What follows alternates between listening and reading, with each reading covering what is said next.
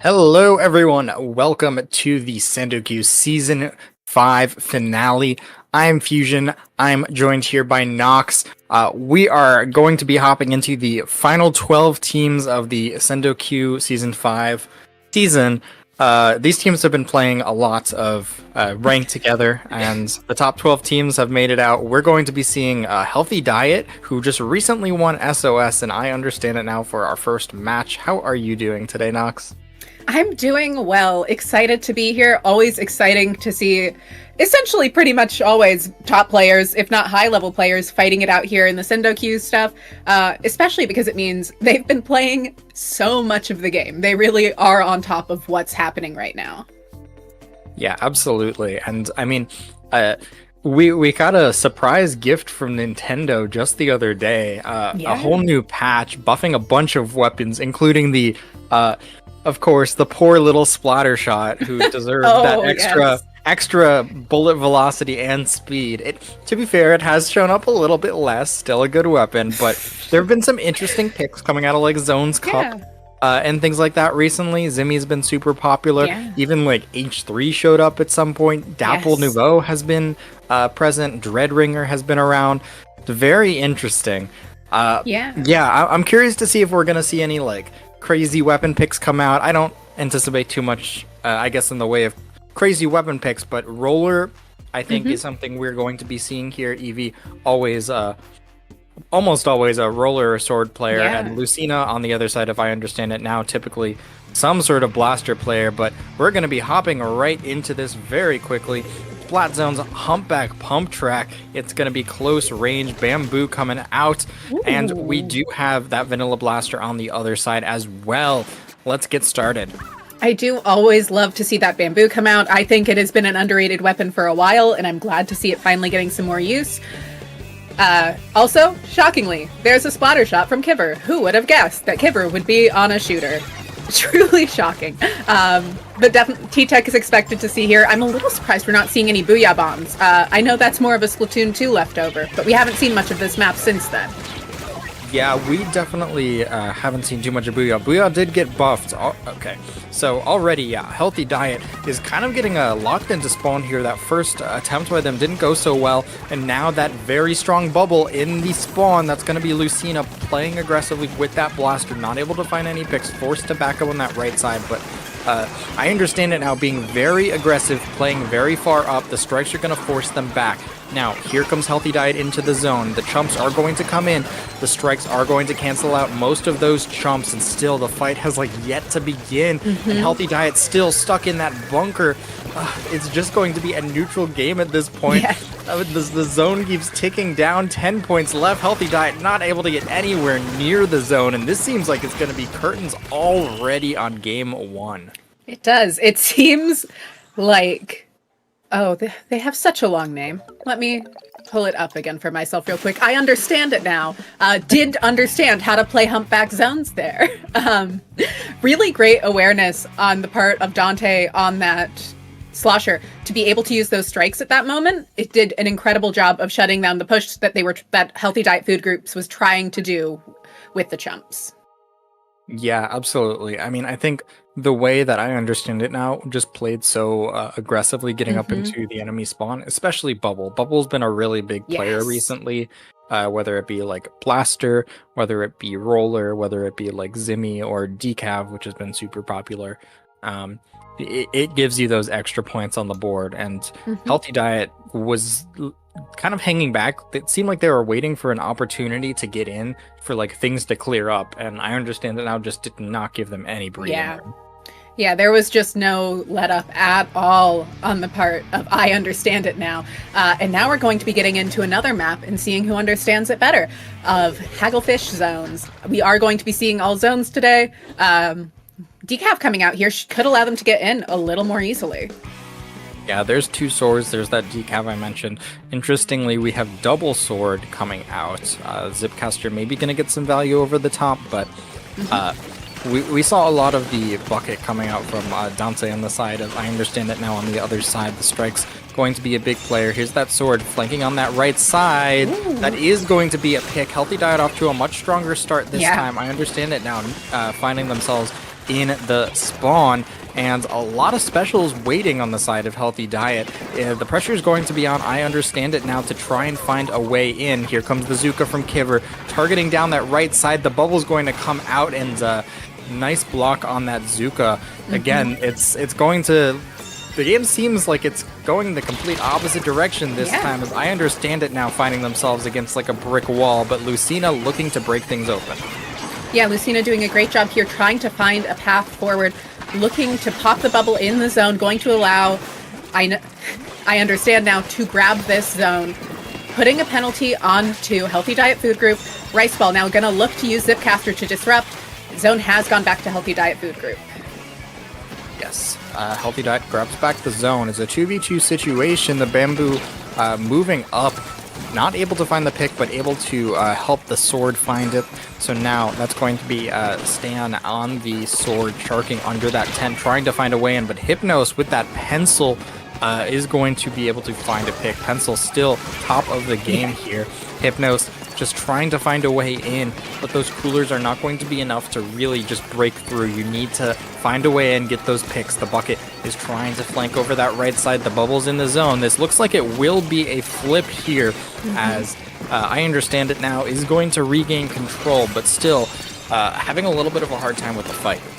Yeah, it seems like I Understand It Now just can't get an actual hold of this zone. They can flip it for a moment, but they can't keep it for long enough to get any significant points on the board, which Healthy Diet Food Group has a substantial lead here at 15, and Milk Bread is doing their best to help their teammates have enough paint to maneuver around. Not often a role we see T-Tech on, but they've been doing an incredible job at it. Yeah, pretty interestingly, it seems like, well, yeah, Kiver's still looking to find a way in on this side here. The specials and stuff ready on the side of I Understand It Now, but Healthy Diet playing pretty evasive. They have so much range in their team composition. It seems like they're just avoiding encounters. Dante trying to find a pick. Oh my god. That jump is going to get taken out as well. And now this is a big opportunity for I Understand It Now, as they have complete control. Only one special, the bubble, not the best on retake for Healthy Diet.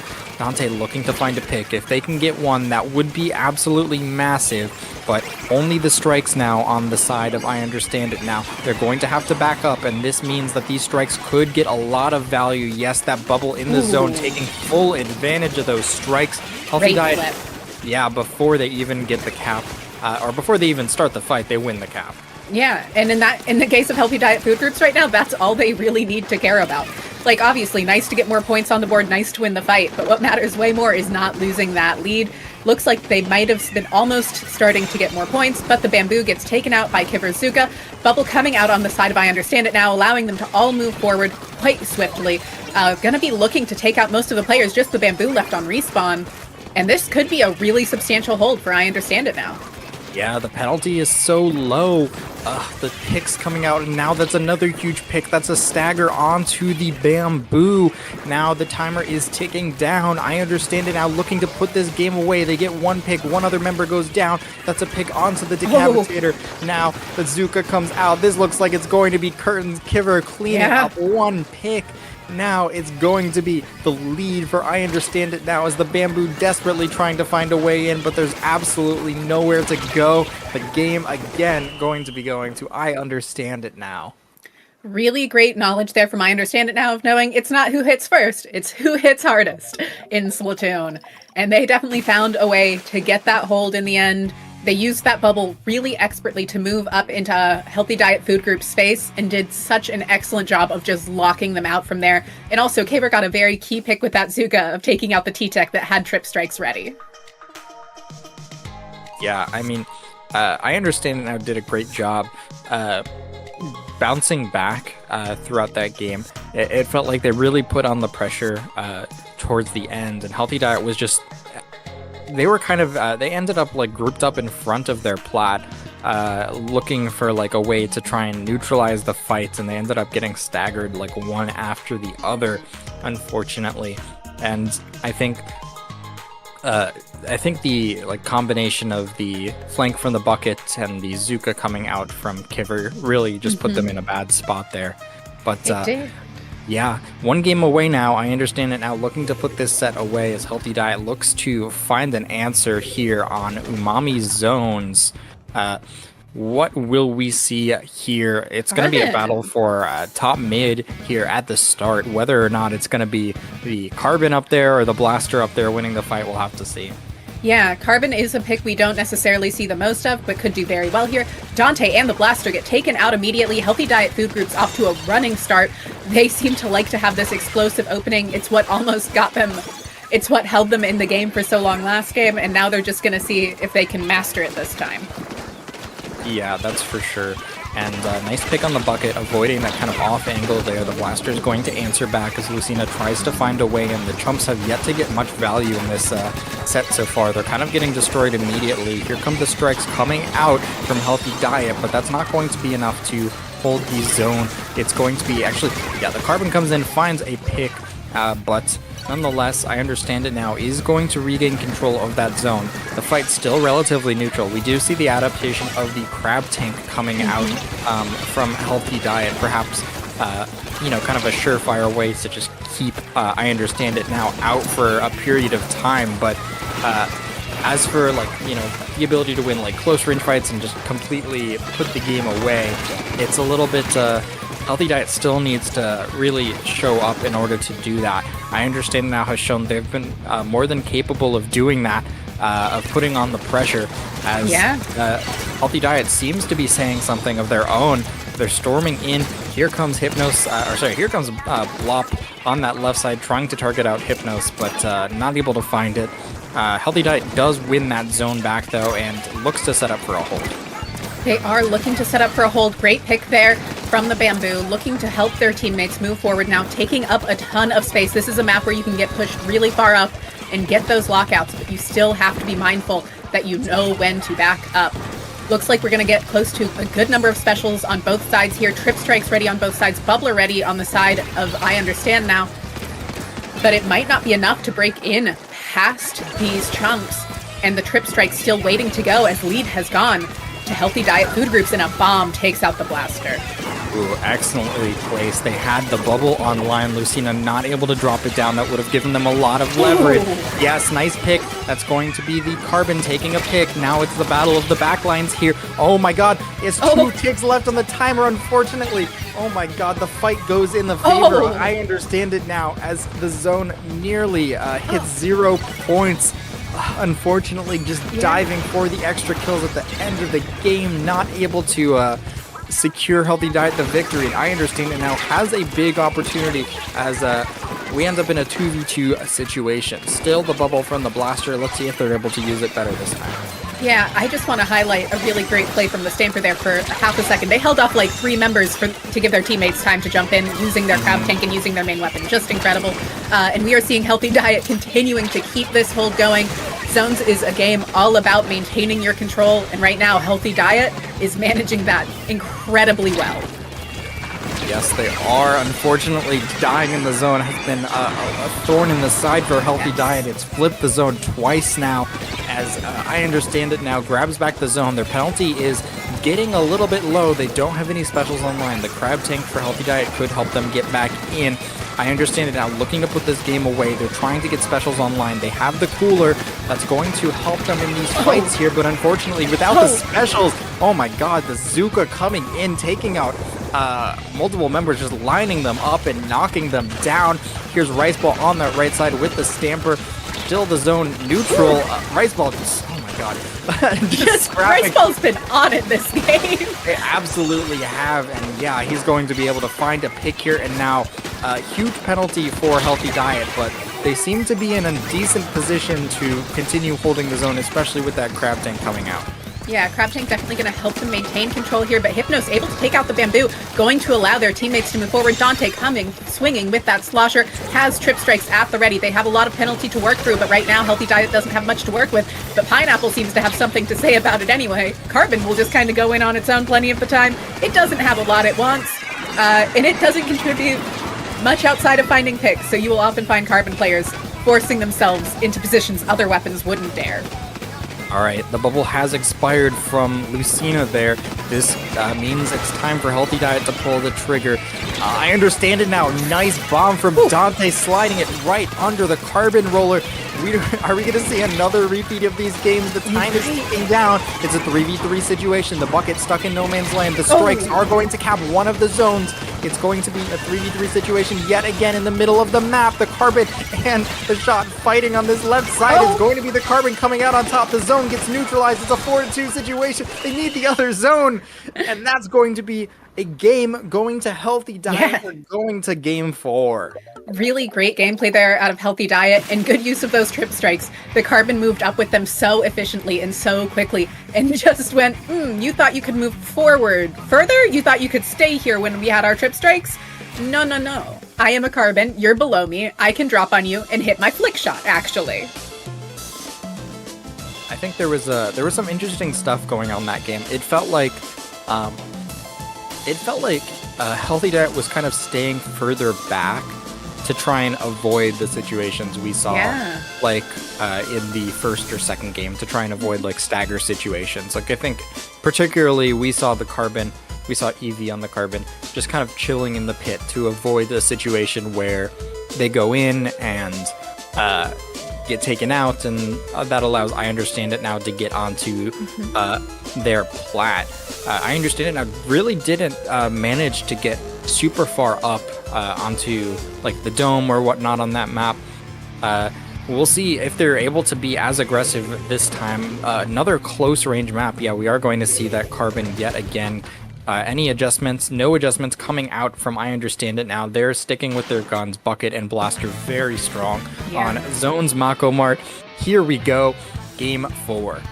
There is a lot to be said about knowing when you just need to hold space and knowing when you need to back off to be able to easily retake it. And it does seem like Healthy Diet is starting to get a good grasp on that. Trip strikes coming out early here from them, looking to push out I Understand It Now. Not going to quite be enough. Doesn't allow their carbon to get in where they wanted to. They are 2 players down. Milkbread in a tricky situation there against Kiver. Does choose to back out, but not going to be fast enough, it seems, as Pineapple isn't going to be able to get in there to help them.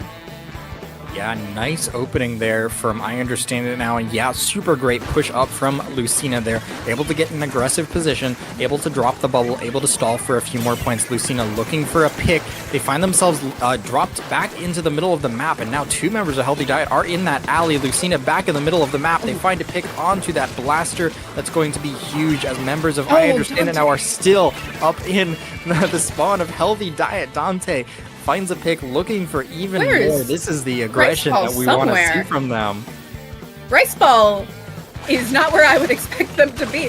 They are out behind everybody, causing havoc in the zone, being an excellent distraction, and allowing those trip strikes to get out. Not going to be enough to take the zone, but enough to neutral it, enough to allow Pineapple to get in, take out Hypnos, and that is the zone flipped over to Healthy Diet food groups. Now they're going to look to set up a big hold and get those specials online. Yeah, that was definitely a very, very weird situation. It was a risky move, but coming it out worked. from someone who's behind you, and yeah, very strange there. Oh, unfortunately, going down to Autobomb, I think, in that situation. That's going to be an opportunity for I Understand It Now to get back into the map. Hypnos on that pencil, looking for an opportunity to get a pick. Healthy Diet really not giving them anything to bite on. Oh, and that's huge. The bubble comes out in the zone from the blaster, but they go down, so that means... Oh my god, Rice Ball coming in with the Zipcaster, not able to find anything. But yeah, the pick on the bubble in the zone means that Healthy Diet's going to have a lot of time to get these points on the board. They do take back the lead, but they do end up losing control. I Understand It Now grabs it back. Huge penalty online for I Understand It Now. They have an opportunity to really start working through it, but a lot of specials on Healthy Diet may make that difficult. Yeah, specials make it way harder to keep a push going, and now they are playing, and now I Understand It Now is playing from the back, but they need to get this lead back. Trip Strike's going to help in that cause, but Rice Ball at it again with this wild Zipcaster, causing havoc, finding a pick in the process, at least neutraling zone, keeping I Understand It Now from getting more points on the board, and Healthy Diet managing to cap. Yes, that is going to be a neutral situation. Again, 50-point penalty. It's going to be very difficult for I Understand It Now to break through that. Oh my god, 60-point penalty for Healthy Diet. Yeah. I think Healthy Diet has done a good job of kind of shutting down Lucina this game. The bubble users can be very tricky to just and give a lot of free points to your team. So being able to shut down Lucina would be absolutely huge. And here comes the Carbon. That's going to be a huge pick. And another one coming through in the middle from the Bamboo. That's going to be massive. Now, 20 points left of penalty. It's just the blaster up on I Understand It now. Last opportunity. They have a bubble. They have an opportunity to get in. When are they going to pull the trigger? They're going to have to do it soon. The Zipcaster comes out. Here comes members on that right side. They still haven't dropped yet. They're still waiting for an opportunity to come in, and that's going to be a pick onto the another member of Healthy Diet. The fight in the zone. The blaster is going to end up winning a fight, and that's going to be huge. The bubble on the zone. Lucina actually ends up saving the game there. The bubble blocking so much paint on the zone. Waiting till the last minute to pull the trigger, but Lucina does keep, I Understand It now in the game. Healthy Diet food groups right now is just wanting to find that recap. They need to make sure they don't extend. They need to make sure, not extend, they need to extend. They need to make sure they don't overextend. They need to not rush. But maybe Pineapple will prove me wrong. You're just going in, causing chaos, causing a distraction from behind. Rice Ball also with them. That's a zone flip in their favor. That's a huge start here, but there are trip strikes ready from Dante, but Dante gets taken out. Kiver in a risky position there. Gets taken out too. Only 30 seconds left on the clock. Yeah, 30 seconds left on the clock. There are strikes in play soon. Yep, here are the strikes for Healthy Diet. They may just wait until members of I Understand It now try and find their way in, and here they go. The strikes come out of the zone. Are the counter strikes going to come out? They don't come out just yet. It's actually going to be, they're waiting for the bubble. The bubble comes out into the zone. Now that's going to be Ziv on the shot, waiting for an opportunity to get in. They're not. They get taken out. There's no strikes in play. The penalty is so low at this point. It's a 3v2 situation. I Understand It now has an opportunity to put this set away. It's going to be Rice Ball and the Stamper stuck on this left side. Here comes the Zipcaster. They find a way into the zone. That's going to be a shot in the zone. The zone is going to get almost neutralized. Not yet, though. Still, the zone is in favor of I Understand It now. The time is ticking. There is not enough pains on the zone just yet. Oh my gosh, wow! The sudden flip. Members turn around to fight the Stamper, and that gives Ziv on the T-Tech an opportunity to paint that zone. It's a 2v2 situation. Both of these teams are 2-2 set. Yeah. These teams are trying to give each other heart attacks, it seems like. These are intense games back and forth. Not necessarily what you expect from round one of a tournament, but I'm thrilled to see it. Really shows us what we're going to be in for today. Yeah, absolutely. I mean, I can't say I'm too surprised. Healthy Diet has been on a bit of a tear the last few months. They just won SOS this last week with, I think, 20 total disconnect in final that's from the entire lobby. I heard it was a mess, but yeah, that's what I've heard about it. I'm sure it has something to do with the patch that had dropped directly before it, because those are not players known for having rough internet situations. No. I mean, yeah, they've certainly been on a bit of a tear, and I understand it, of course, like super veteran players, Kiver, Hypnos, for sure, Lucina as well. I mean, Lucina's still rocking the instant ramen tag, as if the team didn't disband like 5 years ago. Look, sometimes if you keep the tag, the team will come back. It's true. Time for sure. Nobody really leaves. The team will never die. Yeah, exactly. But yeah, game 5. Here we go. It's that double sword again. And same deal with I Understand It now. Which team is going to be able to take this? This is going to be a huge momentum swing for either of these teams. The seeds can be a little... Oh my god! Not what we expect. Yeah, instantly. I think that was far forward Bamboo. Yeah, that was Blop getting some picks, maybe with a fizzy Bamboo combo. Incredible stuff. Huge opening from Healthy Diet, trying to get their name on the board here as Lucina trying to answer back. He has a bubble soon. They're going to drop into the zone, and that is going to be another neutral and a cap for I Understand It now answering back. Yeah, I Understand It now. Looking to set up a hold here. They should be able to. Right now we're not seeing Healthy Diet with a lot to move forward with. Their strikes are a little far behind, and also they have a big bubbler that isn't ready to be in position yet. You kind of need both of those. We do see Rice Ball having that Zipcaster ready. They have been doing wonderful work with that, so I expect to see it coming out here. And there it is, causing havoc from behind, trying to find some picks, but not quite finding any that time. And Dante still pushing so far forward. Healthy Diet just can't find a way to break in, and this is not a map where you have a lot of luxury of space. Yeah, the map is a little bit bigger now, but time is ticking. 25 ticks left of the timer, and that's not going to be a 2 members down. Dante finds a pick, looking to put this game away. It's going to be a 3 down situation. I understand it now. Wow. Storming back in game 5 and putting the set away. A little bit of an anticlimactic way to end that set, but I understand it now, showing that they're the stronger team, at least here in pools, and they're going to be taking this set 3-2. Really impressive game. They're out of I understand it now. They did understand the map. They understood what they needed to do. They figured out how to shut him down. And to be fair, having a slosher below one of those ledges is hard to deal with. Oh, yeah. Absolutely. Dante was absolutely doing a great job. We could kind of see how Healthy Diet kept trying to move in from that, from like the right side, and the bucket under the ledge. Dante was able to watch both the middle drop and over on that right side, and just did a great job kind of covering both of their bases there. That game, Healthy Diet ended up trickling a little bit more due to the pressure that Dante was exerting, like in the middle of the map there.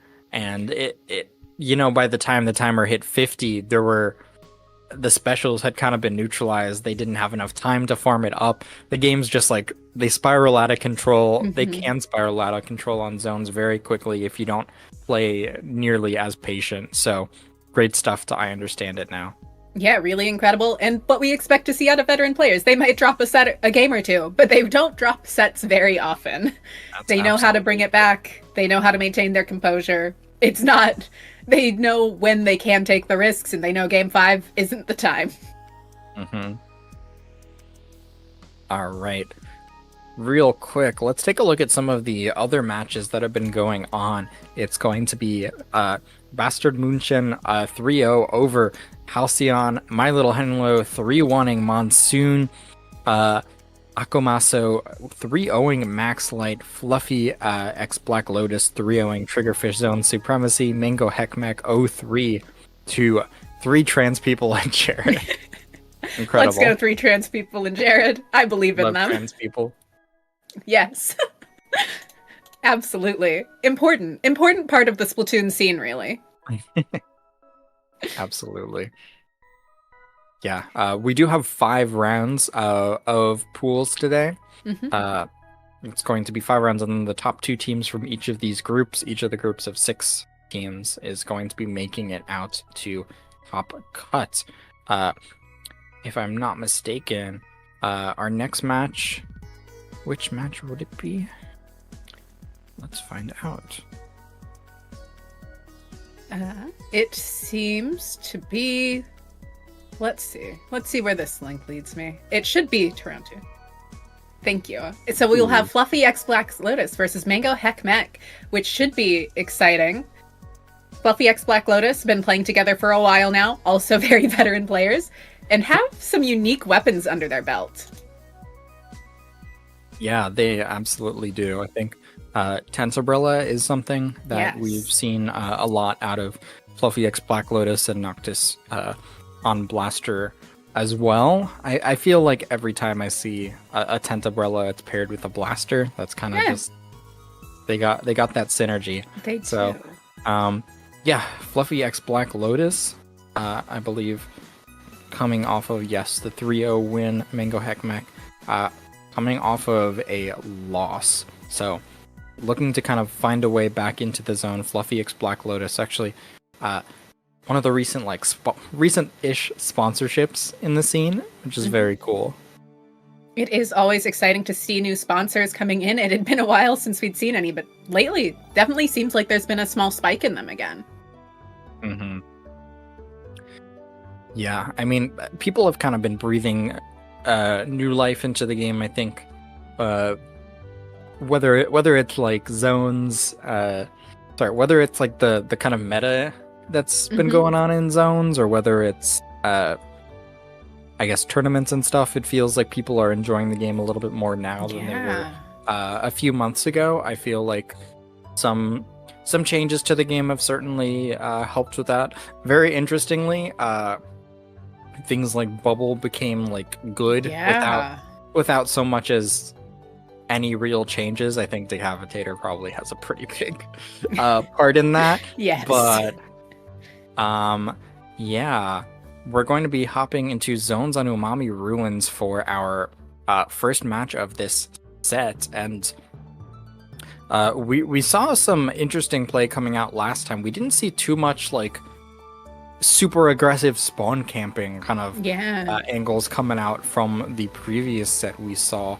I'm wondering whether teams are kind of gonna, lean into that and try and fully lock each other out, or just kind of play real patient. I feel like the kind of patient play has been winning out more recently, especially like with bubble becoming a big part, because you just have a tool.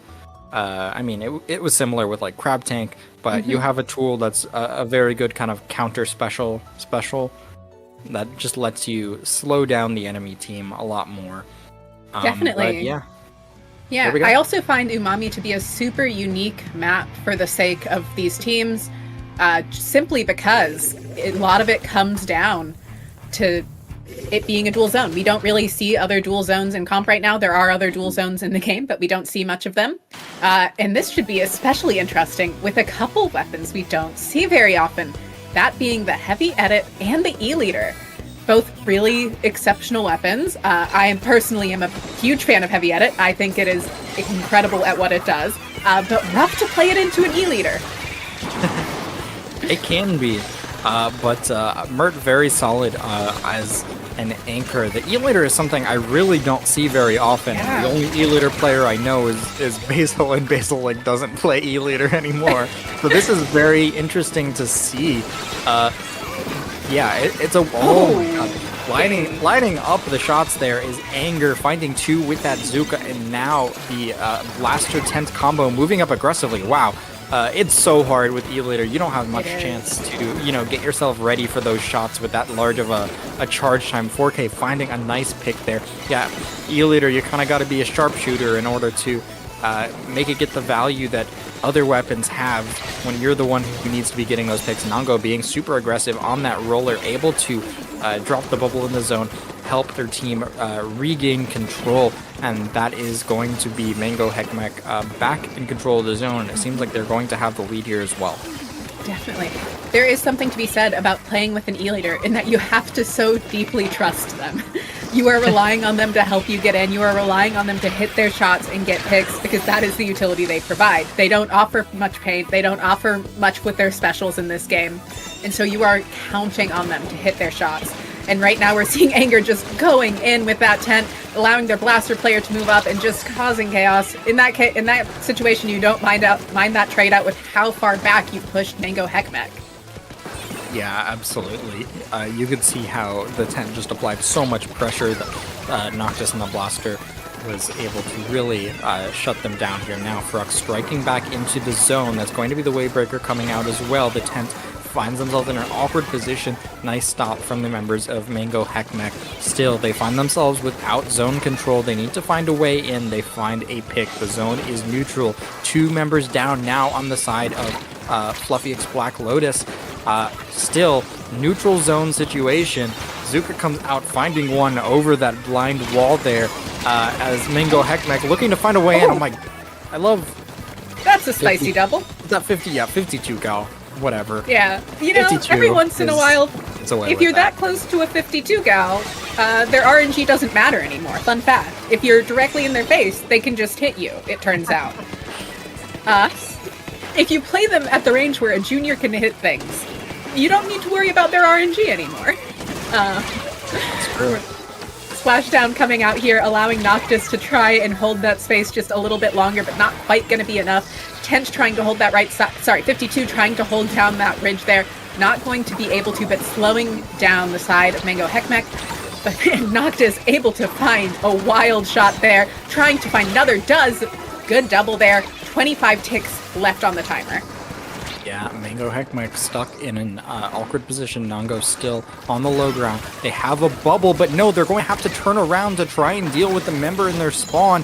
Here's a zone. It's getting neutralized on that right side. Is that going to be enough, though? There's a lot of paint pressure that's coming out from Fluffy X Black Lotus. The Splash stuck in an awkward position. They have to keep the zone neutral. If they strike, that's going to spell the end of the game. That is going to be game 1 going to Fluffy X Black Lotus. Yeah, I think Fluffy X Black Lotus did an excellent job of, A, holding down both stones, knowing that if they lose one for a second, if they maintain the other, not much changes. They just have to play for a few seconds longer. And also, Noctis and Anger playing so incredibly off of each other there. And then Mert and Lebi doing a great job of just supporting and maintaining the pressure being created. Yeah, absolutely. I mean, that game in particular, we definitely saw... We saw Noctis and Anger teaming up a lot super aggressively. That put on a lot of pressure, and it felt like Mango Heckmech was kind of just on the back foot a lot. Yeah, I think a lot of that game kind of came down to a lot of the directs that Noctis hit. I don't know if you saw like when members of Mango Heckmech pushed top mid, they were kind of just like 2 directs point blank. That really shut down a lot of the momentum from Mango Heckmech. So a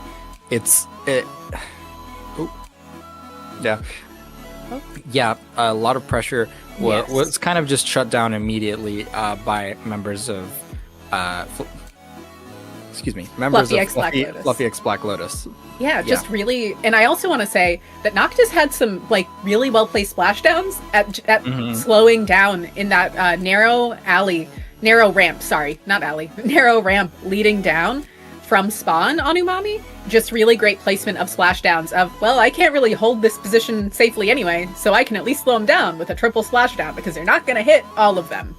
A great change from what splashdown used to be, where usually just didn't matter. Now, you might not live, but at least you'll have a level of paint impact, and you'll have put out some extra pressure for those few extra seconds that can make such a difference in a push. Yeah, you just got a nuclear bomb. Yeah. You'll press the button, and it doesn't matter if you die. It's kind of just you'll probably kill someone, and if you don't, whatever. You've still put down paint. You probably are running QR on a triple splashdown weapon anyway. How fussy are you at that point? Still has the Splatoon 2 buff where if you get taken out, you get part of it back. Yeah, there is an appeal to having your specific self shot out of the triple splashdown, of you get your next triple splashdown sooner. So putting yourself in the position where you're most likely to get shot down, and then your 2 extra fists where you're not, there could be some advantages there. Probably pretty hard to make it happen, though. Sometimes I forget that you can shoot down the other parts of triple splashdown too. All 3 of them. Because you don't have time to shoot down multiple parts of the triple splashdown unless you're like a dabble duelist. And even then, they're out of your range most of the time. Probably, yeah. Yeah, and then there's also the element of, even if your teammates are right there, the likelihood that you won't have time to communicate who's going to shoot at which. And the likelihood that you've thought of that scenario ahead, unlikely. It's not a common special to see. Typically, if we're seeing blasters, they are on that bubble. I think for Fluffy X Black Lotus, there is just that element of, well, we have a 10, we have a 52 gal. Seems like we've got defensive stuff covered. Why would we need a defensive special if we could just have a nuke, as you mentioned? Yeah, absolutely. I'm curious to see if we're going to see things switched up a bit. Hagglefish kind of final destination, very flat. I don't know if Splashdown's as valuable here. Probably we do see Splashdown yet again here, though. Yeah, and we do indeed see Roller, actually Zimmy coming out. I'm happy to see Zimmy getting some more love here.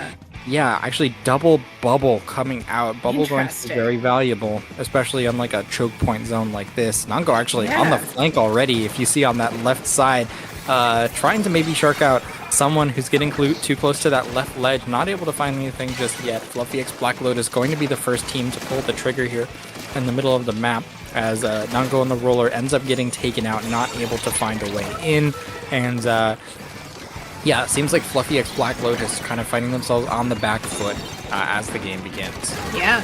And we're seeing the E-Leader starting to be able to move up here. 52 Gal moving, not 52 Gal, sorry, Shot moving forward too. Anger trying to keep that from happening, taking advantage of that tent shield. And Nango is using that curling bomb, looking to try and find a way to break in as rollers do, and not able to get as much value with that as I had actually expected. Yeah, Mango Heckmech just hanging onto the zone at this point, waiting to let the aggression come to them. They don't get kind of distracted by that tent umbrella. It's actually going to be... Sorry, Fluffy X Black Lotus is going to end up kind of winning the fight just kind of on sheer paint alone here. Anger on that tent umbrella, able to move through. Yeah, actually, oh my god, Anger moving in now, aiming forward with a Zuka. I'm surprised that didn't get the pick there, as Fluffy X Black Lotus in the enemy spawn now looking for a way to just put this game away. Actually, members of Fluffy Black Lotus find themselves kind of stuck in this bottom position here. Are they able to get any value out of it? They kind of ended up in an awkward spot. 3 members go down, but still, the heavy edit in the zone is going to be able to supply those jumps. Yeah, Mert doing a great job there of holding down that zone, managing to take out what I assume was the roller from what I saw of the curling bomb trail, and allowing their teammates to get that jump in. We see the whale come out from the 52 Gal, not getting a ton of value, but making the E-Leader move, which, as I said, that's a pretty good bit of value. Noctis and Anger looking to move forward, again, pushing out this E-Leader, and it didn't matter. That was game. Anyway, Fluffy X Black Lotus just really looking dominant there, knowing how to play their comp on a map that flat. Yeah, they absolutely did a great job really moving forward. And I think it was very tricky for Mango Heckmech to deal with what Fluffy Black Lotus was like putting forward, because they have to deal with like they have to deal with a tent umbrella, they have to deal with a splash wall, and they have what? They had like E-Leader roller. Yeah, they had E-Leader roller Zimmy. Weapons that are not particularly good at dealing with walls or shields. Yeah. So very tricky kind of situation. I'm a little surprised. I'm a little surprised they didn't lean harder into a special that's maybe not bubble, especially when running into a non-bubble comp.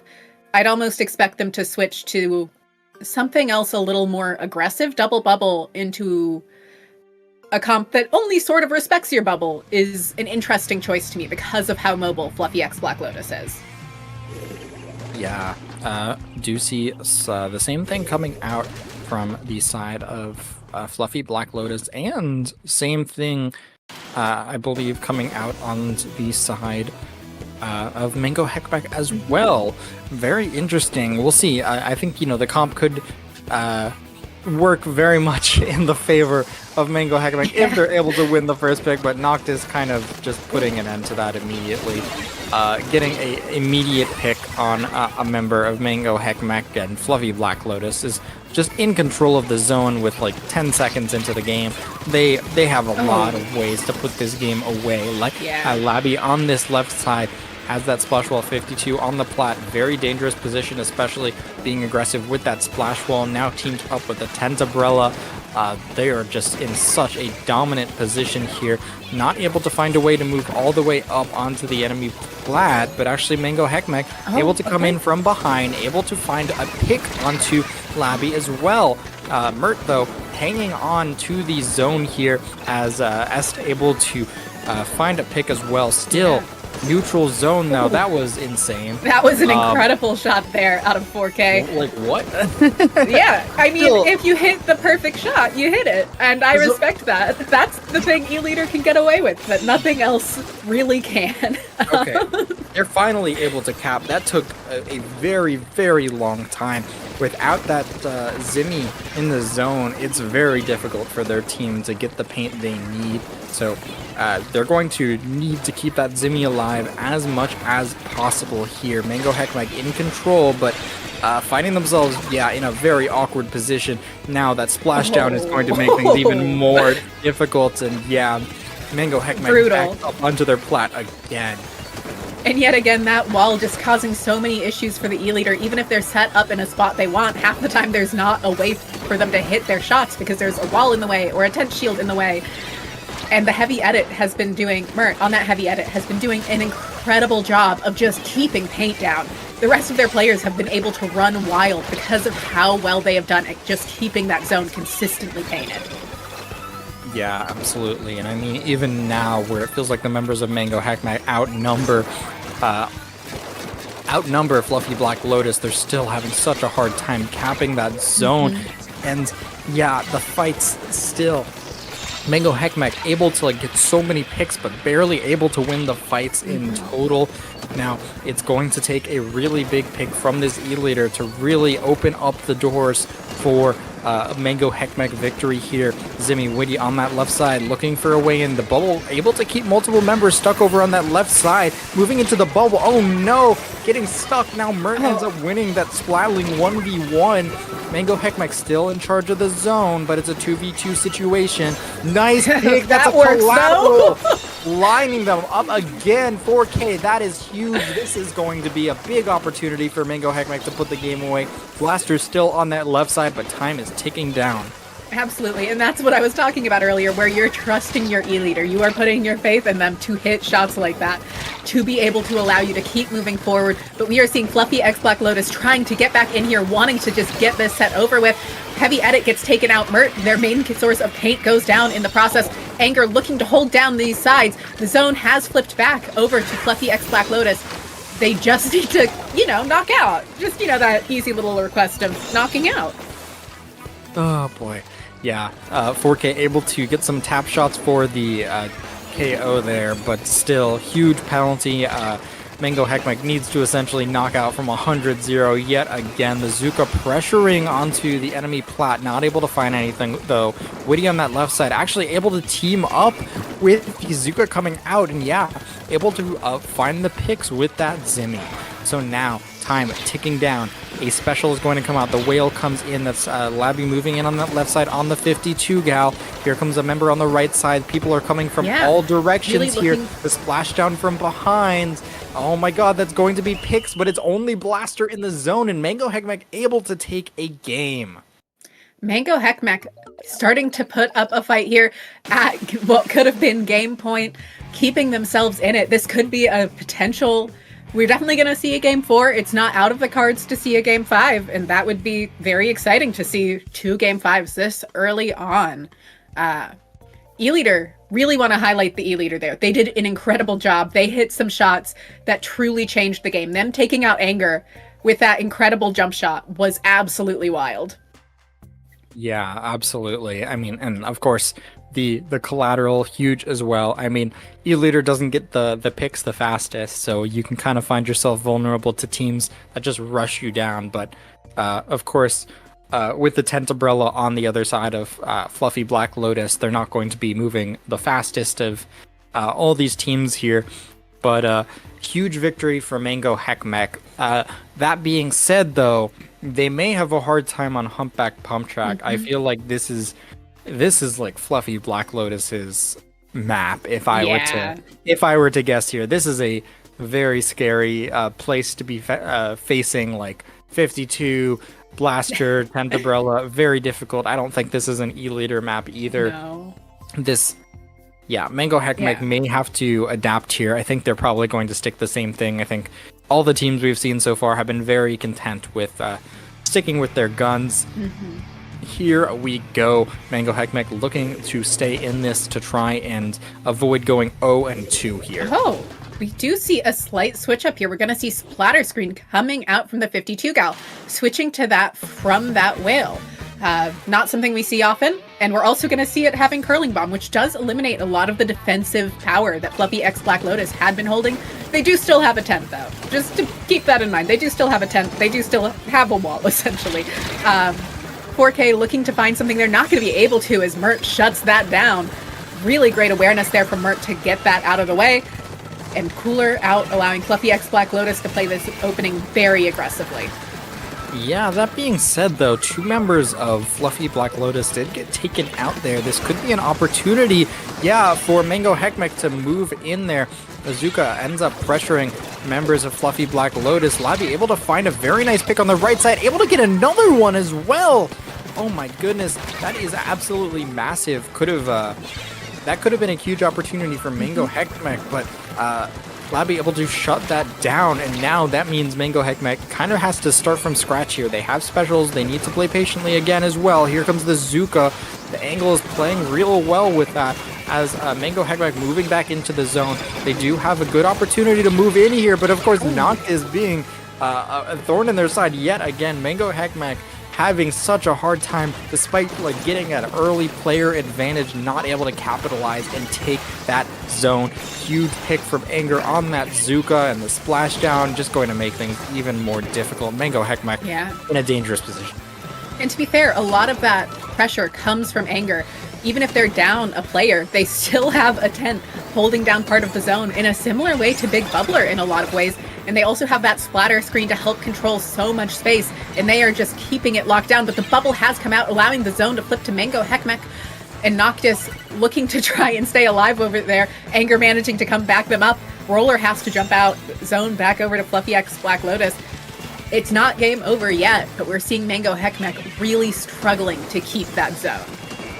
Yeah, I mean, a lot of penalty online there, and that's going to be a good opening as Nango able to find a pick. Anger on this right side, but it seems like Mango Heckmech kind of ignoring them, going for the zone. Anger behind. Oh no, it's a Zuka. No. Yeah, that's going to be a way to affect the zone from a distance there. So the cap is going to go to Mango Heckmech, but still, Anger on that left side. How are they going to manage their anger there? As Anger getting behind and making things very difficult for Mango Heckmech. Yeah, playing around a tent is a special skill in and of itself, and players are less used to it than ever, I'd say. So Anger definitely helps out here for Fluffy Black Lotus quite a bit, and Mert's able to take advantage of that shield to help try and move forward, but the bubble comes out from the roller, keeping them from moving forward too far. Cooler coming out, not quite alive at the moment, but Anger looking to help neutral the zone. And just keeping it neutral right now is very beneficial to Fluffy X Black Lotus. That is incredible for them. Right now, if we're seeing a neutral situation, it is essentially in favor of Fluffy Black Lotus. Yeah, I mean, time's ticking down. Nice pick from the leader there, 4K. Needs to do a lot of work in order to really give the advantage that, that Mango Heckmech needs to really get in, especially since Mert has kind of been just immortal. Yep, there we go. Yeah. Huge pick. That's going to be, no cooler, and the respawns are going to have to walk their way back in, or at least find a different jump. Anger now on this left side. Time is ticking down. Only 10 ticks left of penalty there. Mango Heckmech moving towards the zone. They need to neutralize this now. There's 2 members there at the zone. They have an opportunity. They neutraled it briefly. It's going to be splatlings and splatlings in the zone. The paint is going to go barely in the favor of Mango Heckmech. Witty saving the game with a lot of paint there. 58 seconds left on the clock, though. Mango Heckmech has a lot of work left to do. They sure do. They need to, well, just like last game, as Fluffy Black Lotus needed to do, they need to essentially KO. And with how dominant Fluffy Black Lotus has looked this game, that is going to be a challenge. The E-leader hasn't really been able to stay set up anywhere, but as I say that, it's just not just up. This is a huge opportunity for Mango Heckmech. This is a bad situation to go into a wipeout as Fluffy Black Lotus. I think that was the first time today we've seen the wipeout splash text there. Yes. As Mango Heckmech has an opportunity to move in here. The bubble popped very early. That's a huge pick. That's a splatling. That's going to be no Tacticooler. That's going to be 2 members down onto Fluffy Black Lotus. 10 seconds left. This is going to have to be done in overtime. Labi has that splatter color screen, waiting for their team to come back in. Green is going to come out very soon. My god, that's another pick from the leader on the Tentabella. The screen comes in. Here comes members on that left side. Labi looking to paint that zone, as well as Noctis moving in. Huge pick from Nungo, sharking them out. Finds a pick. Anger under there. Nungo finds another pick. It's just Anger moving towards the zone. They don't have any way to get forward. That's going to be another game to Mango Heckmech coming back last second. really incredible job there out of Mango Heckmech to keep their composure in order to get that hold. They realized, I'm assuming they knew that once they got the zone like that, once they were able to set up, they would be able to hold it, because they wouldn't be able to get the E-leader out of position as easily, and then 4K could just go for those shots, taking out Mert, taking out Anger, and just allowing them to keep that control so incredibly. Yeah, and I really want to point out how important those picks from 4K on the leader were. I mean, getting a pick on the cooler and getting a pick on the Pentabrella were absolutely huge because, I mean, you kind of take out... I mean, I feel like Tensabrella comps kind of like to play together as a unit. You take out like one member and they kind of need to wait and regroup, try and like take their time and move forward. So just being able to stagger the team like that gave opportunity for Nongo on the roller to get under the ledge and really punish Fluffy Black Lotus for moving in. And now another game 5. We've had some very good matches here as we're on Zones, Barnacle, and Dime. Another extremely flat map. It is. This is definitely a map where Tent can do exceptionally well. It's also a map where E-leader can be very safe and hit those shots from the angles they want and the safety they need, which will make things much harder on Mert, which will in turn mean less coolers. It means Mert probably won't be able to paint as aggressively as they have been, and that could be a big struggle for Fluffy Black Lotus here. This could be anyone's game. Yeah, this absolutely could. I'm not super familiar with where leader plays on this map, but I'm sure you could have some pretty crazy angles. I'm sure it's pretty good on getting out of spawn here. Here we go. Yet another game 5. Both teams sticking with what they're best at. Zimmy coming out yet again. Let's see which team's going to come out on top. Mango Heckmech does not want to go down 0-2 at this point. Yeah. Let's see what they have to say about it. Yeah, we are seeing a switch back over to the Vanilla 52 Gal. Should allow them to be a little more aggressive. That extra wall doesn't hurt when playing against a leader. Anger getting that shield out nice and quick. Trying to move forward. Noctis has gone down, but they're able to hold that space. They're playing cleanup beautifully. And that's an early decisive cap from Fluffy Black Lotus as Labby looks to move forward here, taking advantage of the fact that that 52 Gal has so much survivability. Yeah, I mean, incredible stuff from Anger there. Tentabrella always looks so disgusting, and it shoots like once every 2 seconds, and you're just wanting to hit a shot there. But very importantly, the 52 Cal up on that top right Labby, making things very difficult for the members of Mango Heckmech to get back in, but they do end up getting forced out. There's Anger on the low ground, stuck in the enemy pit there, but actually Anger able to dodge so much Anger. And do a lot of damage. This pick from 4K may keep Mango Heckmech in the game here. The 52 stuck in an awkward position.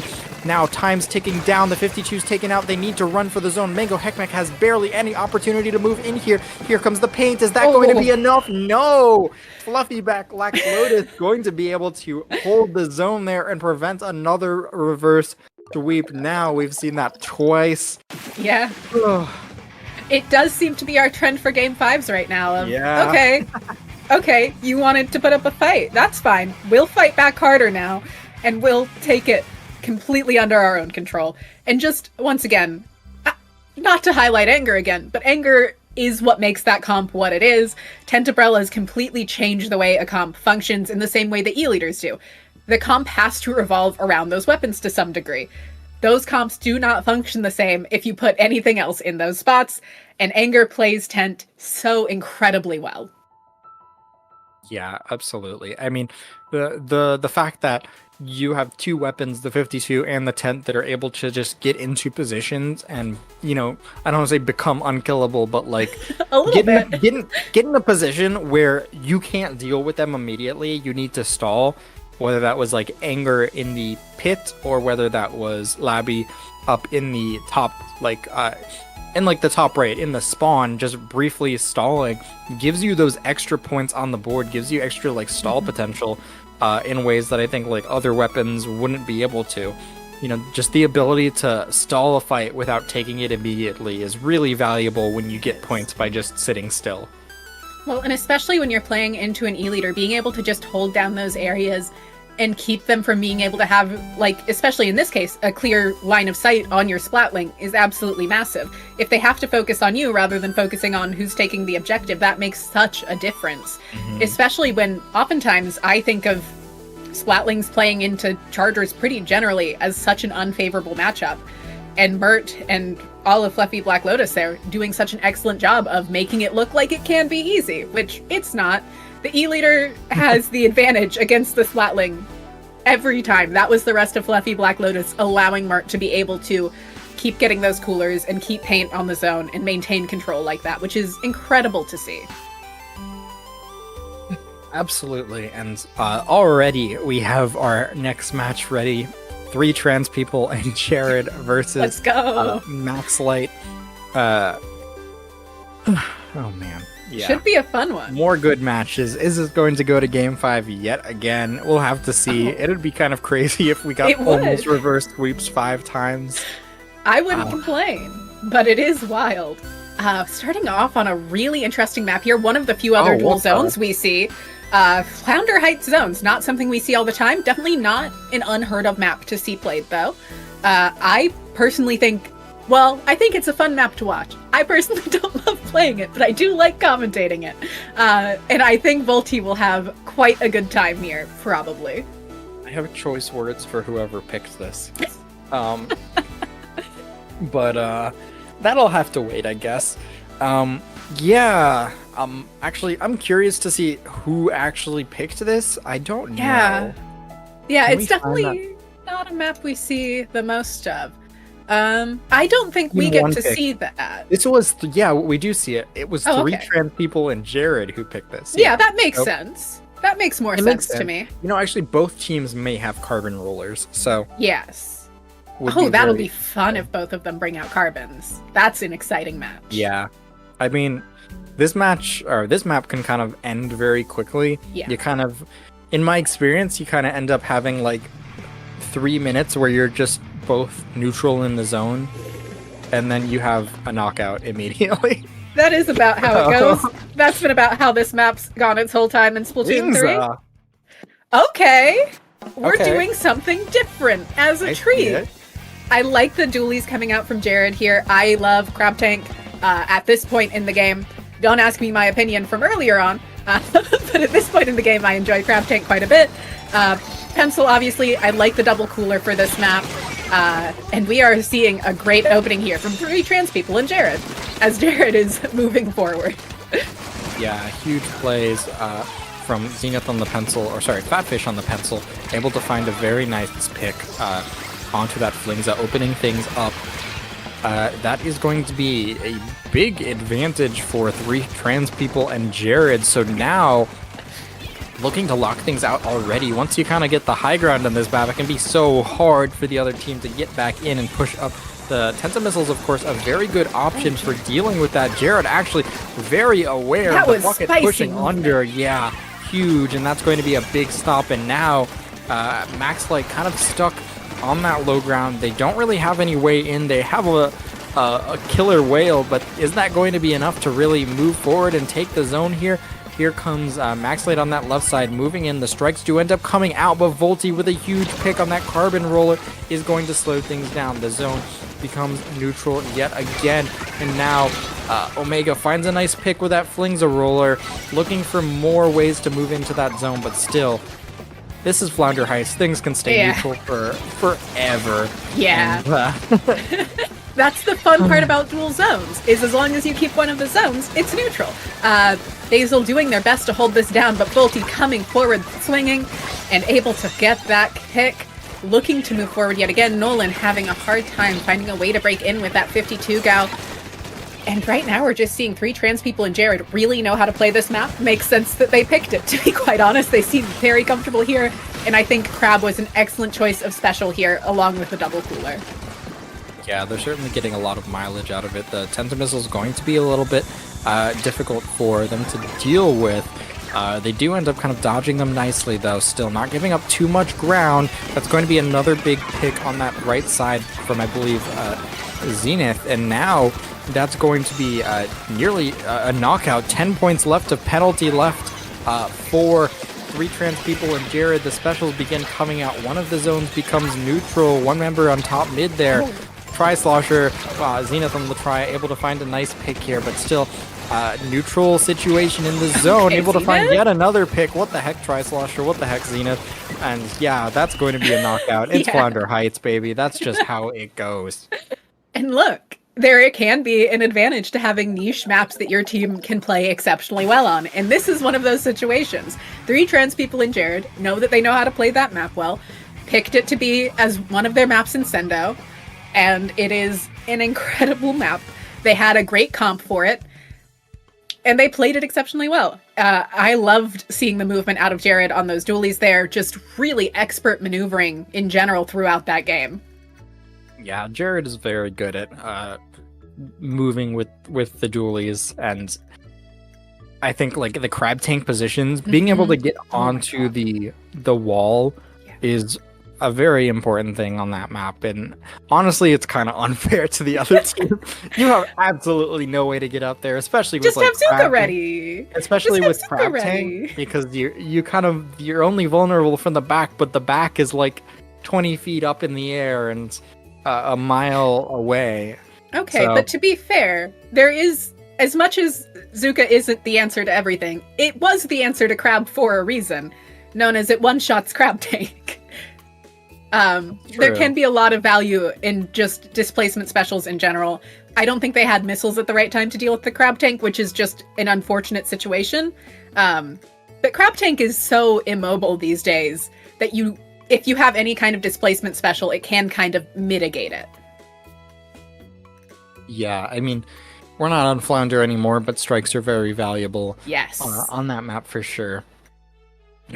Excuse me. Yes. But yeah, already hopping back into it. Museum D'Alfonsino, Splat Zones. Here we go. That's Pencil's going to be coming out yet again from both sides. Actually, the Ooh, Decapitator, and oh my god, I have Forge Nolan on Pro? yeah. We're oh my back. God. This is We're Splatoon so 2. back. It's Splatoon 2. We're back. I've been missing this. Pro got that recent buff to Dude. what is it? Paint spread on? No, it was just accuracy. Bullet spread. Yes, Yeah. 7% more accurate now, essentially. And Booyah Bomb also got some pretty significant buffs, so Forge Pro is looking good. We are seeing Omega causing some damage there, taking good advantage of that bubble, looking to go for Fatfish, not going to be able to find that.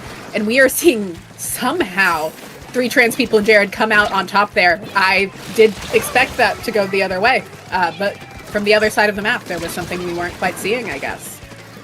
Yeah, despite the picks, Dominant not able to take out like the back line, so the jumps did end up just coming back in. Nice job from Four on that bucket. That's going to be huge, taking out that crab tank, which could have really turned that situation from bad to worse. Now Omega able to find a pick with the decav, looking for more on that right side. Not able to find it, but the team's able to help clean up. This looks like it's going to be zone cap for Maxlight. Yes, it is. Now with 3 members down, actually a delayed wipe. This is a big opportunity for Maxlight to get super aggressive onto the enemy plat, but oh no, grouping together, taken out by the Ink Zuka. That's going to be Zenith with 2 kills there. Huge play coming out from 3 trans people and Jared. The crab tank probably going to shred that Booyah Bomb. Is that a buff? Is that new? I can't even tell, because that was crazy. Maxlight's still in control. Crab has been nerfed and Booyah has been buffed. So I guess that's part of that interaction there. But we're seeing Volty looking to move forward here, able to take out Nolan, getting rid of that pro, getting rid of some of that range. Zuka at the ready, looking to take out Basil, able to. And this is a pretty decent situation to be in for Moonlight. It's not ideal. They still need to cap, but Volty making it much better. But it's not going to be enough. Lead's going to go over to Maxlight.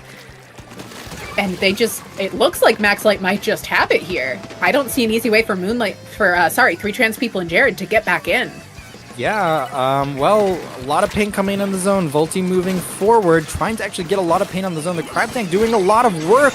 Yes, that is going to be enough pressure to get the cap. Not enough to win the fight on its own, though. So still, Maxlight has an opportunity to continue fighting here, but they're in a very awkward position. It's just going to be Basil and Max on that bucket, but Basil able to find a very nice pick there. Yet again, though, it's going to be Maxlight backed up onto their plat, and now this is dangerous. The aggression is coming out. Oh my god. Fatfish on the bamboo, up so far, and yeah, with almost no penalty left on the line, what is Maxlight even going to do here? Yeah, this is definitely a situation where you're going to be relying on those specials to make it happen. Trip strikes have come out, Booyah Bombs at the ready, but it's not going to be enough to flip zone. There is a good bit of paint from 3 trans people and Jared, and they're doing an excellent job of just keeping it. They're just trying to paint for their lives right now. They're not trying to pick fights, and they are going to manage to keep it with that paint. Jared and Fatfish doing a great job there of just holding down zone at the end, going, no, I don't need to fight you if I just keep painting right here, actually. It'll be fine if I just keep painting. Everything will be okay. Man, good stuff there from 3 trans people and Jared. Maxlight had put up a really good fight there, but unfortunately not able to get it all the way to the finish line. I mean, I think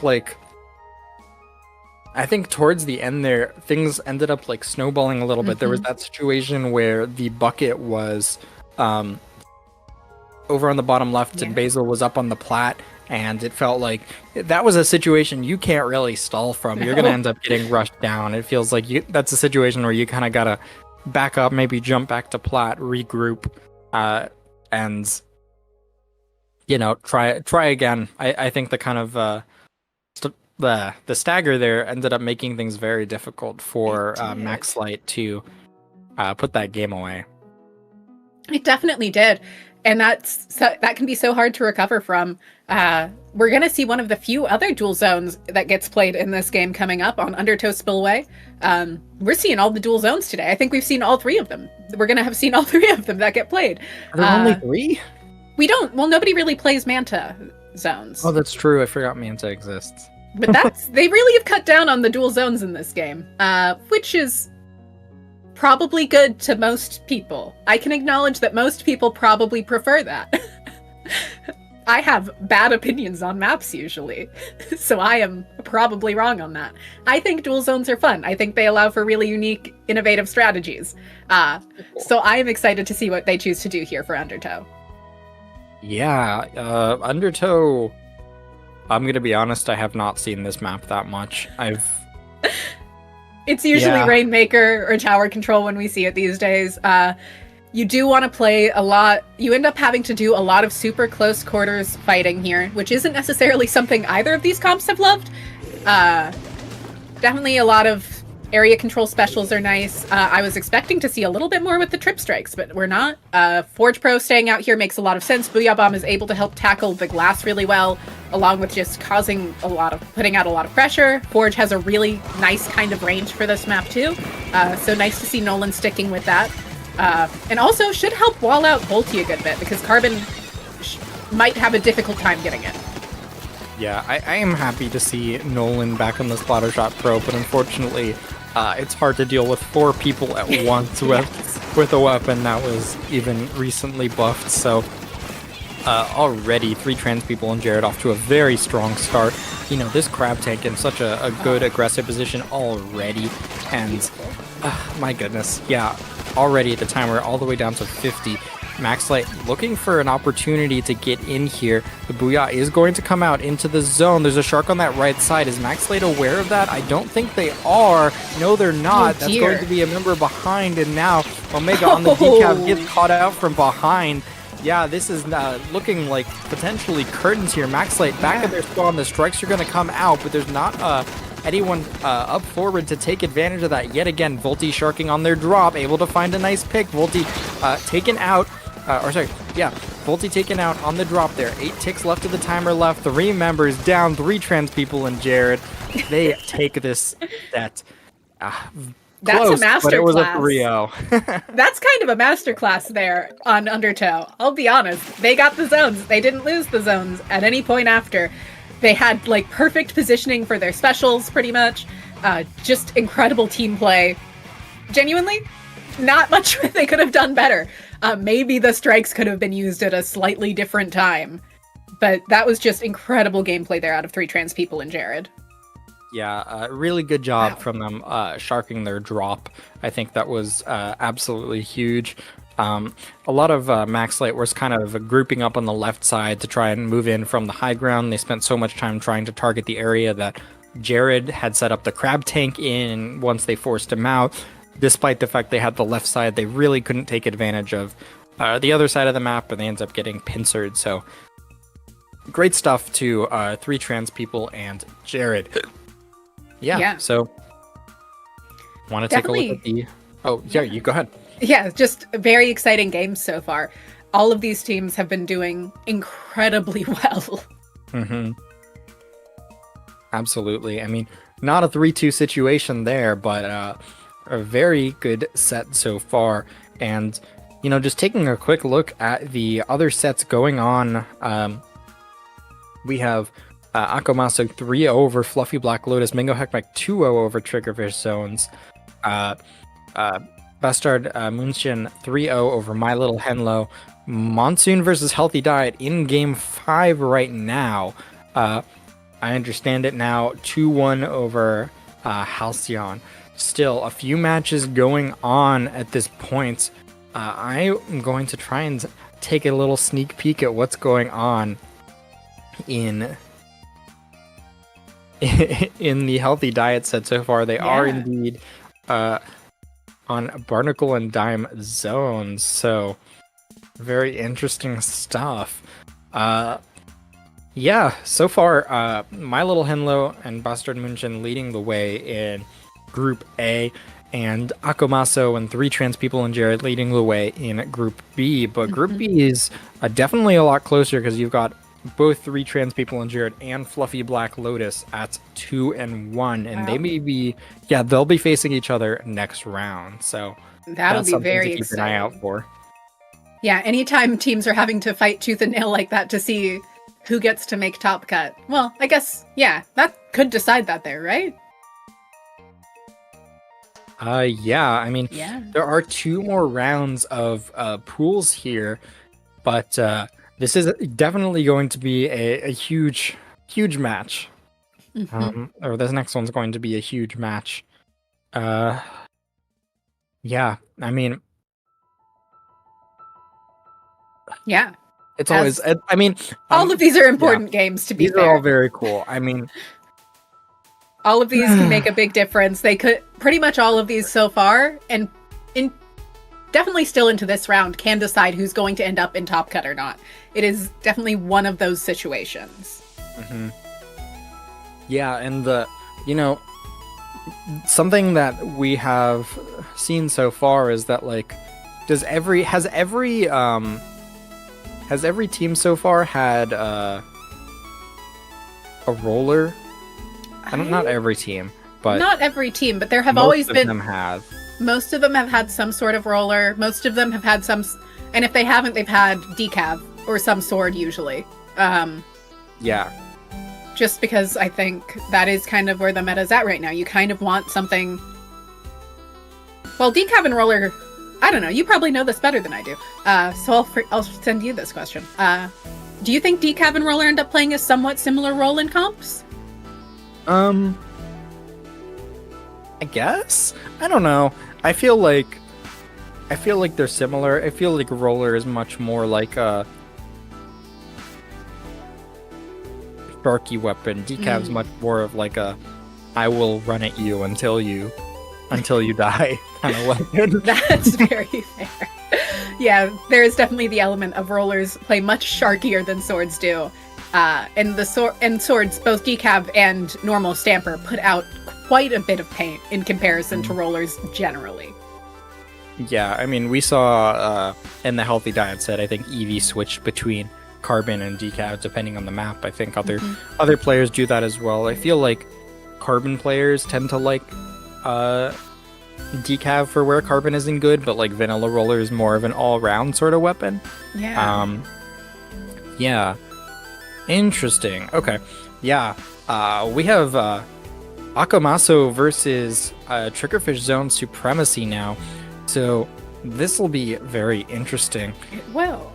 Yeah. I mean, Akomaso, a full Japanese team, which is absolutely crazy. They're currently 3-0. So wow. they're going to be a very strong team here. Yes. And we do have Triggerfish zones without Vapor on the Explo, so does that mean they're backlineless? I'm not entirely sure here, but we do see a Junior coming out. Oh! Yeah, it is backlineless. Junior coming out, huge. That's big for Junior fans everywhere. Junior's on both sides, everyone's a winner. Wow, this will be very interesting. Double bubble coming out of Akomaso, looking to play pretty aggressively, probably. Kraken Mare on that brush, as they classically have been. Obviously, Triggerfish Zone Supremacy has been around since Splatoon 2, if the name didn't give it away. And we are seeing a very neutral opening from both of these teams. Just kind of a skirmish in mid at the moment. Yeah, both teams still kind of vying for the zone here, but the strikes and the fight are going to go in favor of Akomaso here. Ko moving forward, trying to open the way for Lobster on the Blaster, of course, an absolute legend on Blaster, as they're just kind of trying to farm up this bubble here, try and find an opportunity, and yeah, they do end up taking DRF, who ended up falling down over on that left side. Now, trying to get a stagger onto Triggerfish zones as Akomaso.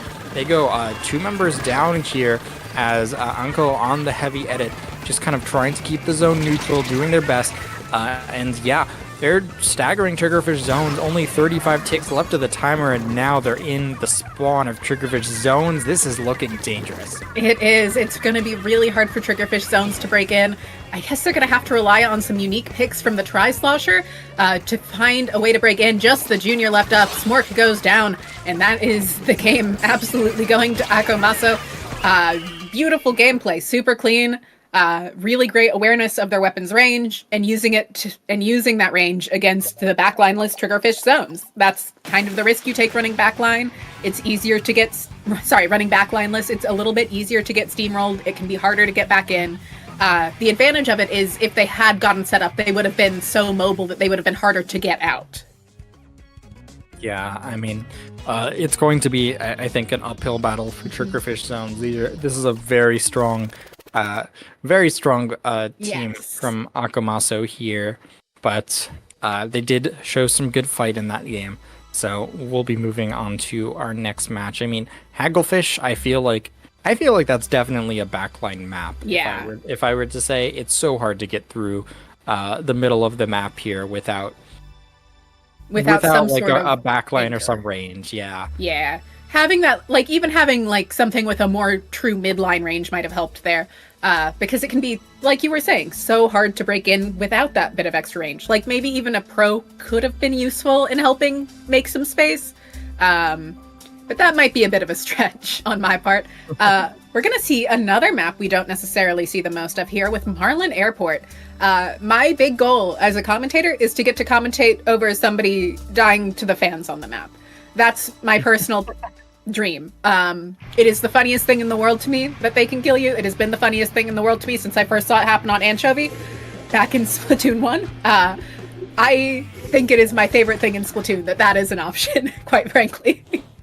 Yeah, it's pretty funny. I mean, were we commentating together in the Ink TV League when Kraken went into a Kraken went into a Tenebrella shield and fell through the map? Yes, as it should be. Yeah, that's we love this game, but we do.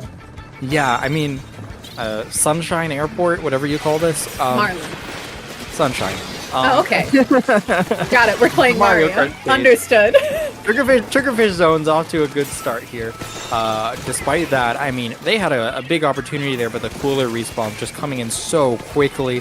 Akomaso already bounced back into, towards the enemy plat and looking to lock out Triggerfish zones already. Absolutely huge. Yeah, I mean, essentially watching Akomaso right now is a masterclass in how to play these maps is a little bit what it's feeling like. We have Big Bubbler at the ready. The Junior is moving forward. This is a big note to Junior players. Move forward with your teammates, please. Don't just get your bubble. Move forward. I promise you are more useful there. And now we're seeing the heavy edit causing havoc. What the heck? Wow, just incredible gameplay. Not things we see all the time, but incredible. They are moving as a unit. They are a wall of force. And they're not so bunched together that they can all be taken out at once. Just a tour de force here. DRF managing to find a pick, but they're not going to be able to get to the zone in time.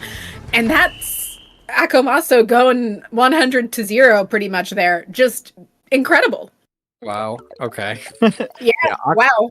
Akomaso looking very, very strong. I mean, we saw Lobster get up onto the enemy fan there, dropping a bubble, showing what, it's really capable of doing. I mean, when you don't have range or like specials to shred it, you kind of just have to either wait it out or face tank it, and there was just not enough time to sit there and wait it out. So yeah.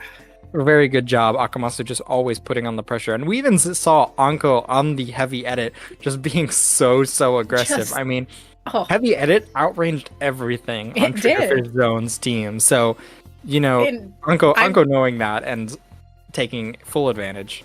Yeah, I'm sure they were thrilled to get to take full advantage of it like that. It's probably not often they get to. Because typically they're probably playing into a lot of other anchors at least, and if not a pencil, where they have to play pretty safely. But when you outrange everything, you get to be as aggressive as you want, really.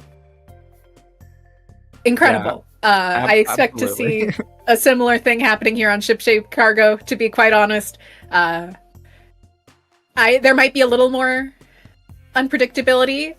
Kraken might be able to get off a good flank with Brush here, potentially. I don't expect to see significant differences here. We are going to see an S-Blast coming out, though. Did you see the, whose tier list was it? Was it Kyo's tier list, of, like, Zone's weapons? Like, S-Blast and H3 and Dapple's Nouveau were on it? Huh. I mean, I can see it. Especially in the right hands, I can see those weapons. I do think H3 is something that not every player can use intuitively. It is a weapon that takes a lot of patience and practice, but it does do exceptionally well when it's given the opportunity. We are going to see a little bit more of a contested start here. Nice to see that happening. Triggerfish Zone's hanging in a little bit better. Junior dropping onto the edit. Oh, sorry, Pepe. Less exciting. Still impressive. Dropping onto the edit, managing to get the trade. I was like, I saw the bubble and I saw a shooter drop. I was like, is it the Junior? No. Yeah, that would be brave. It would be. It is something I would be silly enough to do. It's not a smart move, though. But the shot doing it is a much better choice. Akomaso looking very dominant yet again. They are, like, if you want to see how you should play off your teammates, this is a great example, to be honest. This is a VOD worth watching. Yeah, 35 ticks left of the timer. I mean, very little range coming out from Triggerfish Zones. They're stuck on the low ground in the pit here. Here's Smorg on that right side, finding a pick. The bubble is going to shield a member. Shield one of the members. Oh no! Shield one of the members of Akomaso. Smorg unfortunately dropping into the zone through the bubble, and that's not going to give them the support they need. And not going to be able to neutralize the zone. Akomaso just in control of that game. In control of the set. Yeah. And, yeah. They're certainly going to be making it to top cuts, and you got to keep an eye out for them looking forward. Just incredible gameplay. Always, like, as much as we don't love to see a situation where a team does just kind of get run over like that, it is always impressive. It's an incredible tour de force. If I was watching college basketball, I don't know if this is a term used in other sports because I've only ever watched college basketball. We would call it a blowout because there was very little competition there. And a blowout can be exciting in its own way. Definitely not going to make your heart race, but beautiful to watch. Yeah, I mean, great stuff from Akomaso there. We are now 4 rounds into our tournament so far. Let's just take a quick look at the bracket, see what everyone's up to. Again, Bastard Munchen at 3-0. My Little Henlo 2-1. I understand it now at 2-1 as well. That's in Group A. But Group B, where we just were 4-0 Akomaso, 3 trans people and Jared, 2-1 Fluffy Black Lotus 2-1. Yeah, 3 trans people and Jared currently up 2-0 over Fluffy Black Lotus. So that's going to be a match that may determine who makes top cut. That's worth taking a look at in a little bit, as well as My Little Henlo versus I Understand It Now, which has yet to report a game. So Very interesting stuff going on so far. Absolutely. Yeah. It's been very exciting games in general. Very exciting tournament overall. Lots of things up in the air still, which, that's what you're looking for when you're watching a tournament or when, Hmm. yeah, it's what you want to see. It's not necessarily what the teams want. They would probably prefer to just feel confident in what was currently happening. I will say Akomaso probably feeling confident in what's currently happening. Yeah. I mean, I'm interested to see. I mean, Akomaso is going to be a big presence in the top four. I'm curious to see if what Bastard Munchen's able to, really contest them, or maybe it'll Yeah. be My Little Henlo, or I Understand It Now facing up against them in top four. We will have to see because we've got some interesting, very strong teams. Yes. Yeah. Definitely. Well, I mean, that's one of the great things about SendouQ is that it results in, at the end of each season, this tournament where we get to see these super strong teams come out and show off and see what they can do against each other. And it's so impressive to get to see. For anyone who doesn't know, SendouQ essentially allows players to play in a separate version of Ranked. You gather points, and if you're in the top 12, you get the chance to compete in this, which is always... I haven't seen one of these not be thrilling yet. Yeah, I mean, and of course, Akomaso evidently playing a lot in SendouQ, able to qualify. And we've got a variety of teams. We've got like European, North American, and Japanese, Which is incredible to see. teams as well. It is very cool. Shoutouts to Sendou. Sendou's the GOAT. Genuinely, I don't know how you... Look, I'd be shocked if you're watching this stream and don't know about Sendou. But also, if you haven't checked out Sendou.inc, you probably should. There is absolutely some resource there that if you're interested in Splatoon will be helpful in some way, shape, or form. I can't think of anything that you'd want on the site that isn't currently on the site, to be very honest. Sendou even just added... maybe that. But maybe that's not Splatoon related. Maybe. I don't know. Maybe we can figure out a way to make Splatoon-themed poker. There's probably an option. We could probably make a tournament bingo sheet. That's probably something that we could work on adding. I feel like a Splatoon-themed chess set would go pretty hard. Like you got, the Reef Sliders, the Rook. You got Super Chump as the pawns. Can the crab tank be the knight? I think that's the knight. Yeah, that sounds good. Just a little guy. Is Kraken the king or the queen? I don't know. I think chumps are the pawns. Yes, definitely. Yeah, this is something that could be made. Somebody could 3D print this, I think. See, that's what I've been thinking of, but I'm like, dang. No, people would buy it. I believe in it. That's a lot of work. It would be a lot of work. Definitely not a minimal amount of effort. And then it could have...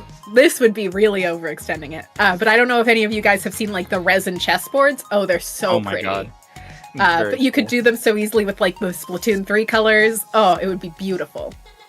Whoa. That would be crazy. I mean, have you seen the people who play table turf at LANs? I forget exactly who's the person who runs the table turf events at LANs. Someone made like cards and the board for it. I did see that. Was it I wasn't there for it, so I don't know exactly who did it, but I saw the pictures and was so jealous that I wasn't there. Chino? I don't remember. Yep. But either way, it was so cool. And table turf, genuinely, so cool. I love that it's a feature in this game. I don't know why it is, but I'm glad it is. Much like they did get rid of it. I haven't played it in a minute, but it's fun. I was really into it for a while. Never at like a do the table turf tournaments level, but I enjoy it quite a bit. I think it's very fun. Once they moved the level cap, I lost interest because I was about to hit the old level cap, and then they made it higher, and I went, that's too hard now. That's too far away. But it's very fun, and if you haven't given it a try, it's always worth trying out. And if you get really into it, I believe there are still table turf tournaments that run. I could be misremembering, but I'm pretty sure they do still run. Yeah, I'm curious if they're going to add like table turf to the tournament organizer, if that's a thing, because I think the recent update added salmon run stuff to the did. tournament organizer, which is very so cool. exciting. I think there was also, is it Dapple Production that's like running a salmon tournament? I saw like a post about that recently. I haven't, but I also no longer use Twitter. So sometimes I miss a couple things here and there. That's fine. But it's very cool. I'm so excited. And like, salmon run players deserve this. I don't know if you guys have seen what overfishers are capable of these days, but oh my god, it is absolutely incredible to watch. And like, every overfisher knows how to play every weapon in the game incredibly. It is truly incredible. I hate ink brush and salmon. Sorry. That's so valid. I hate ink brush. I can't mash. Mash for, you know. Well, I have a friend that used to play ink brush. They don't really do much with Splatoon these days, but they used to play ink brush, and they had to switch to using, I believe, a PS4 controller because they kept breaking pro cons because of how fast they were mashing and how intensely they were mashing. That's crazy. I don't think that's a constant for every ink brush player, but for that one, it was an issue.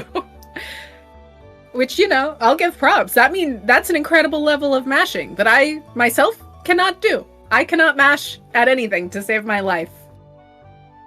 I can't mash when I'm holding the controller, like, normally. I have to, like when the Mario Party minigame comes up, I need to hold the controller differently. And even then, I, like, give myself carpal tunnel. I just have accepted that if it's a mashing game, in a Mario Party minigame, I've lost that minigame. Especially with the people I usually play with, who know all the like fancy mashing strategies, and I just have to go, oh, okay, I guess. I just try to press A real fast with my thumb. That doesn't work very good against them. Or even against the expert CPU. The expert CPU, also very good at mashing. They cheat. They cheat do so cheat. hard. They're very mean. Have they considered being nicer? I guess that's why they're on expert, so that they're not nicer. All right. I think that is going to be the end of our block. We're going to be handing it off to two more incredible commentators, Rissa and Saf, who are going to take you through the rest of the SendouQ Season 5 finale. I'm Fusion. You can find me at ApeFusion on Blue Sky. Nox. You can find me on YouTube and Blue Sky at NoxRaven42. All right. Stay tuned, everybody. We'll be back in just a minute.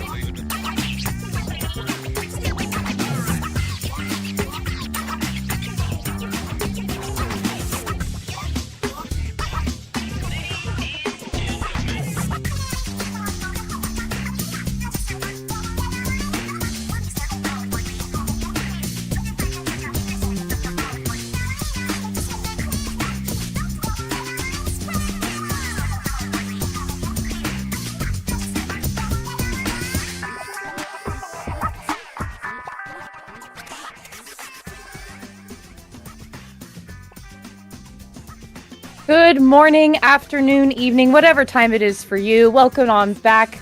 Gather round, folks. IPL Splatoon here, back with the SendouQ Season 5 Finals. My name is Saf, and I'm here with the beautiful and lovely, talented Rissa. Back again from Riptide, here on the commentating desk once again. How are things, Rissa? They are great, besides, recovering from bronchitis, but besides that, doing great. I've been watching this tournament all morning. It's been cool because I was telling you before this, I haven't been really into Splatoon or watching it much since Riptide, so it's fun getting a refresher here and seeing everyone again. Yeah, it's nice to see you again. I was just thinking to myself, I was like, oh my goodness, my Riptide commentator partner back with me at the Sendou desk. That's so nice. And we have Inky here with us, following up with the production side of things. But moving into, I believe we're in round 5 of the group stage here. Yeah, we're in round 5 of the group stage. Y'all got to hang out with Fusion and Nox earlier today. My Little Henlo and Halcyon coming to the forefront here. And if you're kind of tuning in a little bit late, no worries. Just to give you a heads up, we are playing all zones today. So the finals for this and for this tournament, it's all zones only. And so hence why you're seeing Mincemeat Metalworks on the list as well. You know what? I didn't even realize that. I was like, wait a second. Haven't seen that map played in a tournament in a little while, so totally makes sense.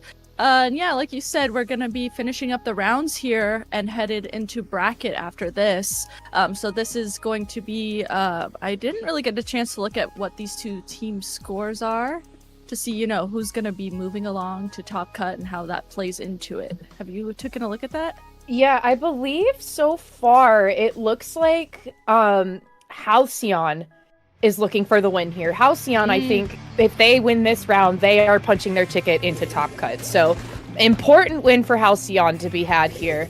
However, I don't think My Little Henlo is going to make it very easy for them. And no surprise, really, on the compositions on the screen here. I do really like that Pika's been picking up that decav, though. It's been a fun one to watch.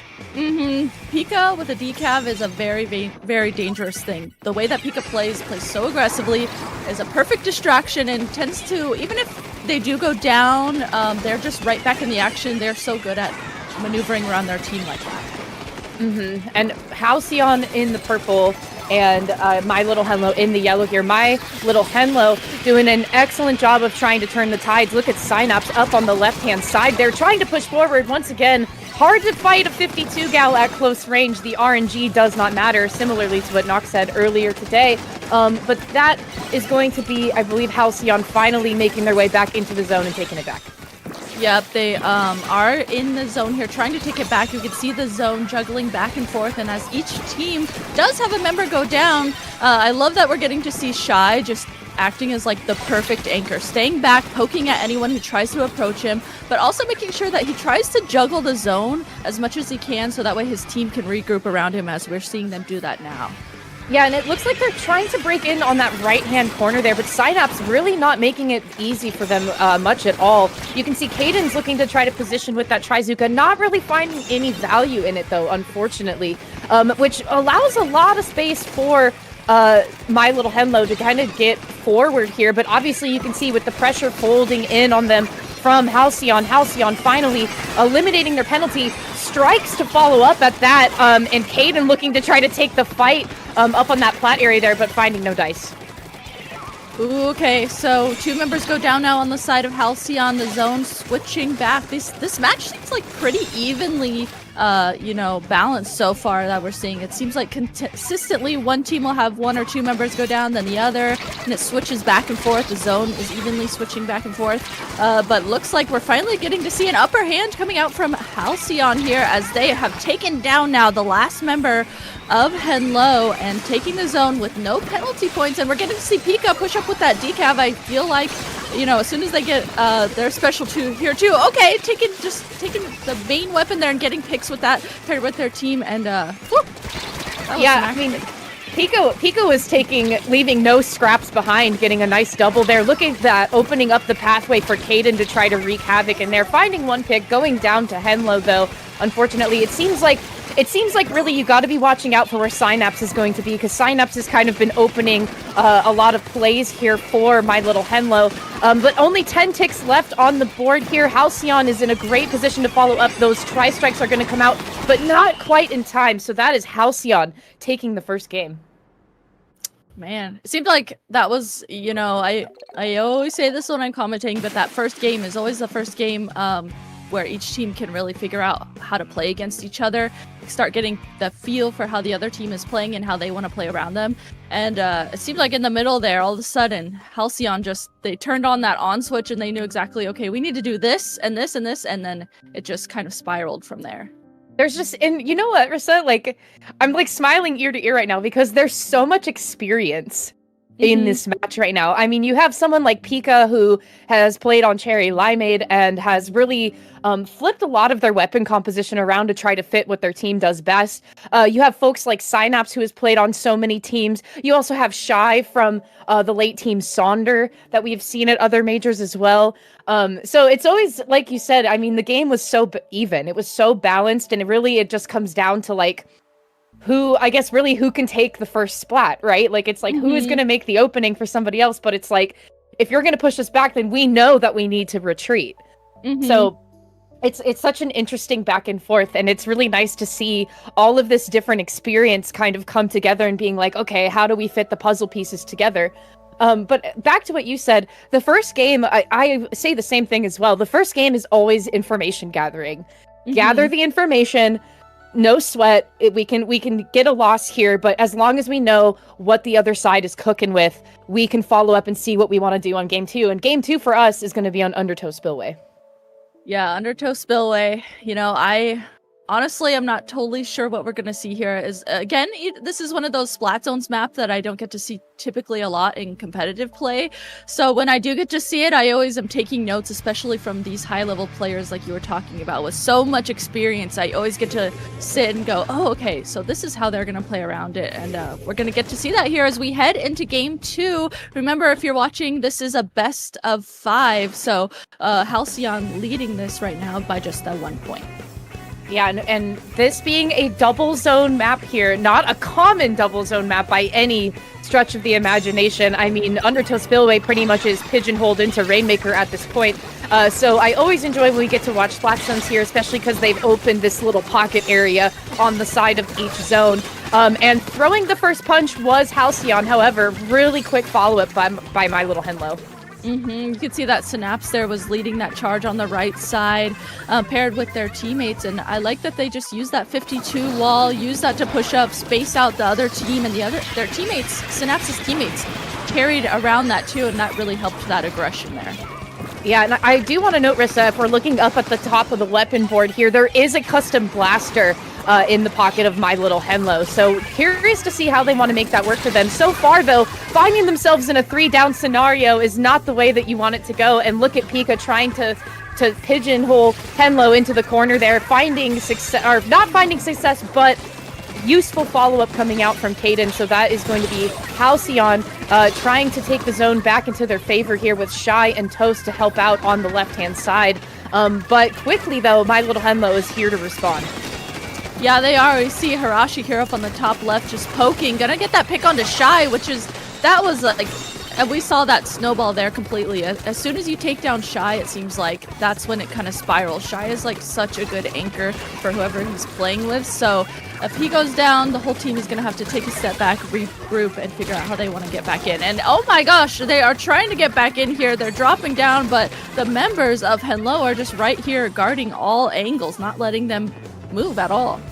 Yeah, and look at, and just as you say it, look how they, on the overhead, they were kind of flushed out there. You could see the folks from Halcyon are looking to try to make some sort of entrance here, but immediately My Little Henlo is able to mirror that completely. So here is Pika launching this bubble. This could be the tool that they need to try to get some re-entry, but it's not going to last for very long because, like you said, Shy was trying to get up there to follow up, but quickly the blaster and bombs are there to respawn.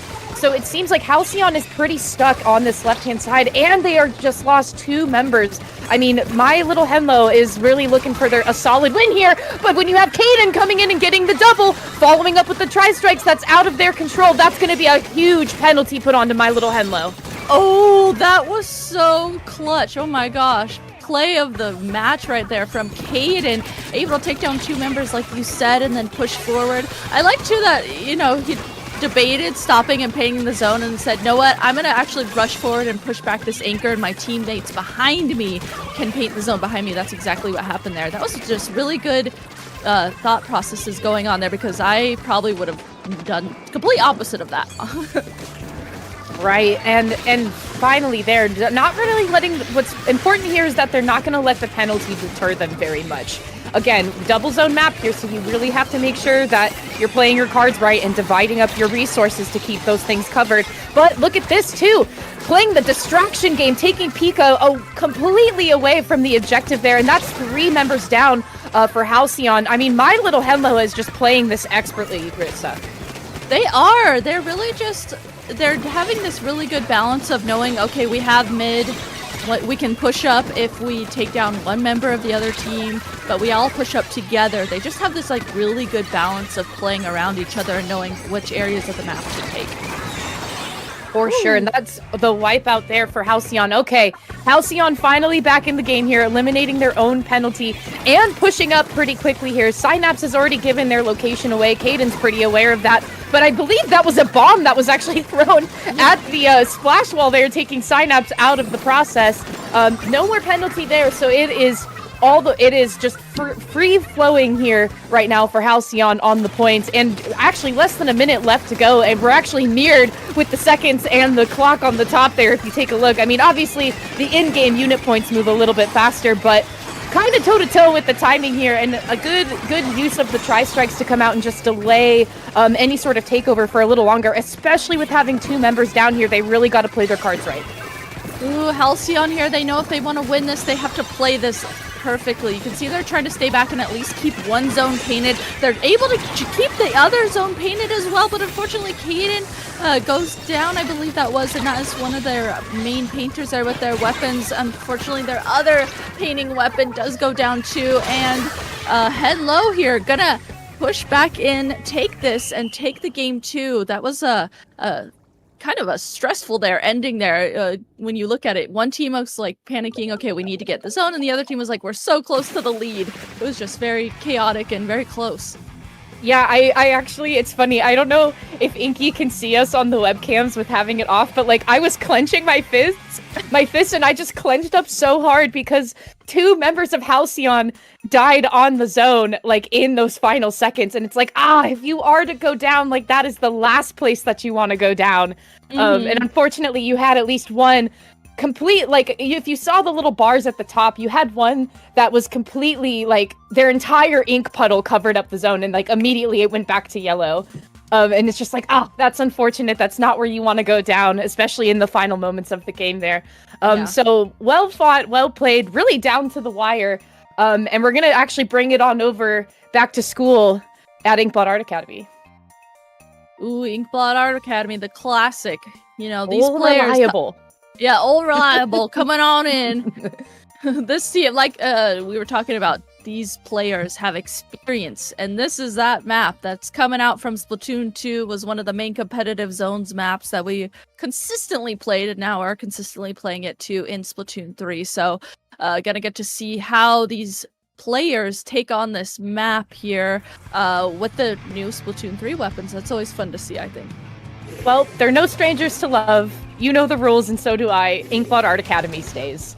Not really any changes in comp, though. Custom Blaster is here to stay for the folks on My Little Henlo.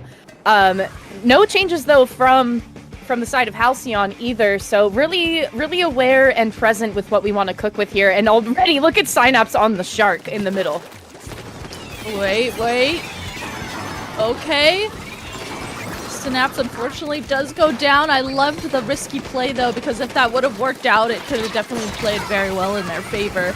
A zone here now going to be initially capped by Halcyon here, and you can see that callouts coming out from Caden here saying this way, trying to get their teammates to recognize that the other team is coming out from this left side. Pika right there listening to those this way is going to shark that, but is called out by Synapse, and Synapse here looking to take down Caden as well.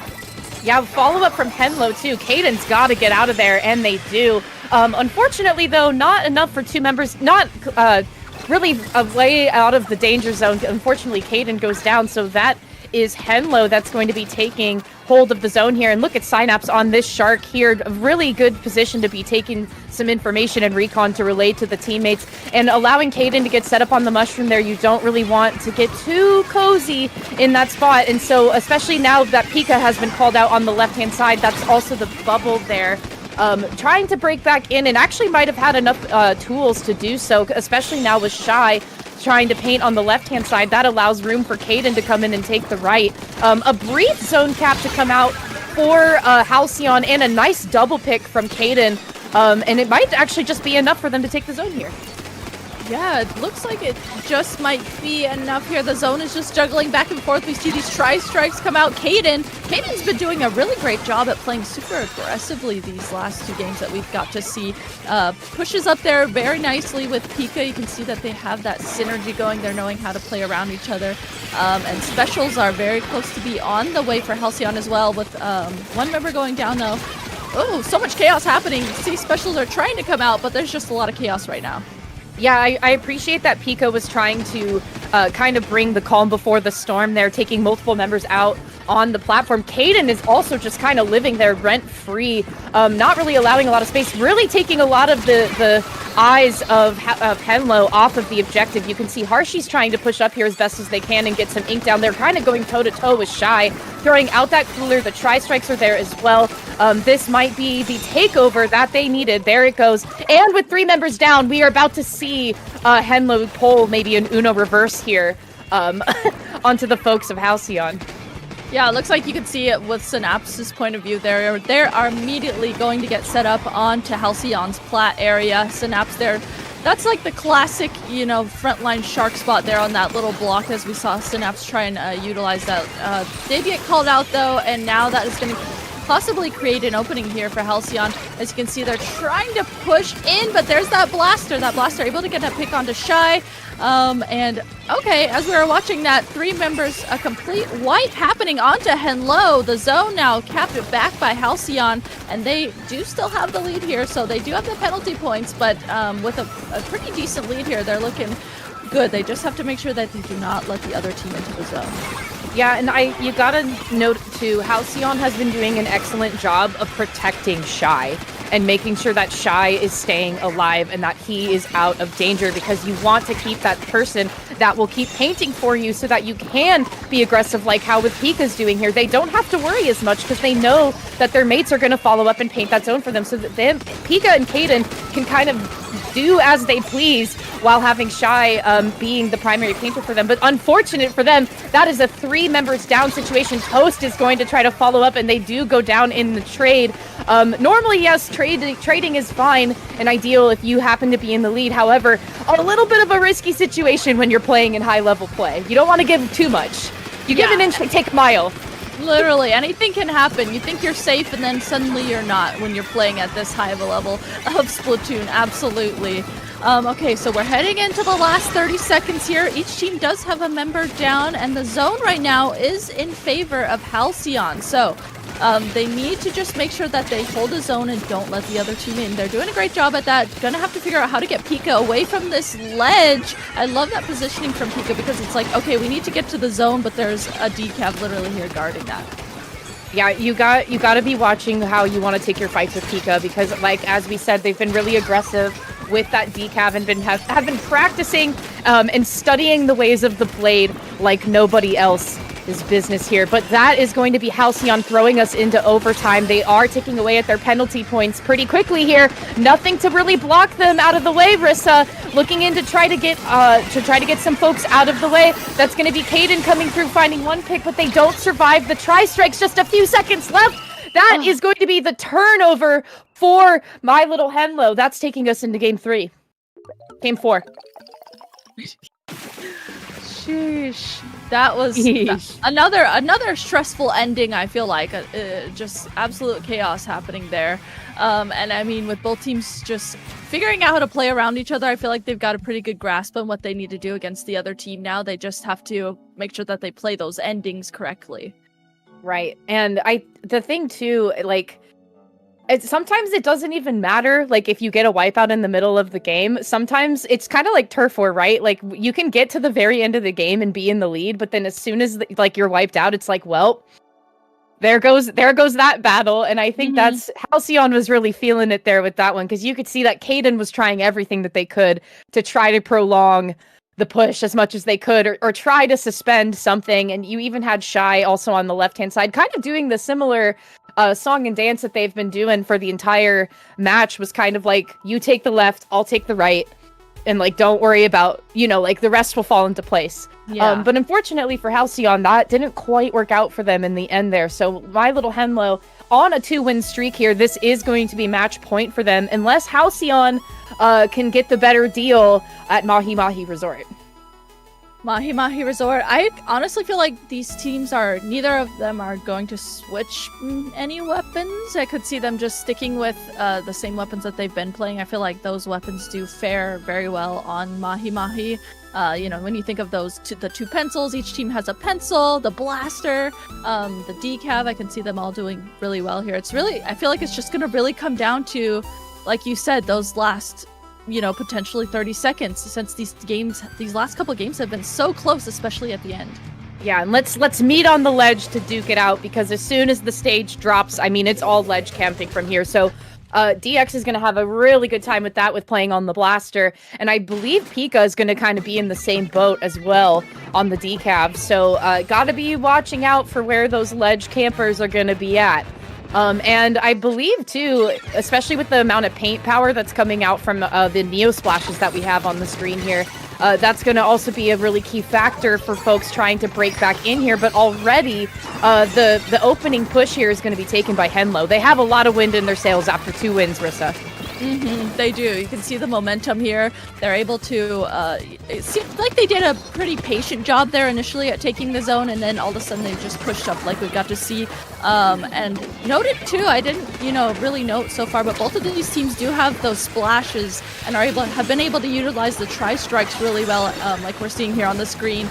So I feel like that is going to be another factor here, especially on Mahi Mahi. Those tri-strikes are really going to help each of these teams get into the zone. Yeah, absolutely. And looking at Pika here getting a nice double pick, they were not afraid to leave no crumbs behind. That is going to be Halcyon having no penalty standing in their way. 2 specials online as well getting deployed at the same time. That's Bubble and Tri-Strikes there. Look at that. 3 different members of Henlo are just kind of trapped up on that platform area, looking for the opening on the left-hand side here. The 2 of them unfortunately going down, though, but that is going to be Pika also getting taken down in the process. It's only Harshi left to try to follow up. Control still had by Halcyon. Ooh, Halcyon, they're noting too where Hirashi is here. They're pointing out that they're making sure that they push back that member, and they did just that. Around that all happening though, I didn't necessarily see, besides the blaster here, who was able to come up and get the zone behind that, because Henlo here has almost used Hirashi as a distraction, pushed up around that and taken the zone back for themselves. They have very low penalty points here. Oh, but with low penalty points, they also have 3 members go down. The zone here is going to flip immediately back over to Halcyon in a very, that seemed like a very dominant comeback there from Halcyon. Yeah, very dominant fashion indeed. Tri-Strike's going to come out and try to displace some folks trying to come back into the map here. Synapse, though, not really afraid of that or worried about it. However, 2 of their teammates do go down, so they are going to be waiting to push back in. However, with Harshi pulling out that cooler, that is going to be their ticket to try to go in and maybe throw a couple of really strong punches, but still kind of hesitant here. You can see Synapse is looking to try to maybe take some distraction away from the objective, and it might actually just be enough, because look at that, 2 different teammates being brave to jump back down and taking zone back into possession, but not for long, because Halcyon is there to respond. Okay, so Halcyon, they are kind of, that was interesting. It seemed like Henlo was able to go and get the zone, but Halcyon kind of was just around the zone completely, and were able to just collapse back into the zone as Henlo was able to get it, as we're seeing the zone now switch back over in Halcyon's favor here. Slowly but surely, we see the Zuka come out, we see the Tri-Strikes come out, we see that cooler come out as well. That is going to allow them to cap the zone once again. Now Henlo, they are going to try, it seems like they're trying to play really fast and utilize that in order to get into the zone. They did have a member go down, but now they have their specials coming out. There's that Tri-Strike, there's the Killer Whale as well, and there's the Cooler as well to allow them to cap the zone. It's just this back and forth, Yeah, Henlo is really reliant upon some displacement tools. I mean, you have the triple splashdown, you have Tri-Strikes, you also have the Killer Whale. A lot of damage, but a lot of displacement as well. They're really reliant on trying to move the members of Halcyon around the board as they would like, which so far it seems right now it's working in their favor. Synapse is in a great position at this moment to be keeping tabs on 3 of the members of Halcyon, though Pika finally able to break through here, taking a lot of the pressure, though, of Henlo onto them, but not quite enough to really finish the fight. And that is going to be my little Henlo, finally taking game number 3 from Halcyon. And that, I believe that means, does my little Henlo, I think, moves on? I believe so, yes. Yes, they move on. Okay. I was going to say Halcyon was really looking for that 3rd win in round 5, but my little Henlo swiped that away from them pretty effortlessly. So my little Henlo has now won 4 of their 5 in the group stage, so they will be moving on into the bracket stage. Okay. And it looks like, I was gonna say, it looks like we know who else is moving on too, but I think there's one more match that we're waiting for to finish up in Group B to see who moves on in that group as well. Wait, can you... I know it's not Munchen. I know it's not that. Munich. Thank you. Okay. Yeah, look at Munich here. This is our first seed, our top seed in the tournament today, and they're proving that to be true. Sheesh, is right. They're proving that to be true. So looking down over at the board here, Healthy Diet, I believe, is not going to be moving on. I understand it now, and my little Henlo will be moving into the top cut, and also Munich will also, sorry. I'm trying to remember how to say it. Munich will also be moving on into the top cut, and I believe I don't think Monsoon gets to move on, or maybe they do, or is it the top 3 of each group? I don't know if it's top 2 or top 3, because on the right, top 2. The top 2. Okay, perfect. So yeah, looking at the Group B side of things, so Akomaso is moving on to Top Cut. 3 trans people and Jared are also moving on to Top Cut, and the other folks, see you later. Try again next time. Thank you for playing. So that is our first seed is definitely moving on. My little Henlo, the very strong group to contend with. This is going to be a really stacked Top Cut, Rissa. I'm looking forward to it. It is. It really is. I'm excited too because I, haven't necessarily got to see a lot of these players play in a while. So it's always fun for me when I get to revisit team players individually that I haven't get to see play in a while. You've been around the block since Splatoon 1, is that right? Yes. Okay, so I think it is so incredible to watch the progression that SendouQ Inc. has gone through. I remember watching Sendou when they would stream more often, different tournament rounds and things, talking about how SendouQ Inc. was going to be better and how it was in a beta stage and this, that, and the other thing, and then they launched the tournament thing. It's just, this has been such a important thing for our community. And it's really brought a lot of people together, and it's shout out to Harshi, because we were all kind of laughing to ourselves looking at people's Sendou profiles and Harshi has so many Sendou badges that the page kind of lags. It kind of lags a little bit from how many badges are on there, which is pretty silly. But I love that folks can get excited about winning different badges for different competitions. That's always really impressive to see. And it plays into, we were saying, there's a lot of experience in this tournament today. So our first round for the semifinals here, looking up at the top, you have Munich and you have 3 trans people and Jared. And then on the bottom there, you have Akomaso and My Little Henlo. My Little Henlo is going to have quite a match ahead of them against Akomaso, because Akomaso has, to say the least, has been killing it today. They have not dropped a single game so far today. So sheesh is right. They have not dropped a single game going on. There's a lot of sheesh going on around here. So Akomaso and my little Henlo, that's going to be quite the fight to be had between them. So I think we're in for a special treat, regardless of who we get to watch. But also, folks, don't forget, a lot of these people that you get to watch play today are also streaming as well. So if you want to see player point of view and maybe hear some communication to be had between the teams versus me and Rissa yapping at each other, which I don't know why you'd want to do that, but if you do, that's fine. But I would encourage you to go and take a look at the player point of view. If there's somebody also in particular that maybe you're interested in learning their technique and mechanics, that also would be important. And again, what's so great about SendouQ is that it has it laid out for you to see who is actually streaming. Which is just just wonderful. It's all connected. It's all connected.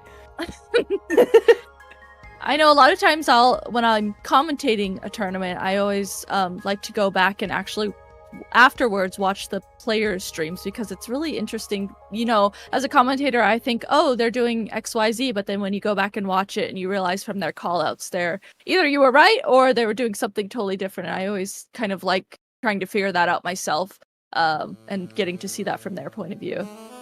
Yeah, and I always wonder that too, if it also works in the reverse for people, like if the players go back and like hear what the commentators are saying about them and they're like, oh, you're so right, like we could have done that differently, or like we should have maybe did something this way, or that person actually maybe shouldn't have taken that fight.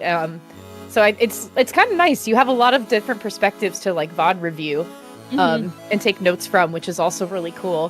Which shout out to like the coaches out there that help out different people with VOD reviewing, and kind of like how to understand different mechanics as well. I mean, this is it just makes me so happy. The scene is so healthy in comparison to past years, and it's just a really nice thing to see and be involved in.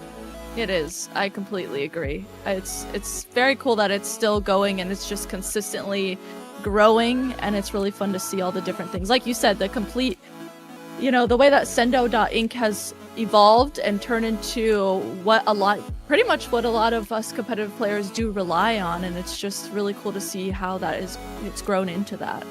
And as well as folks kind of shifting away from like Battlefy, Start GG if they can, and switching it into this format, which is a central hub. It has it all in one spot. It has a really great calendar for you to keep track of what you would like to be doing or seeing and planning for, I guess. And it's just such a powerful tool. So shout out to Sendou, always. We appreciate you. You've done really great things here. But Rissa, back to the teams at hand here. I believe we are going to be watching Munich and 3 Trans People and Jared. Yeah, we are going to be watching our first seed take on our 6th seed. So that's going to be interesting. That's going to be interesting. Especially, I would like to note too, I believe that Triggerfish Zone Supremacy was listed as the 3rd seed, and they got knocked out of the tournament. And so that's always an interesting thing to see, like where the seeds like land in the end. And so you have our 1st seed here on Munich versus our 6th seed with 3 Trans People. Oh wow, I didn't realize 3 Trans People was the 6th seed. That is really interesting to think about. And I mean, yeah, that's just interesting, but it's cool. I love it. Yeah, it's good. It's good competition too. And one other thing I'd like to know is that Zenith and Yoshell played at Riptide together. So it's like, again, we're back to the experience thing. You have people that have played together in like very big major competitions, but you also have people going toe to toe against each other for that as well. Because I'm pretty sure like there's a lot of cross-pollination between these 2 teams that we see on the screen here. That's part of too what makes SendouQ in particular really neat, is it's just like a lot of players get to start playing with each other that maybe aren't necessarily a quote-unquote team. You get to play in these little pickup groups, whether it's a group that you stay consistently playing with, a pickup group, or you just kind of play with random people a lot. And that's what I think is really cool about SendouQ, because it just gives players that opportunity to play with people that they wouldn't necessarily play with when they are playing normally, I would say. Okay. I also think... I want to say a lot of these folks have also... We were also trying to look for it. We were trying to find a location to where the previous SendouQ season tournament winners would be, versus just trying to find it on the website. But I believe there's a lot of returners here in season 5, like people that have played in multiple seasons, so they know what's on the line. And Rissa, if I'm not mistaken, there's a pretty decent cash prize on the line for this. Is there? Oh my goodness. Wait, I think I saw. No, I forgot what I saw. Maybe Inky knows how much it was. But I do think there is a cash prize on the line. Which is another like really great thing I feel like that's developed for the scene, is that people have more resources to offer that as a prize. Which is also exciting, because that's how you get a lot of these folks out of the woodwork to come and hang out with you and like want to compete and stuff.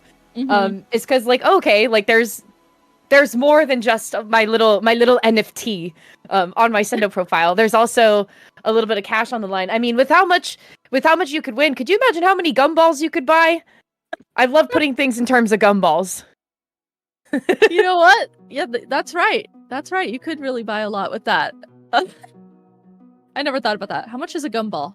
I just consider like 25 cents a quarter. Okay. Oh. Ooh. When you put things in terms, when you put things in terms of gumballs, it makes everything sound good. I'm gonna remember that. I'm gonna start doing that. Yeah, I think it helps. That's my tip. Yep, noted.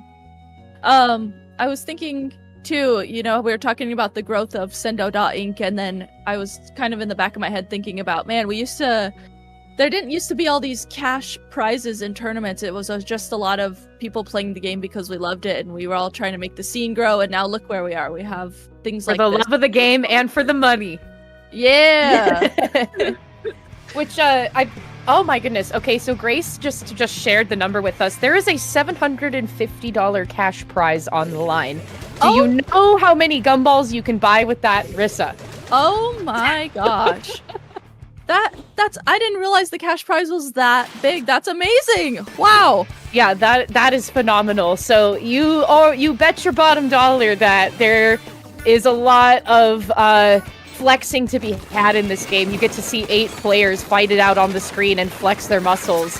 And we're going to open it up actually here on Manta, double zone map as well here. Multiple members already going down. But the first punch being thrown is actually going to be had by Munich here. And look at Kaiser trying to push up on the street to get a little bit closer, to cause a little bit more of a fight there. They're trying to entice Volti out, but that's going to leave space for Cleffa to come in and try to collapse in on Volti. So this is a really good position for Munich to be in. Yeah, Munich, they are just not letting down. You can see that they're making sure they guard the left drop, under the snipe area, the street area, and right now, too, they can tell that the other team is starting to push in, and they didn't push back into the team that was pushing them. They all kind of backed up, actually, stayed in the zone, and let them come to them. That's really smart, and it's really interesting to see, because a lot of times the other team will push in to the other team that's trying to push into the zone. Very patient. Very patient, but also you can see that it's like the folks of free trans people and Jared, they don't want to overextend themselves, but it's like it almost doesn't even matter. They're still trying to play it patiently to get back in, but they still have to be really careful because Munich is there to respond. They briefly were able to get the zone, but immediately found themselves in a 3-down scenario. So this is going to be quite the challenge, I think, for 3 trans people to get back in. 3 trans people, they at least were able to give themselves those penalty points for the other team. That way they can work around that to try and get a solid hold onto the zone. But it's looking like a very difficult task here moving forward. You can see the other team has finally pushed up into 3 trans people's spawn area and pushed into them.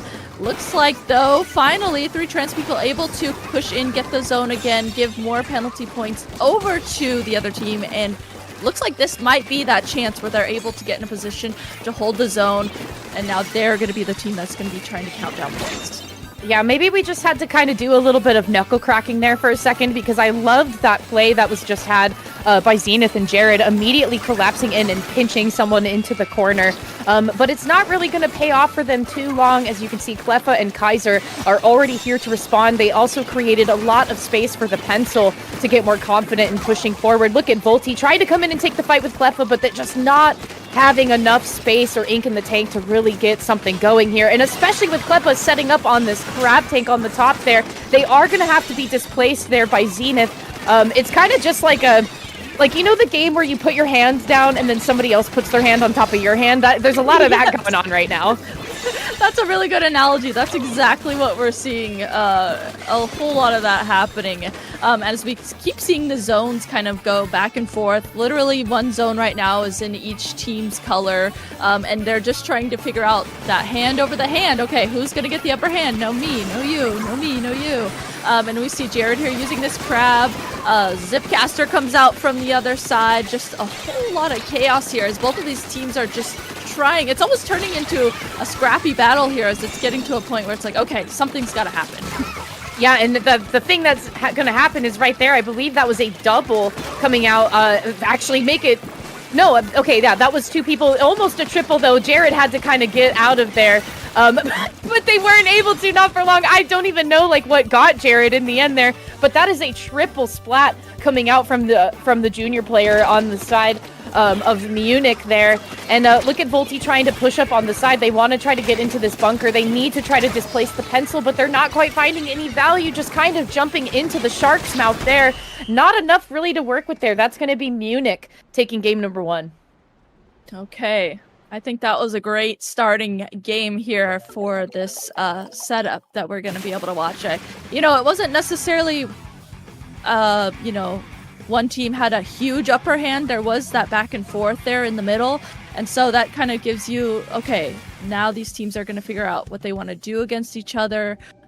Maybe now 3 trans people knows, okay, this team is playing really patient. How do we want to break that up? What do we want to do differently in order to scramble their really patient play style?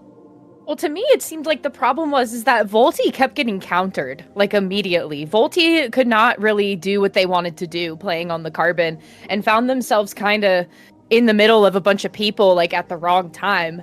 And it didn't seem like they had much paint to really work with to try and do something different and find value in, like, what they were trying to do. So hopefully on Undertow Spillway, maybe we can kind of change that a little bit. There's a lot more obstacles and things to hide behind, things to shark behind. There's more ledges as well I feel that for Volti to work with, because it kind of seemed to me that Volti was on the reverse of it. Like, they were the ones on the ledge.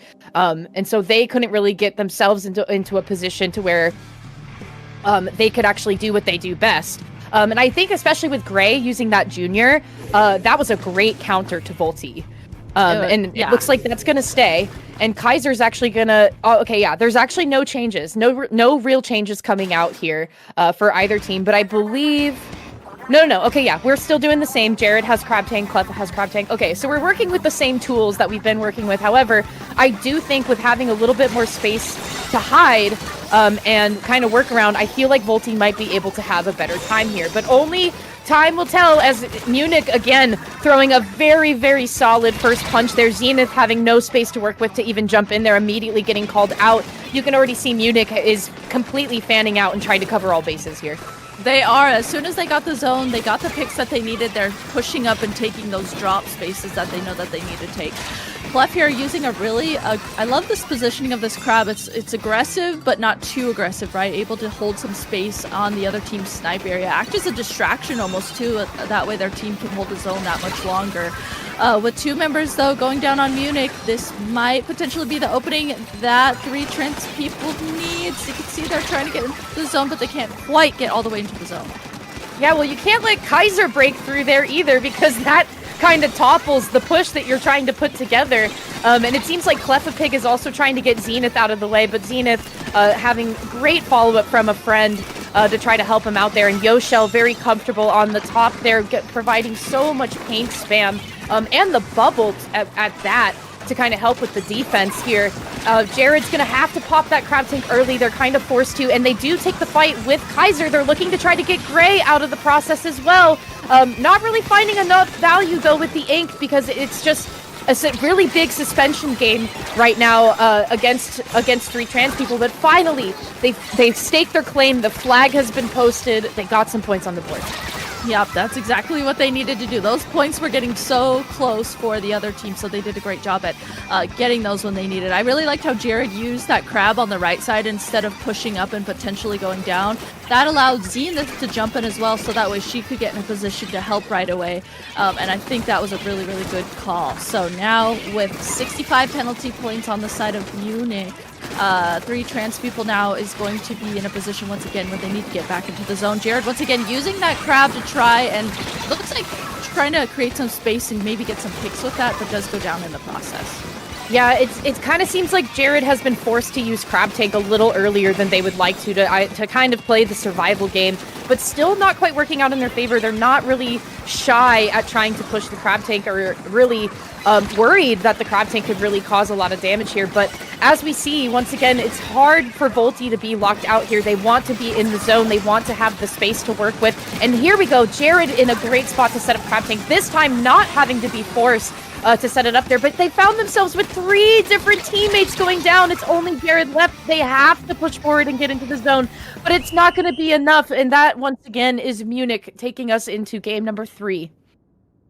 Man, I like with how you were highlighting how it seems like Munich just knows that they need to almost essentially sit back and paint, and they're doing a really good job at doing that because that is going to then slow down that main aggression that three trans people does have, which is Volty. So they know, okay, the more that we just sit back and keep as much paint on the board, the more difficult it's going to be for the other team to even get back into the zone.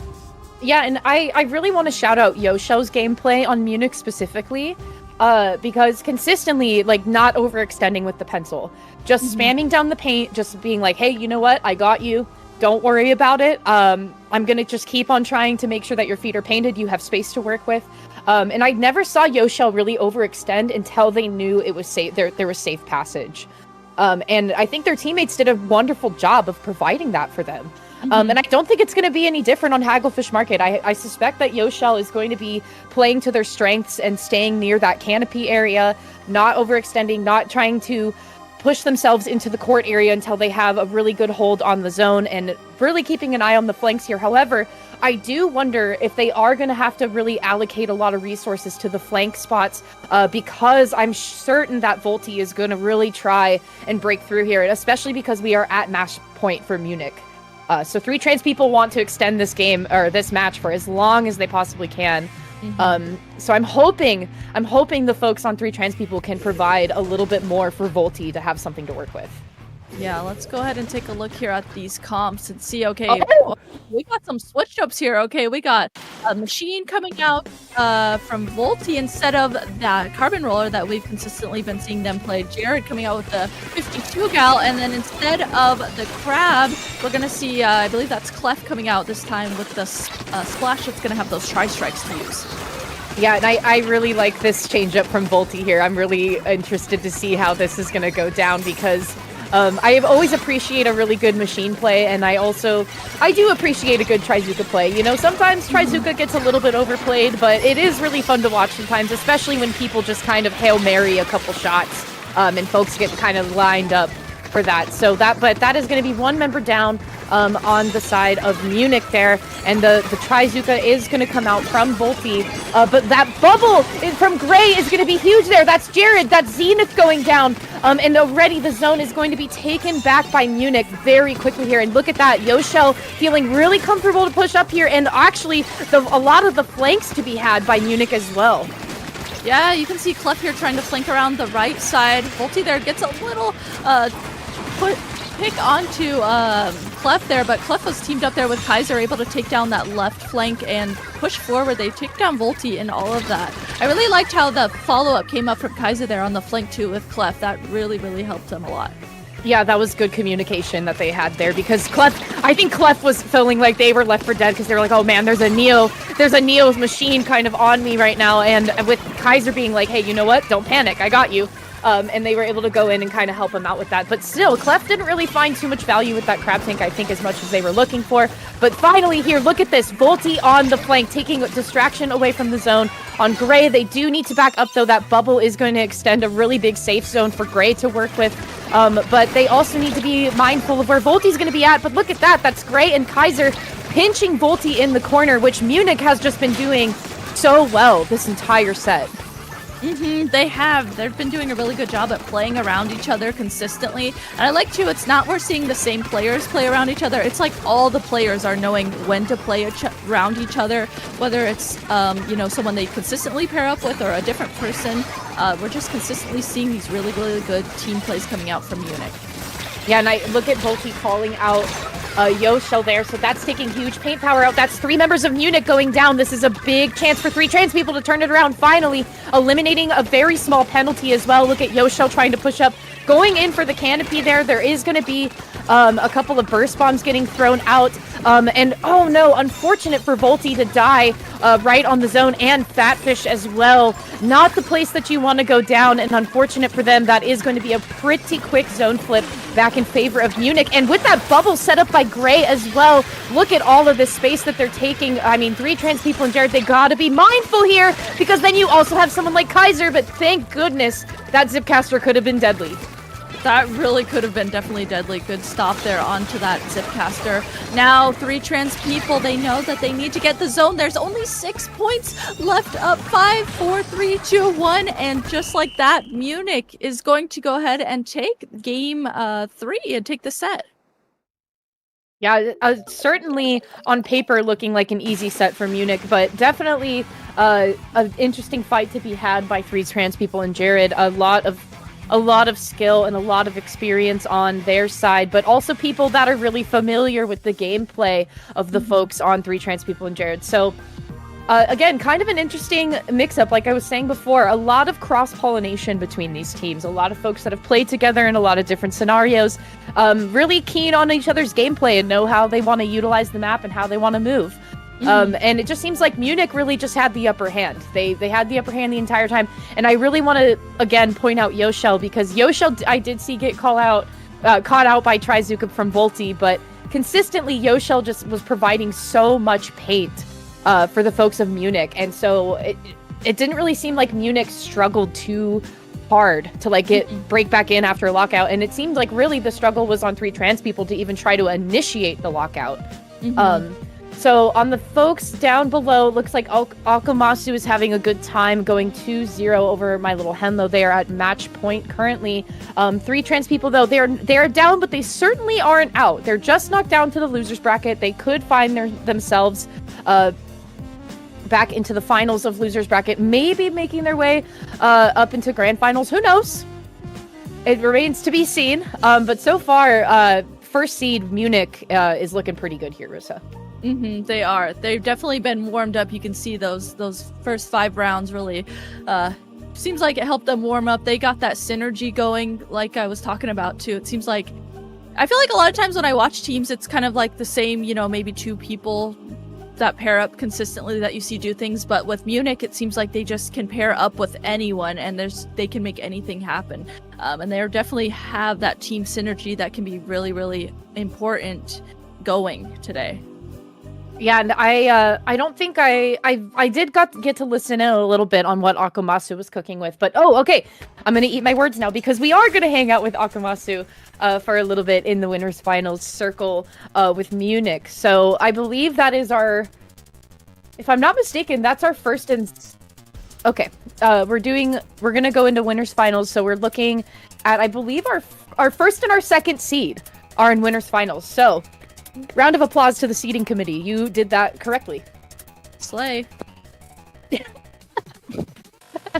When I talk to you and think of you, I think of the little fingernail emoji with painting the nails. I love that. Good. No, good. No. Correct. You're correct. Yeah. Yeah, really good job though. I mean, we're heading straight into them 3-0ing in semifinals, each of them. So, considering how we just saw Munich play, I'm very interested to see how How do you say that? Akomaso? Akomaso? Maso? Akomaso. Thank you, Inky. Okay. Yeah, I'm really interested to see since each of them 3-0'd the teams that they just played in semifinals. So definitely, I don't think, actually, if we go back to the group stage, I don't think, oh yeah, these two have not seen each other yet. So they were in separate groups before. So we had Munich in Group A, and then we had Akomaso in Group B. So they have not seen each other yet on the main stage. This will be their first time coming toe-to-toe in the finals. So that's pretty, I don't know, it's pretty exciting. I'm like rubbing my hands together. It is exciting. It is exciting. And then just thinking, we got to see, My Little Henlo play in the previous set. I feel like they were playing very good today as well. So considering that Akomaso 3-0'd them, that just makes it even more interesting in my head. And just considering that just says how well that Akomaso must be playing today. That's so true, because My Little Henlo was doing work on that last match that we got to watch them play against Halcyon.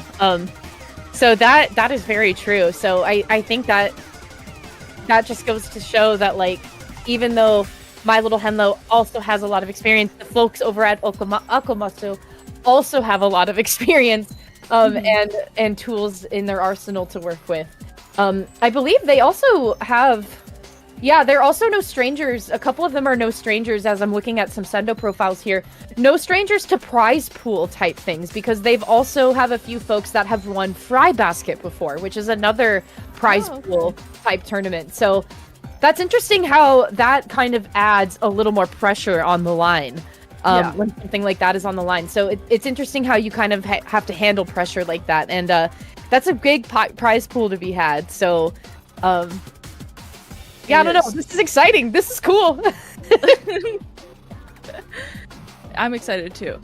I'm very excited. Especially, I always kind of use SendouQ season finals as like just kind of a gauge of what's going on in high-level competitive Splatoon, so that now that we're getting to see, it's like we're literally down to the wire now. First and second seed of this tournament, we're really going to get to see what high-level Splatoon is, I think. I think so too, because not either, only maybe they will both find each other again in grand finals. Again, who's to say? Who knows? But that it's just a precursor to what we could see in grand finals. You have the first and second seed going toe-to-toe in the winners bracket finals. And maybe one of them will fight their way back through losers. Maybe one of them will get one of the folks down, My Little Henlo or 3 Chance People will get another chance to fight one of these two teams again to try to warm themselves up. But opening statement is going to be had at Scorch Gorge here for the winners bracket finals. Really big zone to work with here, Rissa. Really big zone. And I think from what we were seeing with Munich, I believe the paint power is definitely on their side with someone like Yoshel. Mm-hmm. Yeah, and good Gray. point to bring up. Yeah, absolutely. Good point to bring up. They're going to be able to utilize, I'm sure I could see, Gray with the junior setting up on one side, and then Yoshel with that pencil setting up on the other, and then them just consistently keeping paint over that entire zone, around that entire zone. I could see that definitely be a tactic they're going to try and utilize here. Absolutely. Yeah, and I like I said, I haven't gotten to really see what Akomaso is working with here, so I am curious to know what type of counter that they want to do. Like we said, first game is always a little bit of information gathering, a little bit of like learning your opponent and how they like to move. And oh my gosh, okay, this is fun. I was having fun before, but I'm definitely having fun now because yes, I remember I was listening in. Lobster is the player to be looking out for here, Rissa. Yes, with that, especially too, okay, on this map, what a great pick coming out from Lobster. That range blaster is going to be really, really crucial here and going to really help get over and these ledges, whether you're pointing up at the ledges or pointing down at the ledges, that's going to be really, really helpful, absolutely.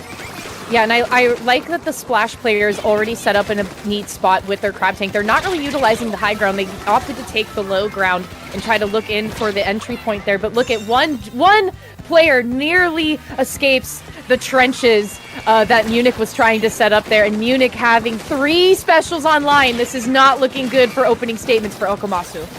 Yeah, whew, Munich able to they set up on the zone and they are posted up right now. Kaiser coming in with that Zipcaster is going to help them get a pick. And now each team does have 2 members down. So we're seeing Yoshel and Gray there backing up, holding the zone, getting jump-ins from their teammates as they are coming back. But they're making it very difficult for Akomaso to be able to get into the zone right now. Akomaso slowly pushing in. They got those tri-strikes. That's going to really help them push into the zone. They just need to figure out how to take down the members of the zone from Munich that are guarding it. They are just completely guarding the zone on Munich's side. Yeah, and it seems like they get something going, like they feel they have momentum when they got one pick. You could see the bucket player was feeling like, okay, I got one, now I'm going to keep going, but then immediately stopped in the tracks by the follow-up from someone else on Munich. And Lobster getting a great double pick there, but unfortunately backs to the zone. Not enough paint power to be had, so that is a really good opening statement by Munich there. What is the change that Akomaso is going to bring to the table, though? Because, I mean, I'm pretty sure this is a similar kind of goofy comp that they've been running all day, and now they find themselves in winners finals. Do you make any changes? Do you just kind of adjust what you're trying to do? I mean, you know what I mean? Like Scorch Gourd, like you said, Lobster picking that blaster was a really excellent pick, and they proved it in the final seconds there. But still, like, when you don't have the mates to follow up and have somebody painting the zone, because the heavy Eddie player, there was a moment from their perspective where they were just trying to spray the map as much as they could. You could literally see the motion controls just kind of zooming around as best as possible. But again, you have Gray, and you have someone like Gray, and you have someone like Yoshel, who are so good at playing off each other and providing a lot of paint for Kaiser and Cleffa to work with.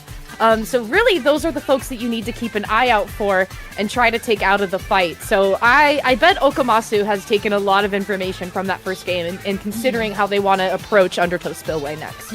Yeah, absolutely. It almost seemed a lot like when we just saw Munich play the last team that we saw them play. 3 trans people. Sorry, I was blinking there. It's kind of feeling very similar to that. They're playing, you know, very well around each other. They got that synergy going. They know how to stay back and guard the zone. They know when to push up, and they're just playing that like perfectly. So I'm interested to see how Akomaso, since we saw how 3 trans people tried and approached that, I'm interested how Akomaso is going to try and approach it now that they have a feel for how Munich is playing, like you said. And I think too, I'm curious if they want to keep running those similar weapons that they were using. I really liked how the Splash was positioning with the crab, like I was saying earlier in that game. They were not opting for the high ground. They were more so looking for the entry points that Munich was trying to work with. Obviously didn't work out in their favor in that first one, but I do think that there's a lot of notes to take home with how they want to approach Undertow now. And I think that I think that the bucket will also have a better time at Undertow. Yeah. And have a little bit more like, especially if they can find where Yoshel's going to be, the bucket is especially going to have a better time at trying to call them out. And I think the Tri-Strikes 2 is going to be really beneficial here. You have 2 really small zones. A really big zone is a really hard one to kind of play around because it really does have to be like 90% covered, and you would think that you could get away with a little bit less. And it's always those games, you know, where it's like it'll change at the last second, or you see the overhead view and you're like, how is that not green? Yeah. How did it not change to that? And I feel like that when you have the larger zones, that's always a harder one to kind of try to contend with versus something like a double zone where it's much smaller. And where if somebody dies right in the middle of it, I mean, that immediately takes it back, which we got to see earlier in the stream. Yeah.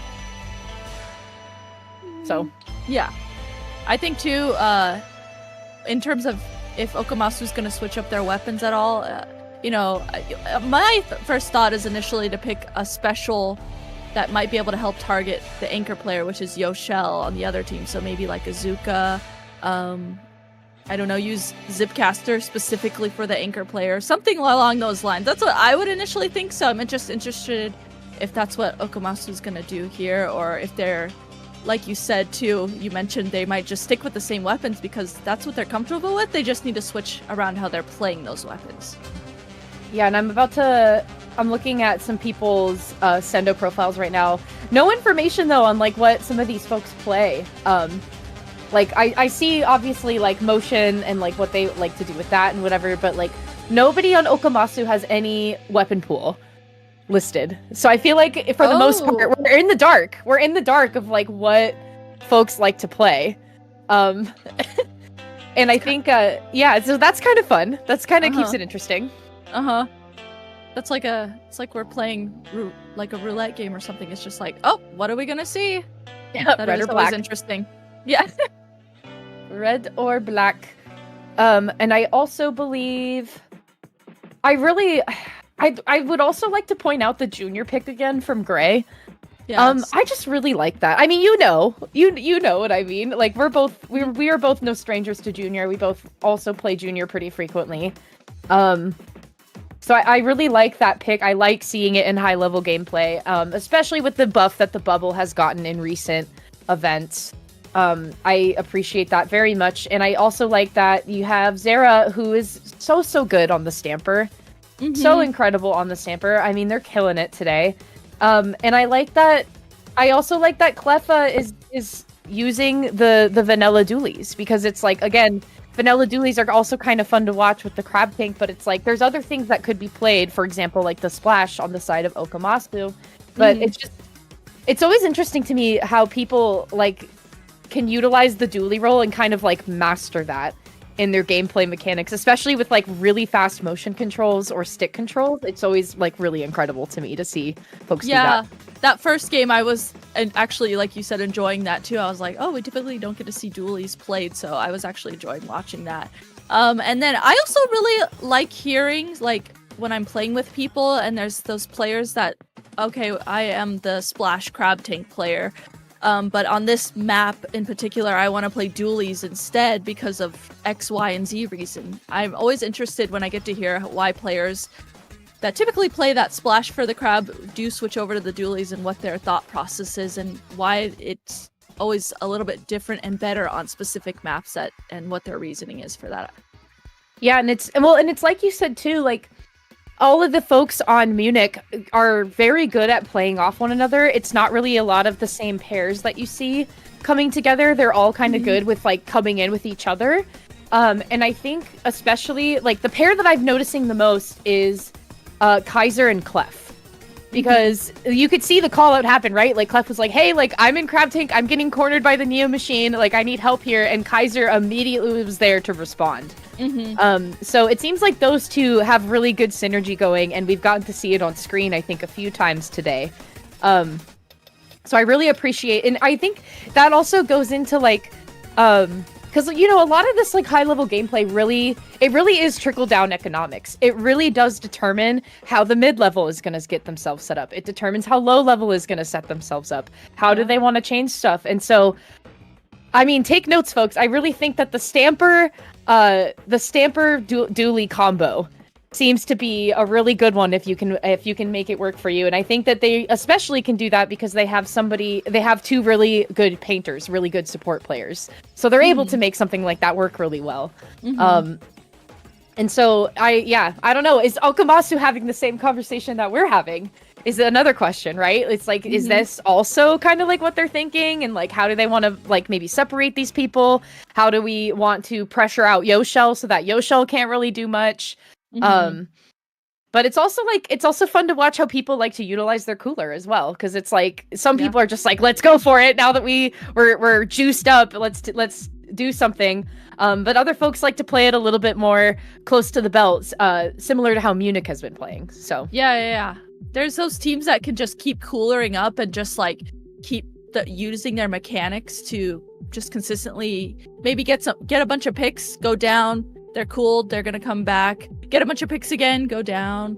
And a lot of times there are those teams that can play like that. So maybe you know, that's maybe what Akomaso needs to do. Maybe they need to play like that. Or it's like, do they mirror Munich and play the way Munich is playing, play that really patient play style and utilize that instead? I don't know what you want to do here. I think it's hard because I just don't think that Akomaso just had the paint. They didn't have the paint to work with because as soon as the zone was taken by the folks on Munich, they were immediately in the pit area on the spawning side of Akomaso. They were there to try to take the fights. They were trying to initiate a lot of distraction away from the objective. They don't want anybody getting in there to the point where the heavy edit had to like aim in circles to try to spray ink around, you know, which is like not ideal at all. So yeah, it's kind of like, how do we want to follow up with that? How do we want to kind of change that? And I believe if we take a look at the bracket right now, because we do have another match going on in the losers bracket semis as well.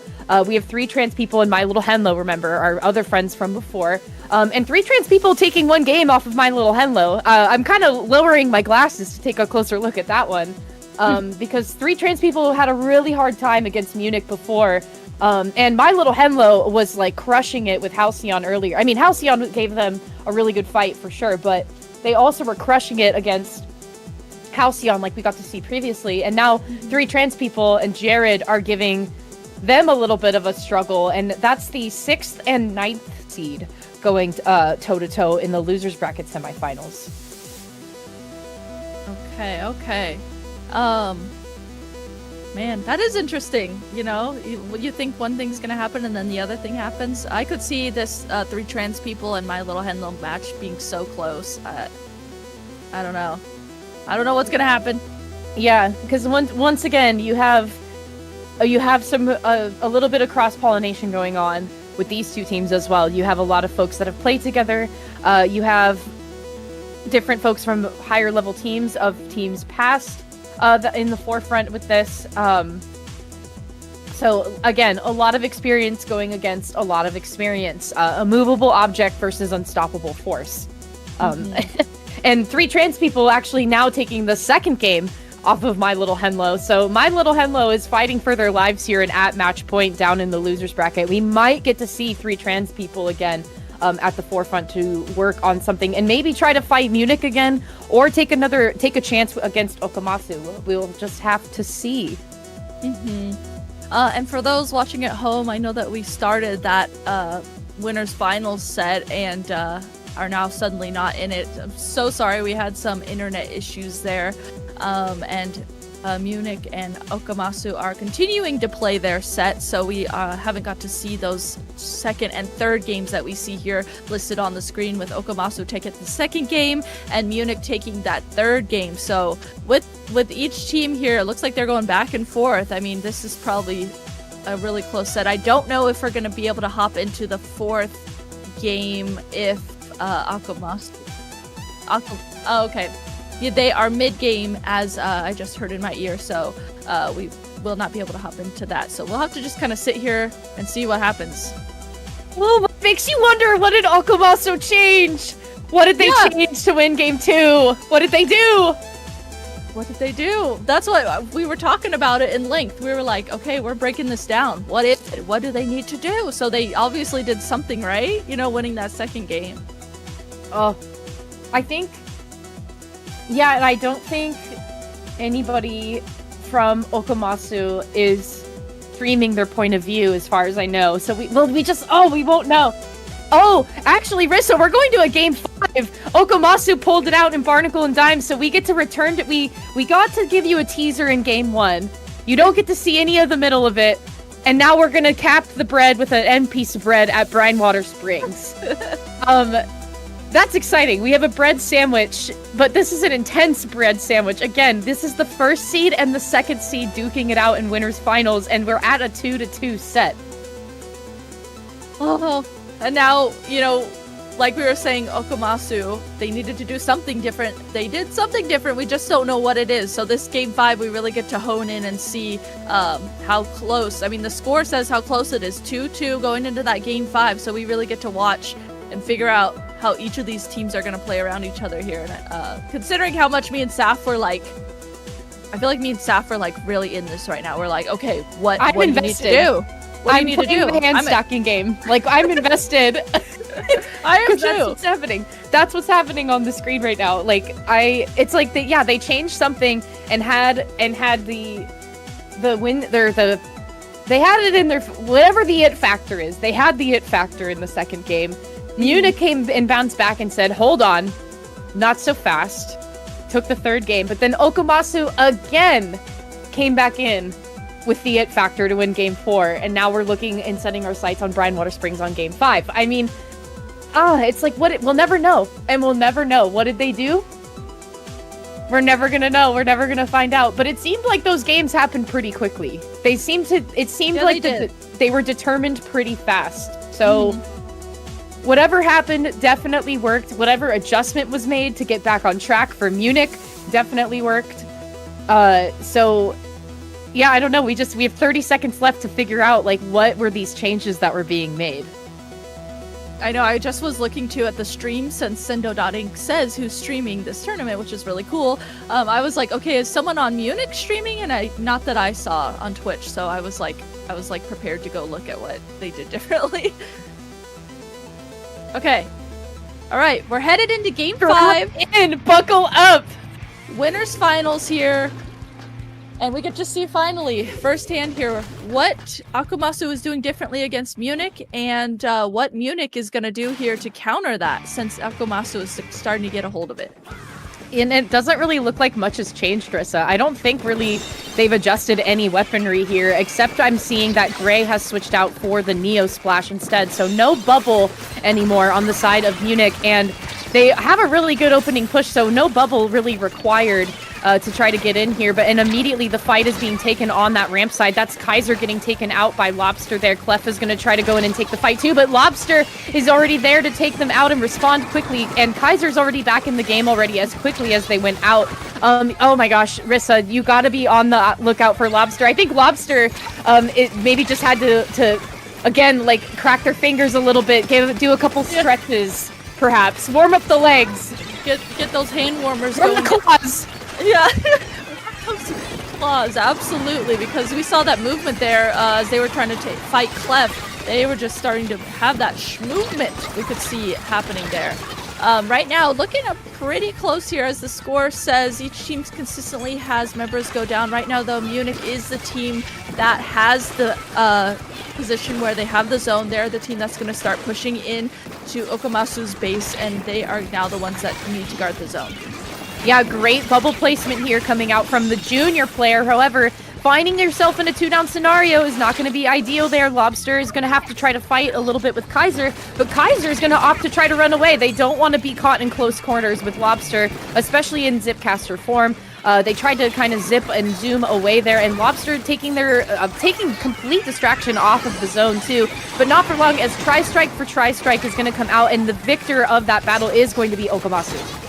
Oh my gosh. Okay, Akomaso paired up here with their Slosher player. Okay, talk about needing to be warmed up. They were just pushing up, getting pick after pick. It was interesting too, they didn't even wait for paint to get on their teammates to paint for them with that range blaster. They just said, no, I'm going to use my aggression here. I'm just going to push forward and use that. And that's exactly what worked for them. Well, Lobster, it strikes me as someone that clearly knows how to play at range. It's in the name of the weapon. I mean, for gosh darn it, it's in the name. They know how to play to the strength of playing at range, and that definitely has been very detrimental for the folks on Munich coming out of the spawning area there. Finally, Akomaso is going to try to stake a claim on the zone here, but not for long. As you can see, Gray is already jumping down into the zone there with the Neo Splash. They have so much paint. They're trying to, I believe, push the junior player out of the way there, and finding a lot of success with it. And you can see the Slosher and Lobster are there to follow up, taking Kaiser out. That's going to be a huge pick onto Munich there. Yoshel's just kind of trying to paint over the side. They don't really want to reveal themselves, and offering Tri-Strikes from Gray to try to get some more paint coverage there. But I mean, solid foothold by Akomaso in the midsection here, Rissa. It's a little challenging, I think, for Munich to try to find solid footing here. Yeah, that was interesting. Like you said, Akomaso was holding mid, and even though Munich came in and got the zone, Akomaso was staying around the zone. They let them take the zone, but then they were like, okay, we'll slowly collapse into the zone and take it after that. Interesting plays happening here, though, with Munich now, the team that has the zone. They have pushed up, and they are the ones that are in control. If Akomaso is able to use that plays again, where they're able to have two maybe go left, two go right, and just collapse around the zone again, I could definitely see them taking the zone and getting more points on the board. Yeah, Akomaso is really good at danger assessment too, because I mean, what a jump out that we saw earlier from Lobster, kind of on death's door, and able to get out just in time. 2 members, 3 members going down on the side of Munich. That is going to be Akomaso in control of the zone again. Gray is forced to back up really far. A lot of follow-up from the heavy edit, but they are going to find a spot to jump in, but no value to be had there, Rissa. But however, you got to be careful if you're Munich here, because that penalty is now out of the way, but the tri-strikes are here to save the day. Wow, that rhymed. I like that. Okay, Munich here. So they do have the lead. Clef here using that crab paired up with Kaiser. That's that teamwork that we got seen consistently coming out from Kaiser and Clef there. Kaiser knows, okay, I'm gonna play around Clef's crab when they do use it. So now as we head into the last 20 seconds of this, tri-strikes come out from Munich. They are the team that is holding the zone. They just need to consistently use that patient playstyle that we've seen from them, where they just poke at anyone, like we're seeing Yoshel do with that pencil there on the right side. They just keep the zone, poke at anyone who tries to get it. There goes Kaiser with that Zipcaster as well, just completely shutting down any momentum that Oku, oh my goodness, has. But they are just finally have capped the zone. They might be able to take it. We'll see. They do have 2 members go down though. Oh, yeah. I mean, the GG tri-strikes, that was kind of inevitable, but I was like, shout out to the 2 suction bombs right there, because they're about to hold it down. They're about to lock in and hold it down, but then the tri-strikes were like, yeah, okay, stand aside. Anyways. Just hold on. I got tri-strikes. Hold on. We're good. Very decisive game 5. Not an easy one at that for Munich. But Munich is going to be your folks that are punching their ticket into grand finals. That is Akomaso getting knocked back down into the loser side of things. And Akomaso and 3 trans people and Jared are going to get to duke it out. The 2nd seed and the 6th seed going into fight. My Little Henlo getting knocked out of the competition by 3 trans people and Jared. So your losers bracket finals are against Akomaso and 3 trans people and Jared. Looking up at the top here, grand finals. Munich is just going to be sitting pretty and waiting up there for whoever is going to be decided the winner in the losers bracket finals. So will Akomaso get to get a second chance at life here against Munich, or will it be a new contender from 3 trans people and Jared? Yeah, was it, as we're seeing 3 trans people and Jared went 3-0 over My Little Henlo. It's like, did they get that warm up that they needed? Did they get that build up that team synergy that they need? That 3-0. I mean, like we said, My Little Henlo is playing really good from what we got to watch here on stream. So I think that definitely tells a tale that we're going to see here coming up in this losers finals. Yeah, I certainly agree with you there. I mean, the classic saying is like, if it ain't broke, don't fix it, right? And like Munich has been barely making any sort of changes. Like they know exactly what works for them, what doesn't. Maybe one person is kind of flexing here and there with like what they want to do, but otherwise they pretty much got this locked in. They know what they want to do. They know what they want to cook with. And so I believe, and I think the same really goes for Akomaso as well, because Akomaso also didn't really make any changes. However, we saw them like really make a statement with taking us into a game 5, and it's unfortunate that we didn't get to see those games, but you know what, life goes on and it's okay. Because we'll get to see more of Akomaso in the losers bracket against 3 trans people and Jared. And with 3 trans people and Jared, you have Zenith, who's been playing the shot. You have Volti, who's been kind of flexing between the Neo machine and the Carbon. And I believe they also have a pencil, if I'm not mistaken. Yes, Harshi? No, Bab. I think that was Bab. Yeah, you're right. Yes. You're right. Okay, Harshi was with my Little Henlo gang. Yes. And company. Okay. Ooh, fun. That's juicy. The plot thickens. Seriously. And now I'm excited too to see a little bit more of Akomaso here on the stream, because since we didn't get to see a couple games of that last set, we didn't really get a feel for how they play necessarily. You know, once you watch a team play a whole set, that's when you're like, okay, I know how, I'm figuring out how this team plays, I'm figuring out what they want to do and how they want to play around team. So now we get to really sit here and figure out what's their thought processes. Right. And I really wonder how these folks are going to contend with the heavy edit and the slosher gameplay that Akomaso has been kind of bringing to the table, because definitely a lot more range play with Akomaso, and I feel that 3 trans people and Jared is definitely more close combat. It seems like that's kind of their method to the madness, just using close combat, fighting in close quarters. But it seems like Akomaso is really good at maintaining the distance and maintaining the space. And I think that's especially true with Lobster. And I believe Lobster is like one of the best, if not the best, blaster player in Japan. Like they're up there. So it's fun to get to see them come into SendouQ and kind of wreak havoc. But I think that their biggest strength is playing at range, and they utilize a lot of range in their comp, except for the junior that we got to see earlier. And the junior has been here to stay, which, folks, I'm so sorry, but like junior's real, junior's viable. It's viable and high level. You can make it work.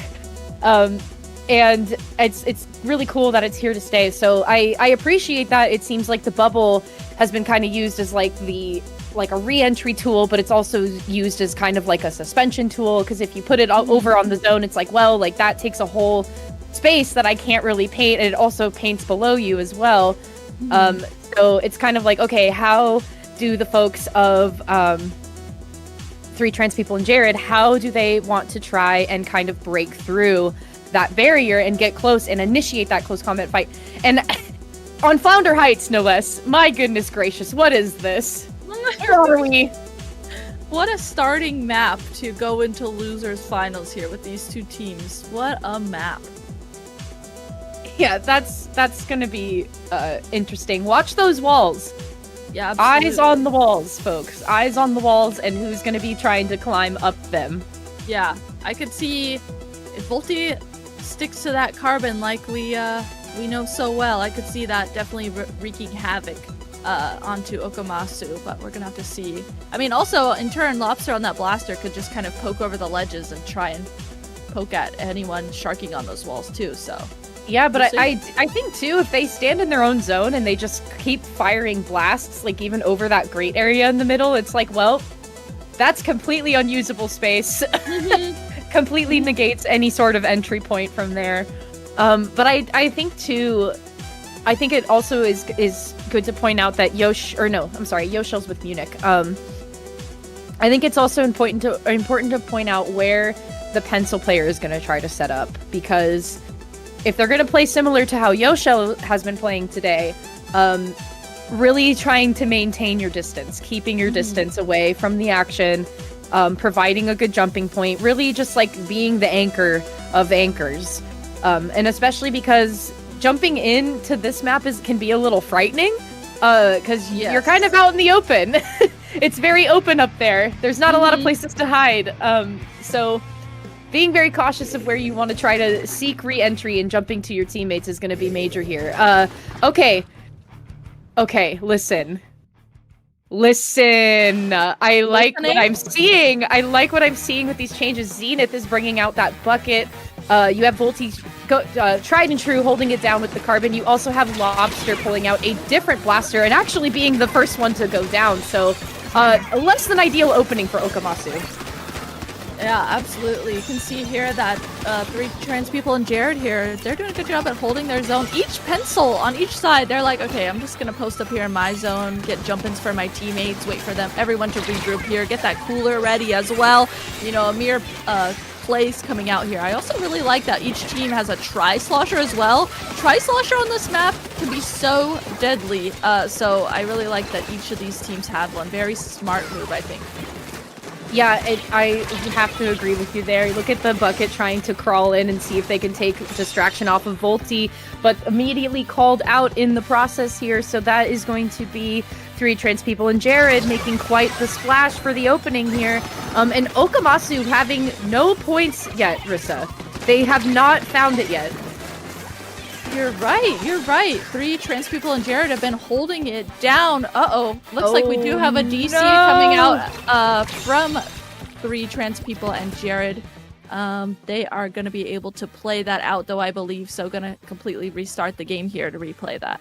Yeah, they were just they were well within the time limit. They had about 42 seconds left before they would have had to just play it out. But I do appreciate, though, that you could see that Lobster was kind of moving in on it, but then they saw that maybe that player had stopped moving, and they were like, okay, wait, hold on, we need to reset here. I do appreciate that, like, Lobster was still gonna go for it, regardless if they were gonna reset or not. And, like, you could tell that they were like, okay, like, I'm gonna play until they say it's over. Yeah. Which you gotta appreciate that type of forward momentum. But I believe that is the one DC that they can use. And so that burns that for them. So back in the game, everybody's readying up pretty quick. We have to play the same weapons. For those of you that might be unfamiliar with the DC rules, you do have to play the same weapons that you were playing. So no changes can be had. Nobody can switch anything out. That would be unfair. And so back to the same old song and dance. Let's run it back. Let's start a new, fresh page. Here it comes. Here it comes. All right, so I have a feeling we're going to see a lot of what we saw from that last game. Both teams going to have their pencils set up on their far zone area, going to set up as that anchor player. I can see if both of the teams have their tri-sloshers kind of just run towards mid. As we're seeing there, okay, there's those sloshers coming out from mid. Those could be really, really deadly if you are the team that's able to get the upper hand. And it looks like 3 trans people and Jared are that team. They're going to go ahead and collapse onto Akomasu's zone as well and just push forward with that. Yeah, great opening for 3 trans people and Jared. Very similar script to what we were seeing previously. And look at Volti trying to take the fight to the bucket, not quite finding enough range and contact with it, though. That's going to be the Cooler and Tri-Strikes engaging onto 3 trans people and Jared, but still, immediately that paint is going to be covered up. Lobster, though, finding safe passage, finding 2 picks. Jared is feeling a little nervous here, and they should be, and that is Jared also going down in the process. Huge play from Lobster and opening from Akomaso. Okay, Akomaso, they are in control now. Looks like they are using that momentum that Lobster was able to start there as well. Lobster go ahead, gets that Cooler, gonna go ahead and push up and play aggressively, because guess what? Even if Lobster goes down, they're gonna be right back in the battle. They are coolered up, able to take down 2 other members of 3 trans people. 3 trans people now, they need to get the lead as they are pushed back in their spawn, trying to figure out, how do we get up this ramp? How do we even get back into the zone right now? Yeah, and you could see that Fish was trying to hold it down. They were trying to paint Zenith's speed a little more to give them safe passage, but still, the Slosher is able to utilize a very good hiding spot behind the wall, taking Zenith out of the process. That is still Akomaso holding strongly onto the zone here, though. But Volti getting a trade with Lobster, that's going to be huge. 2 huge aggressors being taken out of the game, but the Pencil is going to find a nice pick as well in the distance there on the folks of 3 trans people and Jared. All they have really is this left-hand side. They're not really trying to move in and push on the walls because, I mean, there's eyes there.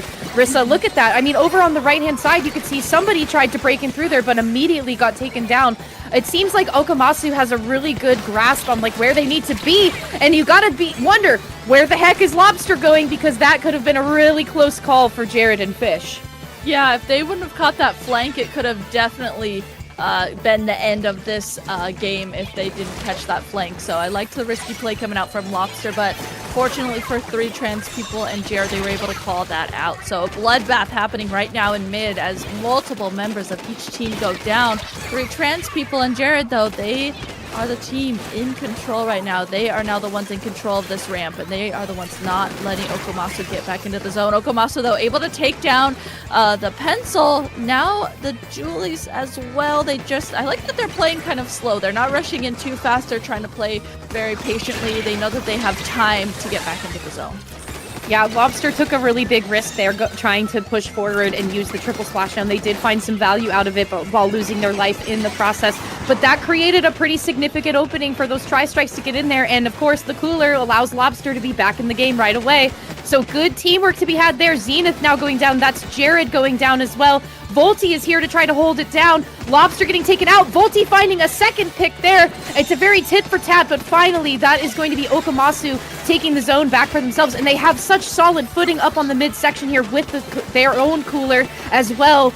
And with Lobster trying to come in on the flank, this is looking really promising for Akomaso if they just play their cards right. You can see Lobster there recognize that they needed to jump back to regroup with their team. Really, really great move. It looks like that has paid off for them, as that is a complete wipe onto 3 trans people and Jared. We have a minute left of this match, and with Akomaso having 50 penalty points, there is still time on the board here for 3 trans people and Jared to make something happen. They just have to play this almost perfectly here as we go into the last 50 seconds of this match. Yeah, I'm at the edge of my seat right now because these numbers, of course, if being 28 being a lot more than 13, but it's still, well, like, it doesn't matter if you get the lockup because those points can be easily eliminated, as we've seen time and time again. So this is a very, very close game, regardless of what the penalty points say. And I think, too, with having 2 members down, Akomaso is in a really great position to still hold strong onto the zone here. Zenith coming in and getting a nice pick.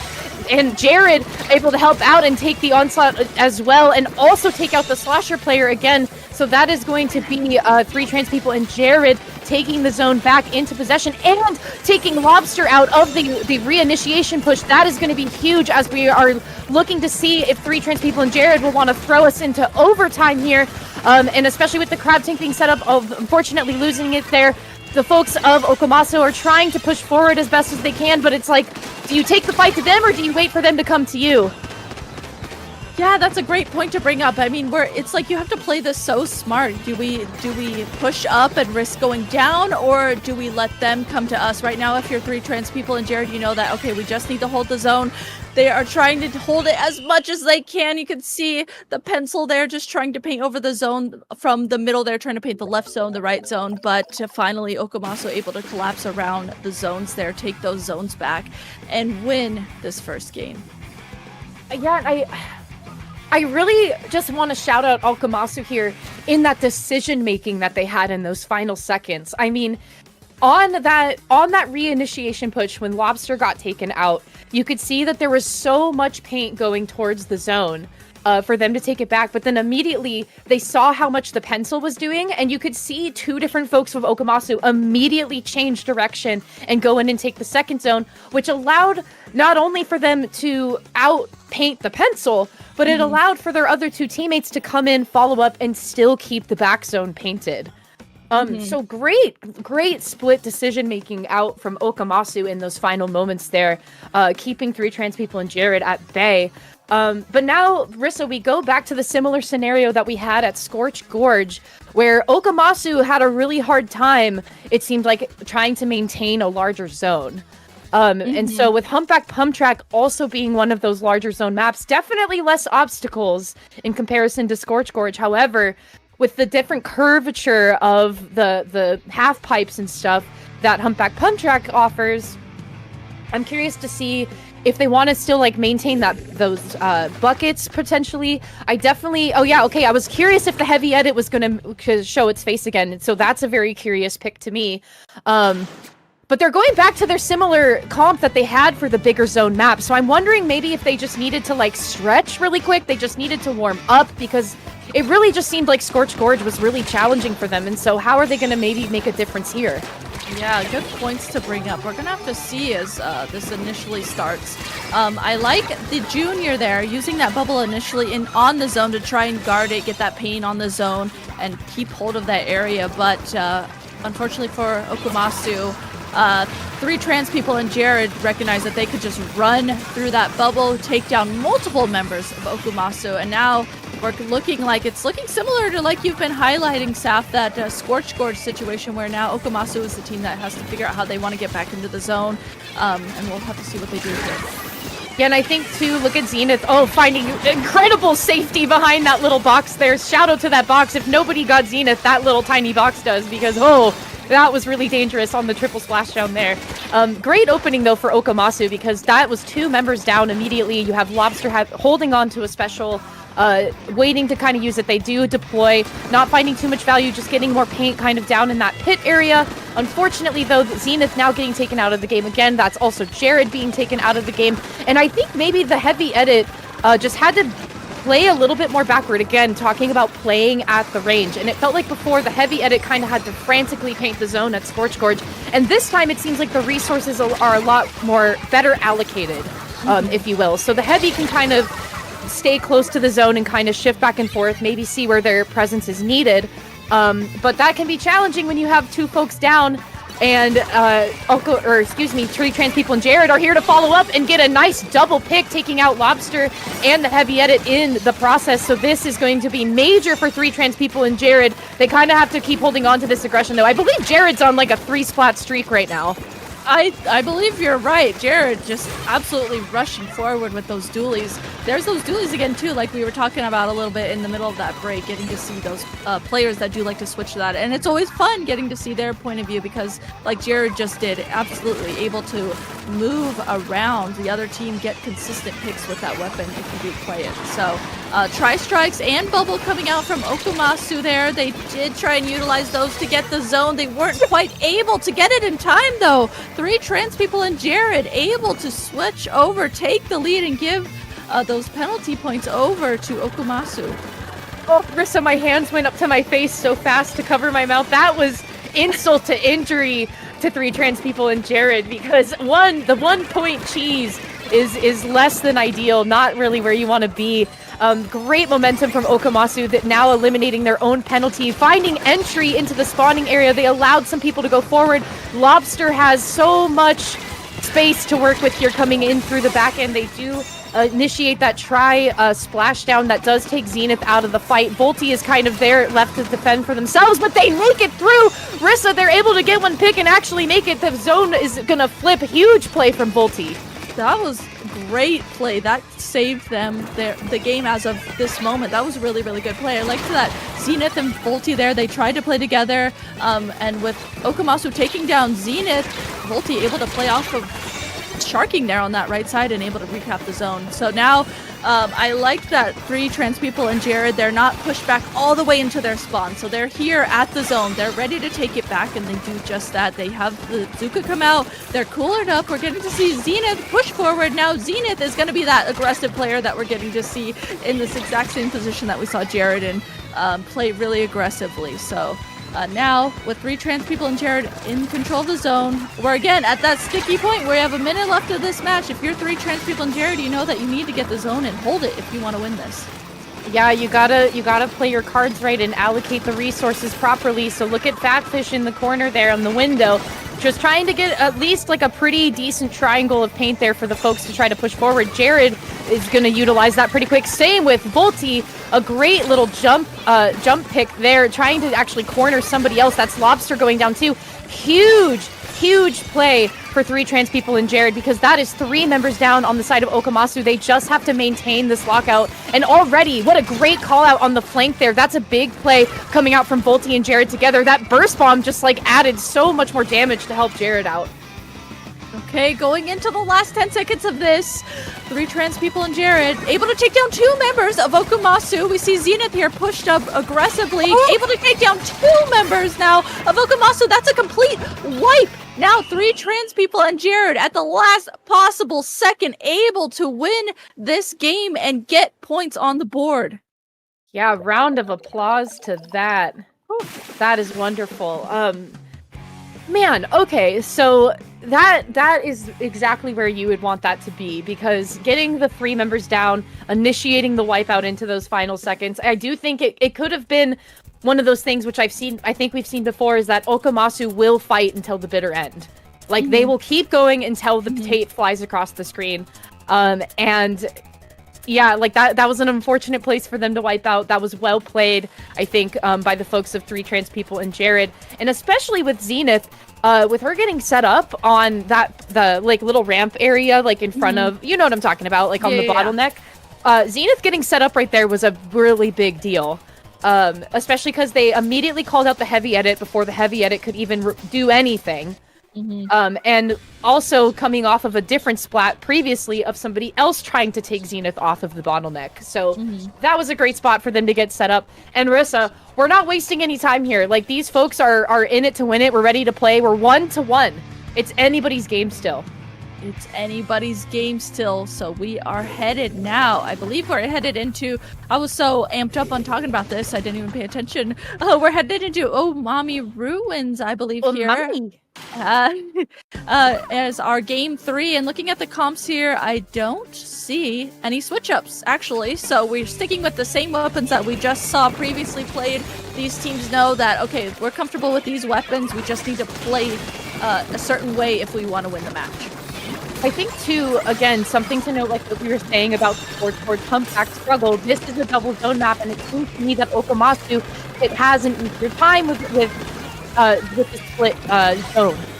Smaller and split zone pieces. It seems to me that they have quite an easier time with it, because already that is 3 members down on the side of 3 trans people in Jared. Before anybody could even get a special deployed, Lobster is there to respond. And look at this, taking another person out, almost finding a direct onto Zenith again. But finally, the end to Lobster's terror parade is finally over. That is going to be 3 trans people in Jared breaking out of the zone, but still not taking it back. They're too busy with fights, Rissa.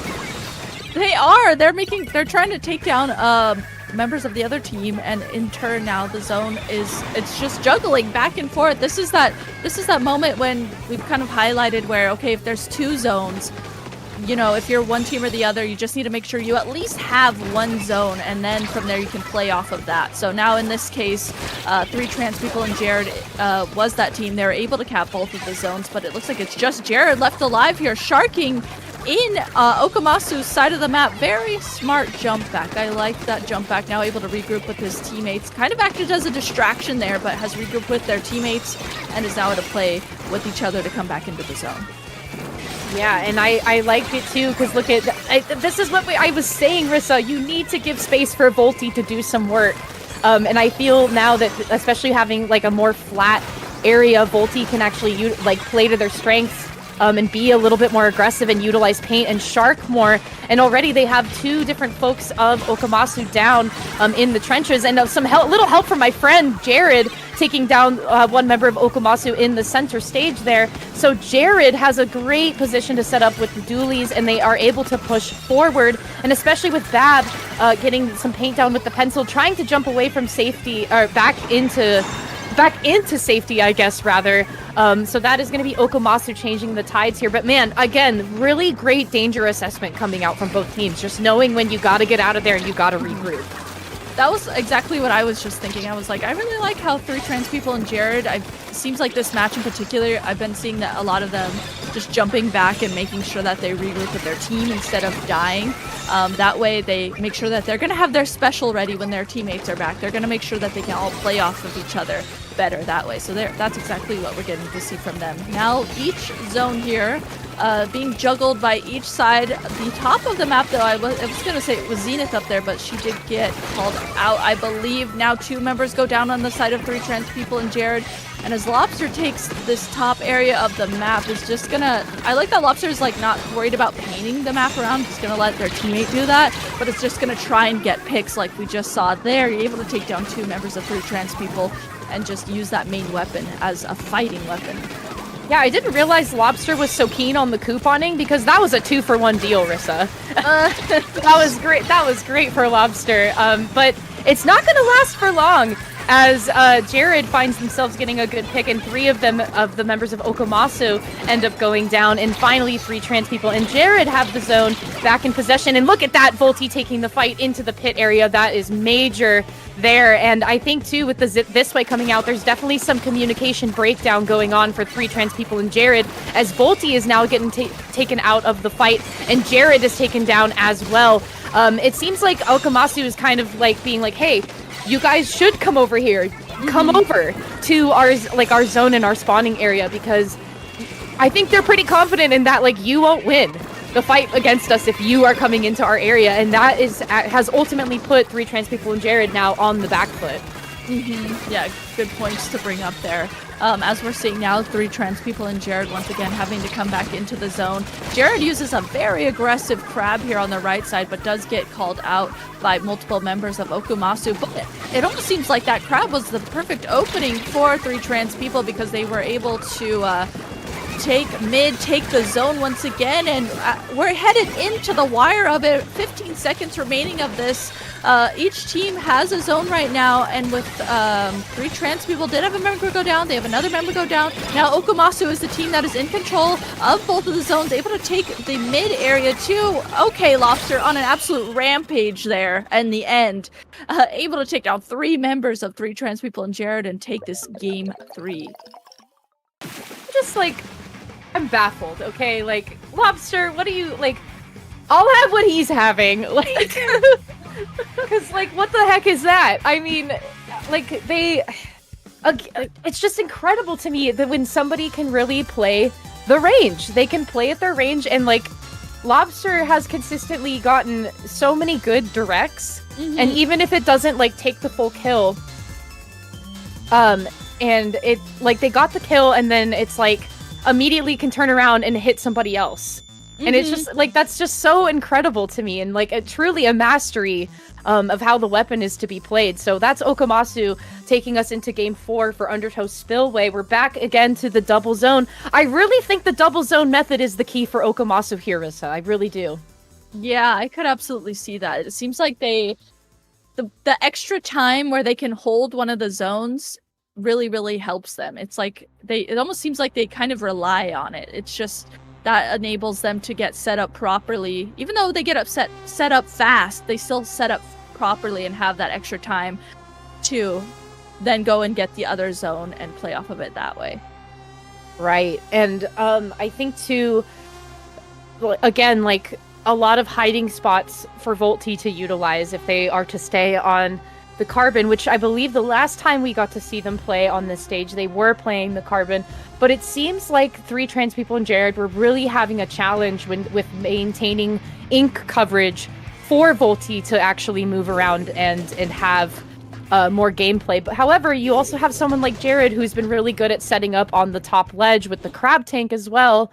So hopefully we can see that type of change going for them. And I like this. Lobster now changing their blaster once again. We're going back to the vanilla blaster. So we're working a double bubble here, Rissa. Oh, good point to bring up. I didn't even think about that. I'm very interested how that's going to play out. You can already see one bubble being used here in mid. It's almost acting like a barrier as a distraction, allowing them to set up and play around that. So we'll have to see how that continues to play out with double bubble. Yeah, I definitely agree with you there. And I think already the opening is going to be really good here for 3 trans people and Jared, because there was kind of a interesting firefight that happened on the screen just moments ago where a lot of X's on the board. But it seems like the opening statement is going to be for trans people and Jared. However, really quick follow-up from Akomaso. Like I said, I really think that this double zone area is really ideal for them. That's a good direct coming out for Lobster and getting almost another one on Volti. Finding another one on Jared, excuse me? Yeah. Yeah, excuse me? Just the mechanics and being able to just turn and flick and get someone taken down like that, that was amazing to see. So we're just consistently seeing that coming out from Lobster.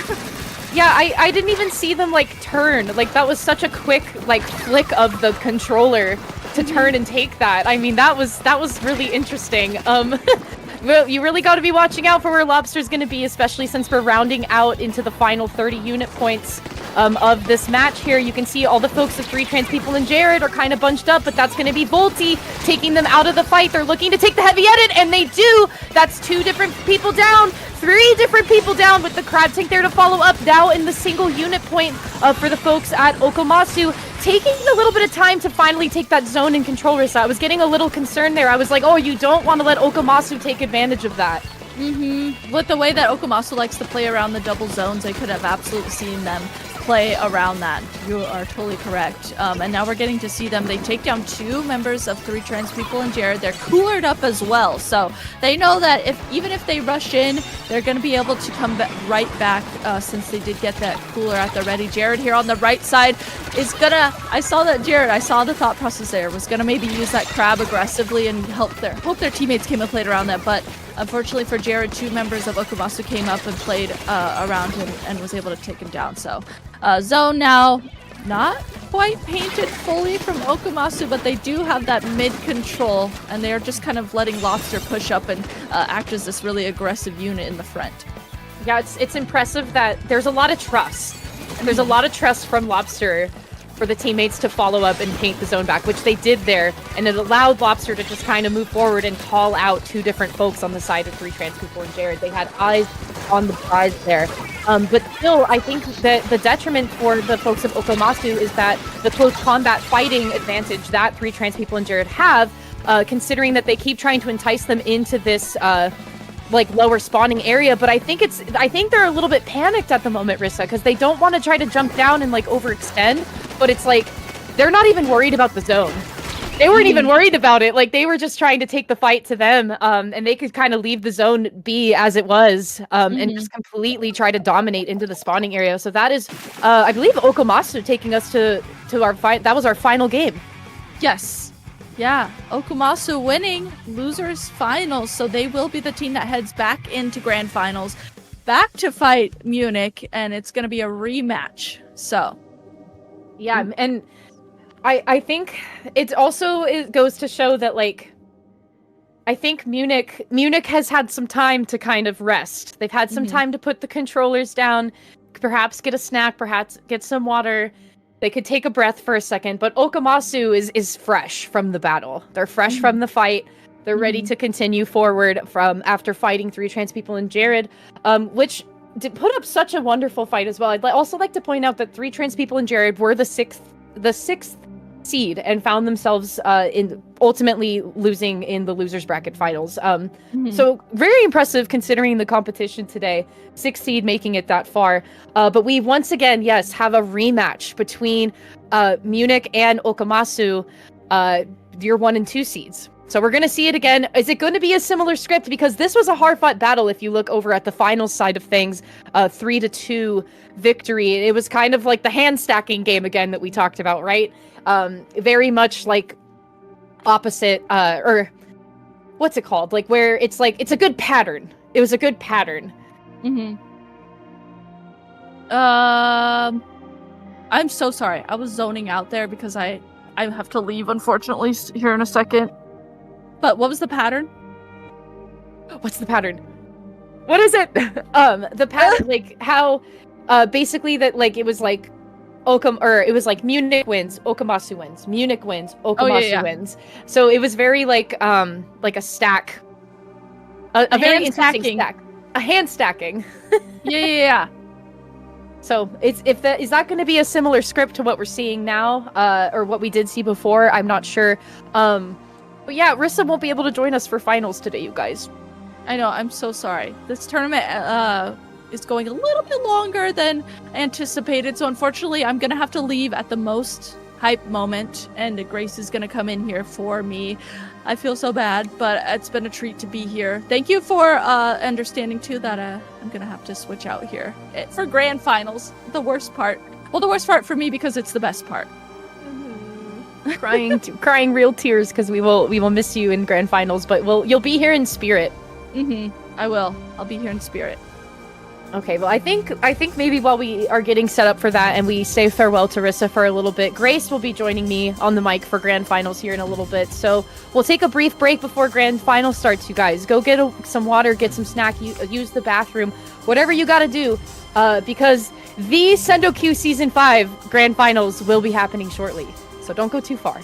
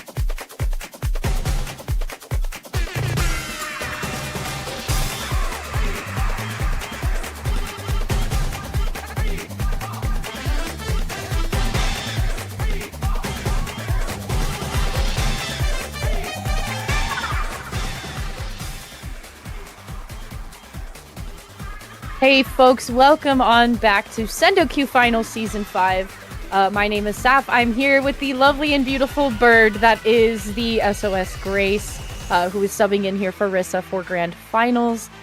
Grace, it's so nice to see you and your little bird face. I know that that's what you actually look like in real life. I've checked. I've actually met you before. So that is actually Grace that you see on the screen. Indeed, it is true, and she is with me right now. Hopefully she does not make any noise, but we are in here, we are balling right now. I'm with the lovely, lovely Saf, and I am, unfortunately, probably not going to be as amazing as Rissa here, but I'm still happy to be here regardless, and I've been watching the stream, so I know these folks. But Saf, for anybody still tuning in, or maybe they're tuning in right now because it's Grand freaking Finals, can you give us a little recap of what's transpired? Like, what are we looking at? Yeah, oh my gosh, Grace. This has been a pretty insane day here on the IPL channel. So, oh yeah. Akomaso and Munich are our final contenders for the SendouQ Season 5 finals. These two have faced each other earlier in bracket in a really staggering 3-2 victory for Munich, and knocking Akomaso down into the losers bracket. But Akomaso has fought their way out of the losers bracket to make it back up. And actually, what an interesting final 5 maps that we have here. And consistently, we've been seeing that Munich has had a very good advantage on larger zone maps. They've been able to manage the larger zone maps very, very well. Where it seems Akomaso's bread and butter tends to be the smaller zones and or the double zone maps. So they definitely, I think, have a mountain to climb ahead of them as we move into Hammerhead Bridge and Scorch Gorge. I definitely think that Akomaso will have an interesting time trying to reinitiate the fight with Munich on Scorch Gorge again, as that is where they first met previously. So Hammerhead Bridge, I think it's going to be a little bit of a crapshoot for them. It is kind of just like a medium-sized zone, or like your average-sized zone. And this is where I do believe the anchor is really going to shine. So Yoshel is going to have a good time here, and I do... Grace, that's a Rapid Blaster. Saf, I am gobsmacked. I am flabbergasted. I am other synonyms of a similar vein, if you will. That is indeed a Rapid Blaster there on the side of Akomaso. My lord, Saf. I mean, the opening here, already really going in ham. I mean, we already see a bubble pop, as you do. Both juniors are going to be popping bubbles here. Junior really strong here on flat zones in general, but the Druids are going to go down here. Lobster putting in that work, already trying to get out their strikes as well here, Saf. Strong opening for Munich, but Akomaso just took the zone right back. Yeah, and a quick jump out, too, from one of the members of Munich as well. You can see Yoshel is still playing to their strength and playing backwards. They don't want to overextend themselves. Kaiser's kind of wreaking some havoc in the zone here. They want to take the distraction away from the objective. Unfortunately, meeting their demise, though, that is a 3v3 situation now on the board. But still, it's going to be Akomaso that is going to take the forefront and still hold the zone really strongly. Lobster opting to take the fight with Clef. That was an interesting fight for Lobster to take. They did land a lot of damage, though, but unfortunately going down as well. And Gray is going to also be pretty confident in trying to push forward here, so that is going to allow the space for the members of Munich to take the zone. Indeed, indeed. And I mean, again, this is so back and forth here, Saf. Like, this is a rematch, and it definitely feels like one here. The Zipcaster is going to go down, though, which is really huge. That was going to be a lot of displacement coming out from Munich here. And I mean, we see these folks running around for their lives right now. 2 down. Staggered a little bit on the side of Munich, but again, a lot of picks are coming out, but their heavy edit is going to end up going down here, Saf. But still, even as they're getting these picks themselves, they themselves on the side of Munich are going down. They're staggering, and while they still have the lead for right now, it might turn a little bit here with this bubble all the way up here to either spawn. Yeah, I think breaking through the barrier that was Kaiser on that ramp area was major for Akomaso, because that allowed space for Lobster to push up, it allowed space for the Junior to push up, and now having the zone in their favor, they've immediately breezed past the lead point, now down to the final 30 unit points of the timer there. But it seems to me that Akomaso is still trying to play a little bit more backwards. They don't want to overextend here. It could be a really dangerous position for them to be in. But then here comes Kaiser on the Zipcaster, though. That's now 2 members down on the side of Akomaso. So you gotta, I think really the person to watch out for here is going to be Kaiser and Cleffa. because as we've been saying kind of throughout the tournament, these two have been playing off of each other very, very well, and are very great at collaborating in trying to pinhole people into unfortunate situations. So with Lobster here trying to follow up with the tri-strikes, it's not going to be quite enough to cover the zone. It does give some coverage to allow the junior to come forward. So Akomaso is actually doing a really good job to try to follow up with what they want to do. Definitely, and I mean, this lead will not flip, and as I say that, it does flip here in Munich's favor. The bubble's going to come out, the cooler, they're coolered up, and Munich still has this zone. They're down one of their goalies, but they're going to go down once as well. The junior, though, is going to go down, and Staff, it is taking down. They're getting picks left and right. Lobster is here in this zone, and they're trying to cap it here, but it's tough. The zone is so massive on a hammerhead, and they're going to go 2 down. Staff in the blink of an eye. 4 seconds left, taking down, and Munich is going to take that first game. Very, very back and forth, though. Like, I'm not going to say convincingly, because it was literally anyone's game. Yeah, I think the rapid blaster pick from Lobster was really interesting for me, because the range that they had was definitely so useful there, and especially because like that blaster shot can reach across the zone pretty well, and so in like both directions, right? Like vertically and horizontally, it reaches across the zone pretty well, and Lobster was still landing like some pretty good shots, but unfortunate for the rapid blaster, just doesn't quite have the damage to follow it up. So taking down your aggressive blaster player, but also taking down a couple people to follow up there, it was very easy pickings for Munich to try to get forward. But now we find these folks once again meeting each other here down on Scorch Gorge. And like I was saying, Akomaso, it seems, has a little bit of a harder time with trying to maintain the larger zone. And especially because Munich, you have the 2 painters coming out from Yoshell and Gray. It's again, like, how do we counter that in this situation? It's interesting that you say that, Sap, because, I mean, I, for one, as I assume many of us, saw Scorch Gorge and they thought, why is this here? And it turns out here, because, you know, Sendou has that feature where you can get your map list kind of paired up depending on what everyone's preferences are, like listed on the website itself. And this was Akomasu's pick. So maybe they have some fire coming into this. Maybe they've got some stretch. Maybe they love a large, fat splat zone coming into this Sap. And I, for one, I'm going to have to watch. And maybe I'll like it too, because I'm a hater going into this. Okay, that is interesting. I did forget about that little quirk of SendouQ. There are maps that are chosen to be banned, you guys. There are maps where they were like, this is not what we want.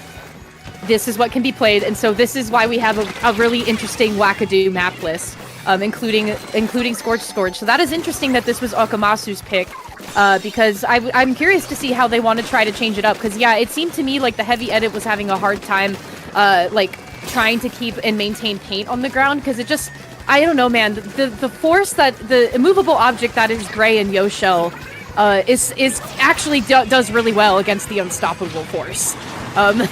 So I think you just got to be really mindful of where those 2 folks are going to be and how much paint they're going to utilize, because it seems like Jared and Cleffa can kind of do a lot of work, even without a lot of paint. So definitely, and I think the juniors are really going to be crucial here, because you have to get with that paint output here. And I mean, look, with 3 members down, they can't even quite cap that zone yet, and that's going to be a lot of the game, I think, here, Saf. Like, who is going to sit here and paint the zone for 8 million years? Who's going to bubble to be able to keep painting the zone continuously?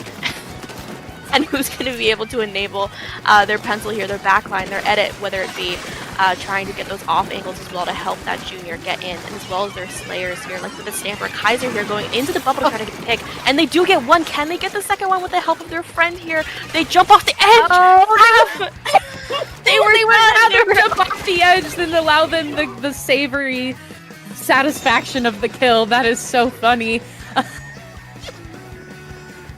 Listen, I mean, I get it. I get it. Yeah, I get it too. And I mean, sometimes you see red once you get those kills, and you see that like kind of stack up at the bottom of your screen. It entices you. It enables you to go further here. The dualies though are going to be going down here on the side of Akomaso. The bubble coming out though, I'm telling you, these juniors are so crucial. 2 bubbles on either sides here, painting for dear life in this very strange splat zone.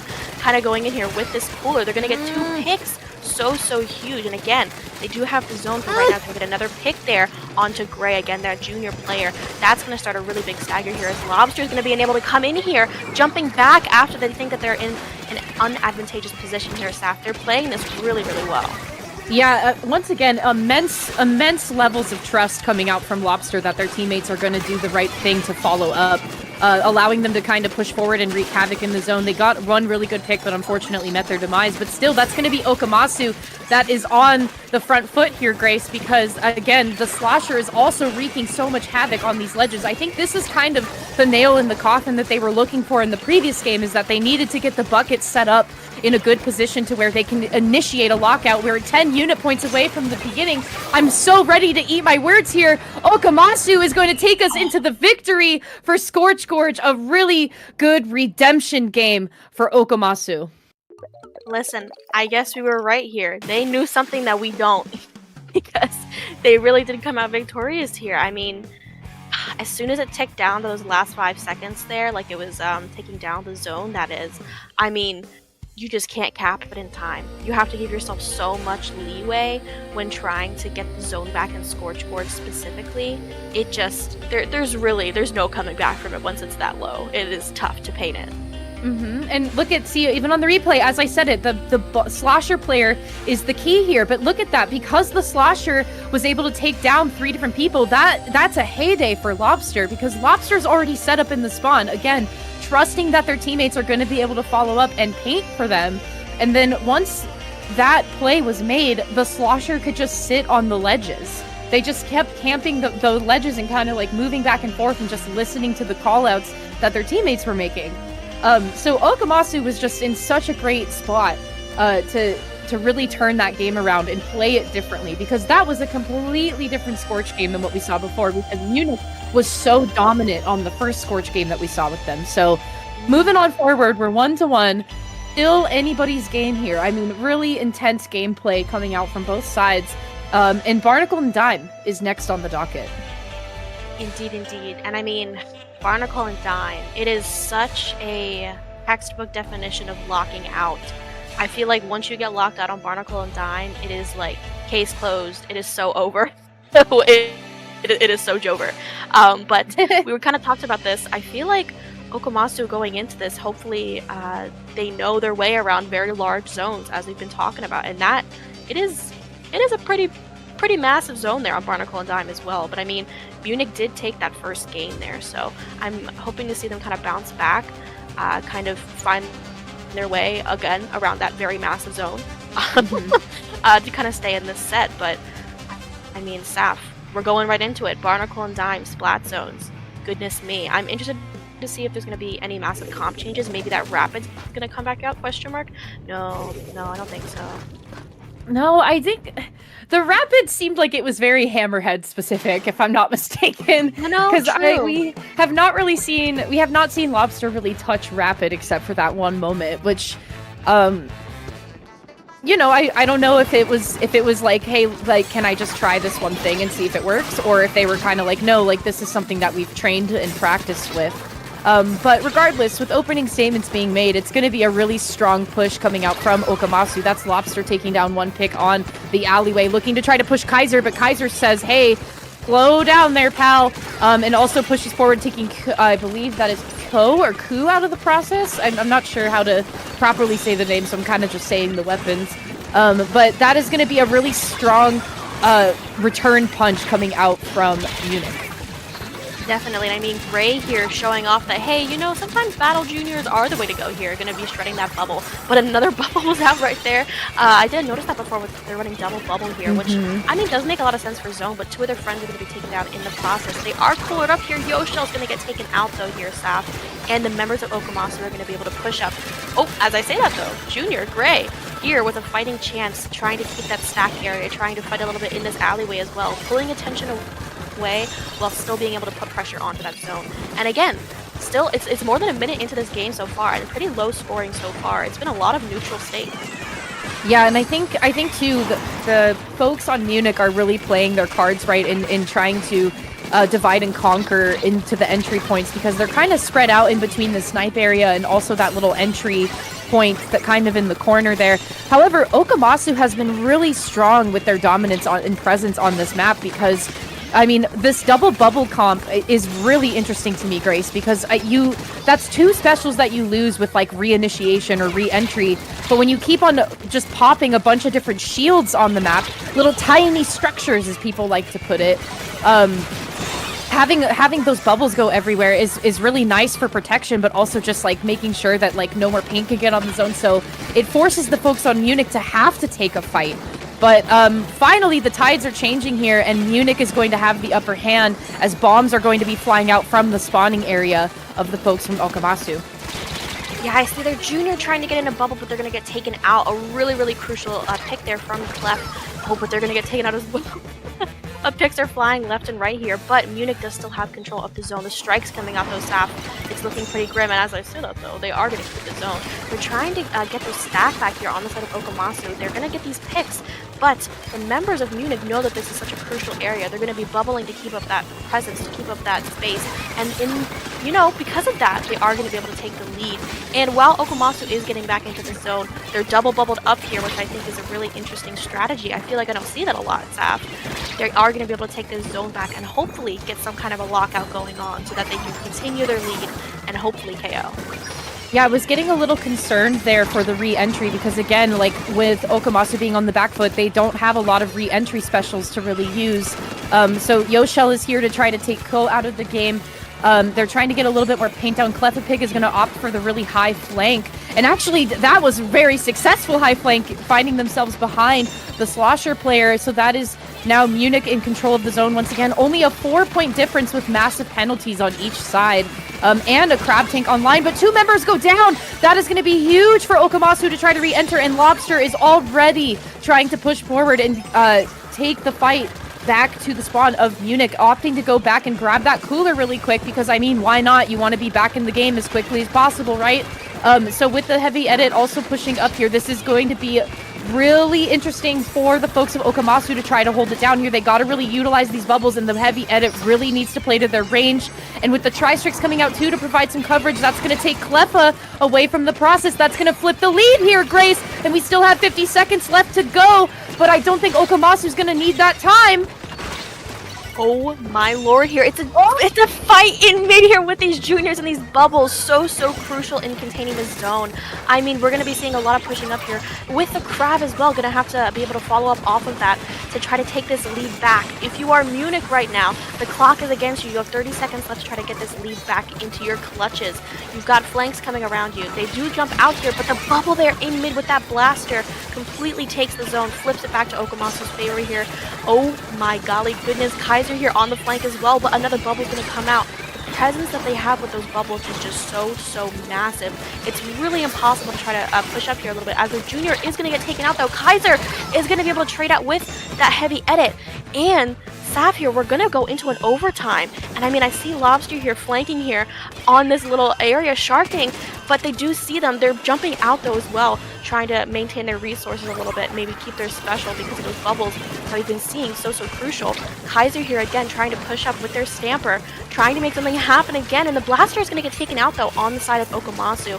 Kaiser, fighting for dear life, going to be jumping out here, and they're playing it patient here.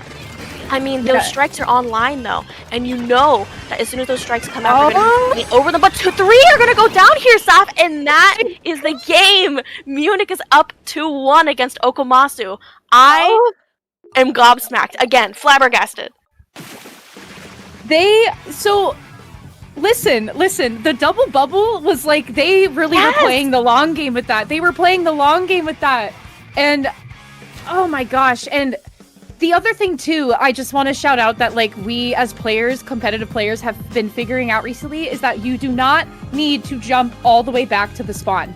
You don't need to. And Kaiser, case in point, did not do that. They just jumped back to a teammate. So it's like, yes, they got out of danger. They had good risk assessment, but they were able to enter the fight immediately and help out their teammates in the team push to like corral the folks of Akomaso just back into the spawning area. They had nowhere to enter, no ground to stand on, and I mean, which was hard for them to flip the script and to get the double bubble out of the way. Proved to be challenging every time, but it still was also challenging for Akomaso to even re-enter the game with double bubble. Like, it's challenging to do it with that because you don't have like an initiation special. And Grace, again, wasting no time. I feel some bitterness maybe. I feel some bitterness maybe from Akomaso in that loss, and they're like, okay, we gotta ready up, we gotta lock in and play this one again. And they're gonna double bubble again, Grace. That is so interesting, and I think really, really good here with those kind of two zones, because one person can take a zone, and then, oh my god, and the opening pick here, not even like 15 seconds into the SAF, I couldn't even talk about how we're at match point, and they're 2 down on the side of Akomaso, and I mean, Munich is just hungry for this win right now. I mean, they know that they can win this entire tournament here, SAF. They are getting these picks, they're working together, pushing up. They are going to go 2 down here, but they're trying to keep up this pressure regardless. The jumps are coming in as well, and I don't think they're going to be able to be safe here, but they're backing up as best as they can. Still maintaining the zone, kinda. No, yeah, they still have it here, SAF. Yeah, they're holding on really strongly here, and I gotta appreciate the heavy edit player, kind of just holding down this corner and just repainting the zone as much as they possibly can. Really a great support to be had, especially because again, Lobster doesn't have to worry. They don't have paint to put on the zone, but they sure can fight as they take Yoshell out of the game. They're looking to take Grace. That's huge, Grace. That's 2 big painters off on the side of Munich. That is a really big play, and they're trying to push Kaiser too. That's a 3 splat on Lobster there. Oh my gosh, huge. And those priority picking those targets as well, knowing that they can win those fights, knowing that, hey, I know that this player's out of the fight right now, I know that they're backed up, but I can get this pick on them, and I can get them completely out of the game for that little bit that they have to respawn here. Clef is going to get taken out as well. 2 down on the side of Munich right now, and it's looking up for Akomaso. And I mean, Lobster again pushing up here with their teammates. Again, they're picking their targets very, very carefully, getting that chip damage and following up off of their teammates here, Sap. So important, and they're enabling their friends here. Their friend on the heavy edit is going to be able to get up here onto this glass. The crab's going to come out. They're getting pressured back a little bit, but their hold there on the zone still remains. Oh my gosh, the heavy edit, just assessing how much range that the crab actually has, like like literally from their point of view, that was beautiful because they were like, okay, they could see that Jared was trying to like crawl up and like take more space, and the heavy edit really practiced like take space, give space, leave space. They really practiced that in real time in front of our eyes because they just had to back up, and really good risk assessment there. But still, Akomaso is so strong and present on this map, Grace, and already Lobster is really far pushed up. You can see Ku is there to try and take the fight onto the ramp area, and they jump out successfully. These jumps are insane. How do they do this that fast? I don't even know. My brain isn't even thinking that fast. I don't know how they could do it, even playing with their controllers. Like, I'm so amazed. And I mean, these bubbles here, again, proving to be super crucial. Being able to maintain this area in mid with those double bubbles, Saf. It is so insane. Like, people are going to be watching this set, and they're going to be like, guys, I think we're going to start running double bubble now, just because of Akomaso. Yeah, literally just because of Akomaso. Definitely looking to be a really good change in comp, and could be really fun to see moving forward. Because Akomaso is still proving that they want to try and win and take the win off of Munich. They want to force this bracket into a reset if they can. And Kaiser's looking to try to fight there. You can see the bucket, unfortunately, getting called out in front of 3 players and getting taken down. So there's... Again, we're finding ourselves in the hand game again, Grace. We're just kind of going tit for tat here. People are just kind of swapping back and forth. However, having a big lead for the side of Akomaso, it's like, you know, Munich really has to put something together here if they want to try to change the script. That is so true, and I mean, Yoshell here with this pencil, they're seeing that flank a little bit there from the side of Akomaso, but they're letting it have some space. They're kind of like, okay, well, you're out of the fight because you're so backed up. I'm not gonna deal with it here as the pencil. I'm gonna let my teammates deal with it. And they're still here though behind, and 2 members here of Munich are gonna get taken out. Saf. I mean, 19 remaining, and again, less than a minute left into this match. If you are Munich and you want to be able to finish out this game here, you're going to have to make some kind of a change. What's not working? You don't have a lot of paint going in? Is it the pressure? What do we need to do here? Is it the crabs? Is Lobster just going to shred my crab again with the help of the strikes? Perhaps. Yeah, I like Lobster trying to take the fight to Clef too. They're also just playing really patiently. It's so interesting to me that Lobster is not afraid to go in and take a fight with the crab tank. Even if they're not sure if they'll win it, they'll still try to go in and fight. And again, Akomaso now eliminating their penalty. They still have really solid foothold of the zone. Kaiser coming in to try to take some distraction away. They're slowly pushing the players away, but huge for the heavy edit. That was a huge play for the heavy edit. They were in the right place at the right time. That was 2 members going down right at the center stage there. I mean, the placement was... That was absurd. That was a really good place for the heavy edit to be at that time. No, I mean, absolutely, Saf. Again, I am gobsmacked. I feel like the members of Akomaso are just really, really great at following up off of each other. I feel like anytime somebody's weak on the opposing team, anytime somebody on Munich overextends just slightly, they're always there to punish it. And again, I'm feeling the double bubble. I'm feeling it. I think it's super fun. I feel like I'm on a podcast with your bird. I'm so sorry. Listen, I mean, I'm kind of like her a little bit, you know, like I did give birth to her. You know, she is my daughter. I did. Yeah, it's true. The rumors are true. I did lay an egg. So it is kind of like you're talking to her right now. I mean, she is on my shoulder. Hopefully not too noisy. We'll never know. But can you ask her if she knew that we were going to be in a Game 5 and Game 5 was going to be at Eeltail Alley? Did she know that?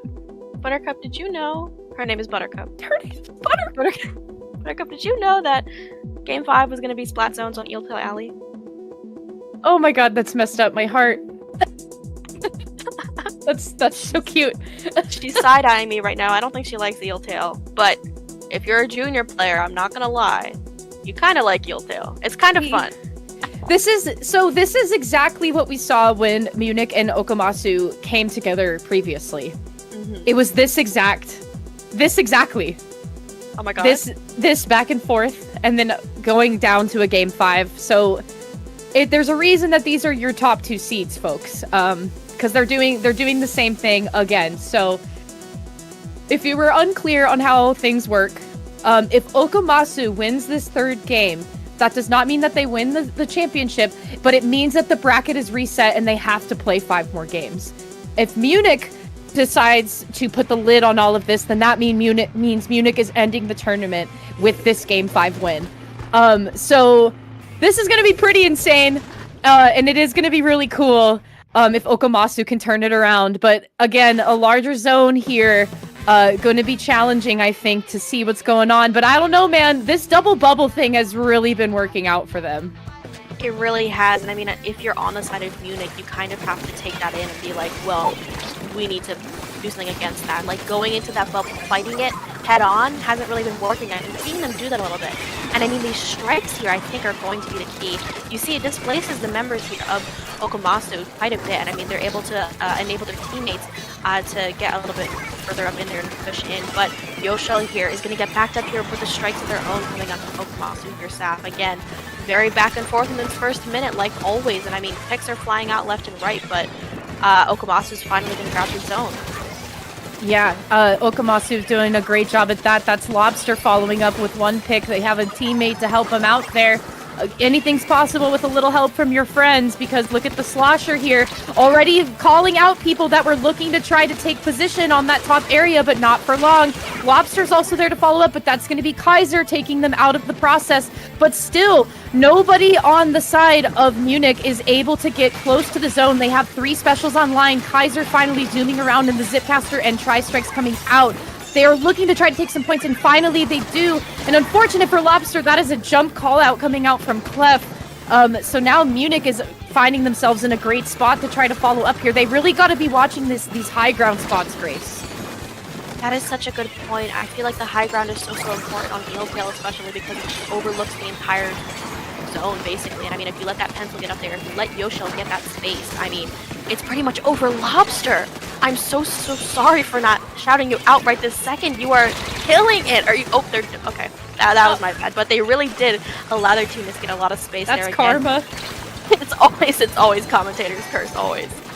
Oh man, Lobster doing the most and then getting taken down. But I mean, that's still an ideal position to be in to get a 2-for-1 deal. And Lobster's no stranger to that. They've been doing it all darn day. My goodness gracious. And still, Akomaso is on the front, but they have no penalty standing in their way. We're getting down to the wire here. Still plenty of time, though, for the folks on Munich to try to follow up and make a change, and especially with the tri-strikes and 2 members down, that's going to be really huge for them to try to turn this around a little bit. They're looking to try to end it here, Grace. They want to so badly, but it seems like Akomaso is really hitting a solid foothold on how they like to play this comp, and they're starting to actually change my whole idea of how they were doing on a larger zone, because to me it seems like they are actually very masterful at this. It just took them a little bit to try to warm up. Definitely, and I mean, like we've been saying, they could take this to a bracket reset here if Akomaso is going to be able to take this game here. So if you're Munich, you're like, no, I want to go to bed. I'm sick and tired of hearing Grace talk. She just got here, but I'm sick and tired of it. I want to keep this zone despite these bubbles, these strikes coming in. Kaiser here is going to get taken out. I hope they were about to get some crazy picks here, as they have been getting this entire set. But I mean, Lobster here picking from underneath this, you know, the high ground that we've been talking about here. But we see Yoshel's going to be able to get set up, trying to make something happen here over top of this bridge. The strikes are coming out. Kaiser here is going to get taken out here, which is really, really unfortunate into their retake. But the zone hasn't quite flipped either way yet. Again, kind of a testament to these larger zones here, Saf. Yeah, that was an interesting call out by the Slosher player for Akomaso, because I could tell Kaiser like had an inkling of like they knew that somebody was there, they just didn't know where. That was unfortunate for them to get caught out like that, but still it's going to be Munich having the zone in possession. But finally, with especially again, I always can assume that the zone is going to go back to Akomaso when I see Lobster really far pushed up.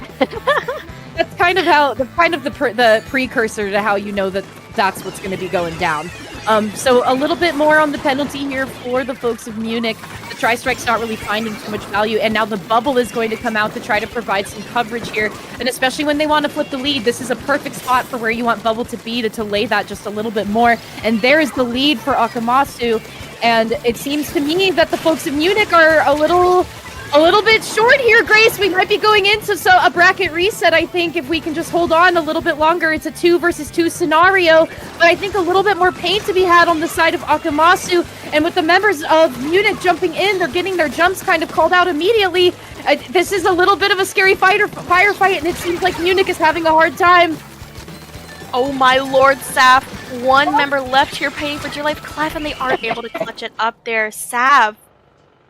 Oh my lordy lord, we're going into a bracket reset. Bracket reset. Holy black bracket reset from Akomaso. A deserved bracket reset from Akomaso, because again, this is a very similar fight that we saw earlier where it was very back and forth, and before Munich was the winner on game 5. And now Akomaso is changing the narrative with that, with them being the winners. So we are going to be seeing ourselves in a bracket reset. I mean, folks, you gotta warm up a little bit. Take a minute to stand up for a second if you want. Give yourself a stretch. I mean, we gotta lock in for this one, Grace. I'm sat. I'm seated. No, I am for sure sat. I am definitely seated. And so is Buttercup. Buttercup, right? Right? Yep. No, she didn't really react. Oh, man. She don't care. She don't even know. Does she even know what taxes are? I don't think she knows what anything is. I'm not gonna lie. I think she knows that I'm her mother, and that's it. Okay, so listen, folks.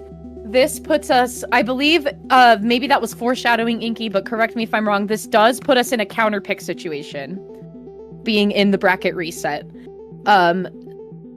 So this puts us in counter pick mode. So ooh.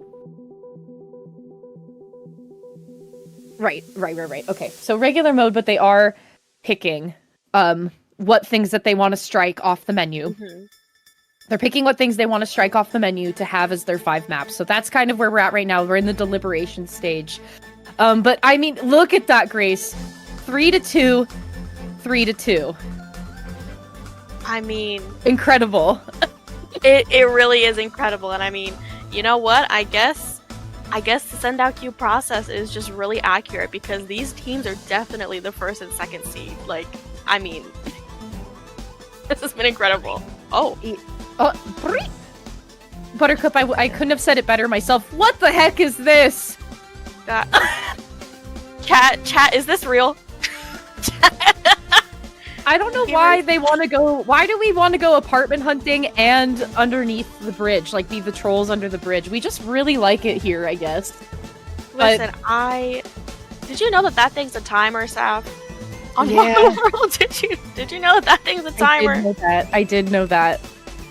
My God. I do like that. Okay, you know what? We have some normalcy opening up with Mako Mart, okay? Which that's fine. We can handle that. I really want to know how we do with a very small zone of Wahoo World. That's gonna be fun. Especially because Akomaso has barely changed like what they've been running. Really, the only person that's been changing things around is Lobster with their different blaster picks. But otherwise, it's like they've been working with the same formula throughout the entire tournament. And so I'm curious if Wahoo World is going to just kind of maintain the same thing. They also had a really dominant game on Flounder Heights as well earlier in the bracket. So this is, I don't know, this is looking pretty interesting to me, Grace. But okay, you guys, Season 5, SendouQ Finals. We are at the bracket reset. This is Munich versus Akomaso. And literally every single game that they've played has gone back and forth. It's been like a 1-for-1 every time. This is truly anybody's game. Like, I feel like I've said that a few times, but like, this for sure. This to me is like anybody's game when the games are so back and forth like this. No, 100%. And I mean, these early picks that we've been seeing every single game, Seth, I've been noticing them. It feels like either of these teams, they get this really, really quick pick on somebody on the opposing team, and then that kind of sets them up for the rest of the game. It feels like, at least in the opening. Munich here, though, although they did get that first opening pick, I feel like I saw they are going to be ending up losing the zone here. And I mean, oh my gosh, the bubble, they're still going to be fighting in the bubble here. The slosher, they're going to get 3 picks here, Saf. They're coming into this bracket reset. Akomaso, they want to take this set, but they want to take the entire tournament as well. Yeah, and I mean, the taste of victory is just a few games away. Akomaso now still a strong possession of the midsection. The tri-strikes are going to push Clef away in their crab tank, and honestly, it kind of made them waste their crab tank. They didn't really get to use it for as long as I think they'd like to. And it seems like Kaiser is also going to try to help Clef and follow up, but again, Grace, with these 2 bubbles, it really seems like that they have found Munich's thorn in their side. It definitely does feel like that. I mean, they do have a bubble of their own, so they are going to be able to get this zone flipped for a little bit, but somebody's trying to come up under their bubble there. I just saw just a little bit. I saw a glimpse, if you will.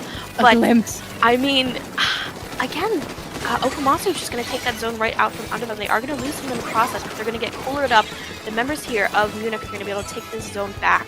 They're trying to push up a little bit, but I do see it that the junior there on the side of Akomaso is contesting Yoshell here. They bubbled up on top of them, trying to take this stack back to be on their control instead, and they are going to be able to take out the dualies there. They're going to be able to take out Clef and another member, their junior as well, going down. So, Akomaso already has the zone right back in their clutches. Yeah, and Akomaso, Grace, I don't know what's going on with Akomaso, but they are doing something very, very good in the last few games that we've been seeing. They've really been adjusting how they want to enter the space.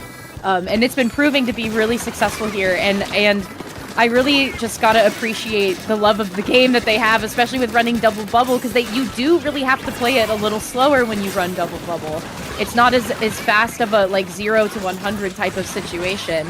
And it seems, but Akomaso seems very confident and comfortable with playing the long game. And mechanically, they can play the long game pretty well. And I like to, they have 22 penalty points and 22 unit points. That's fun. Listen, I mean, angel numbers, you already know that bubble is well going to be getting popped. Maybe another bubble to follow, as we've been doing. I'm raising an eyebrow right now that nobody can see. But Lobster are going to get an amazing pick here onto Kaiser, and again, their lead just seems like it's just going to keep getting bigger here, Saf. They're coolered up. They've got both of these stacks. Their Slosher is going to go down, yes, but Lobster again with that bubble in that perfect lane where the members of Munich are going to try to funnel into.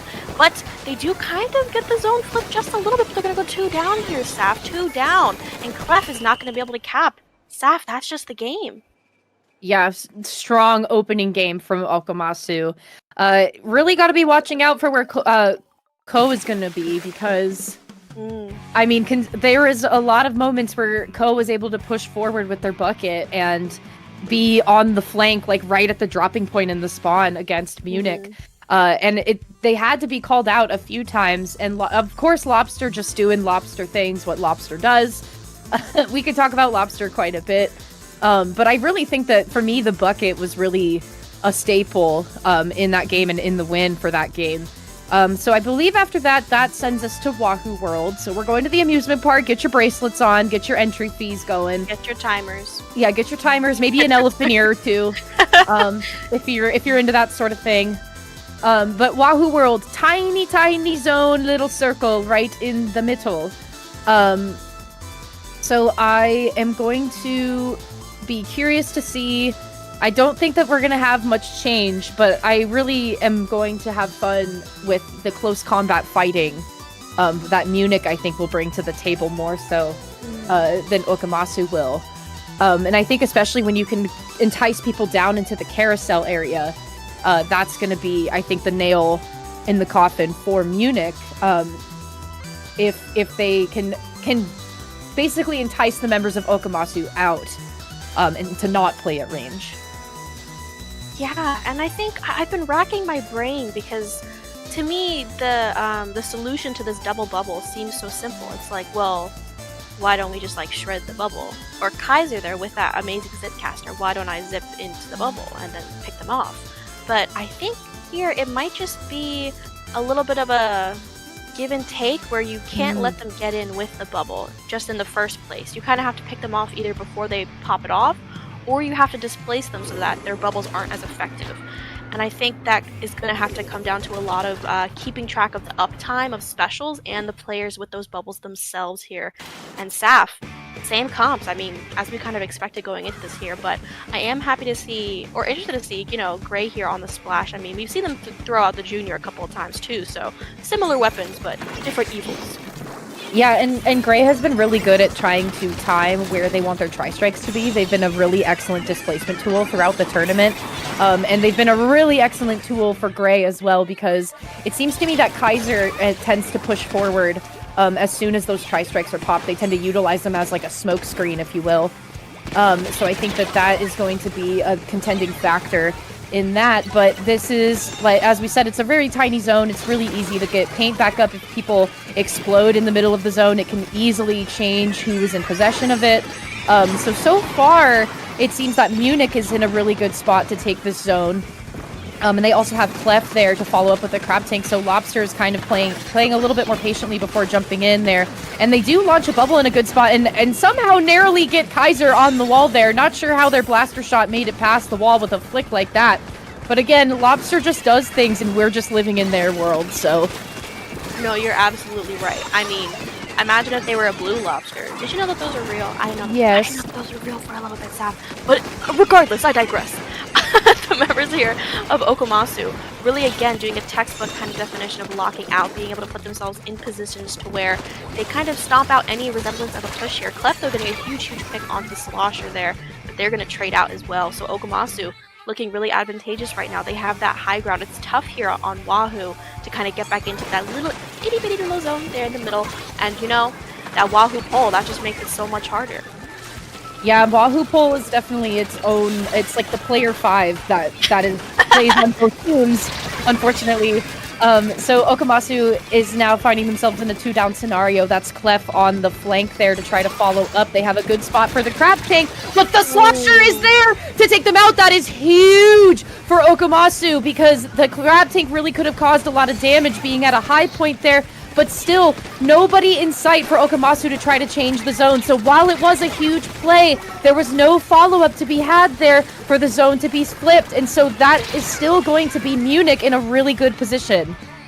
Yeah, and then Clef being taken out as well. It looks like we're not going to be seeing another crab for a little bit here, Saf. And I mean, that flank with the bubble once again, but they're ready with it. They're striking out that bubble, completely taking it out there, being able to maintain that zone. But strikes of their own are going to be coming out on the side of Akomaso, but it doesn't really help them get the zone here. They're still on that flank, but Kaiser's going to be able to take them out here, Saf. They found that counterplay to the double bubble. It's going to be taking it out and striking it, which again, very, very smart counterplay here, but it's going to be up to Akomaso to just try to take this zone, especially because they're going to go 2 down on the side of Munich here, Saf. My lord, they're coolered up, and they're going to push up with those strikes to try to lock out the members of Munich here to take that game back.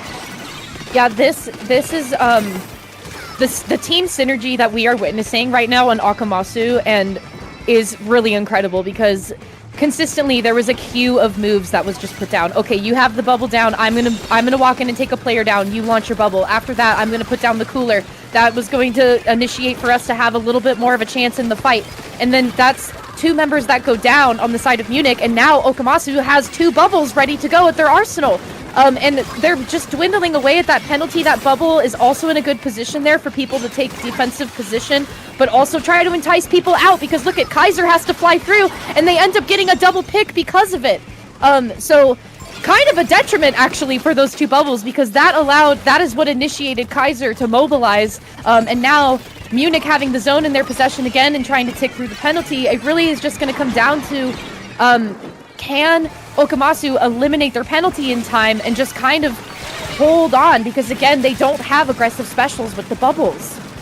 Indeed, and I mean this crab is coming out of here and they're trying to take the zone back into their favor here, but we do see the Slosher here is trying to fight. Nope, not able to make anything happen quite yet. And I mean, they're still fighting here on this class. They're taking these advantageous positions again to try to stomp out their pushes here. But Clef, the flank is going to get called out here, Saf, and the zone is going to flip back to Munich though. I mean, again, it's back and forth like nobody's business here, Saf, and the zone, it already flipped back after I said that. Yeah, it's a really small one, so it's really easy to take it out of possession into the other player's hands, but it's just, they're making it really challenging for the members of Akomaso to try to get back into the game, and so the Tri-Strikes came out there to try to provide a little more coverage. That's 2 members down, 3 members down on the side of Akomaso. This is looking really good for Munich! That is going to be the second game going into Munich's favor. Dang, Saf. I mean,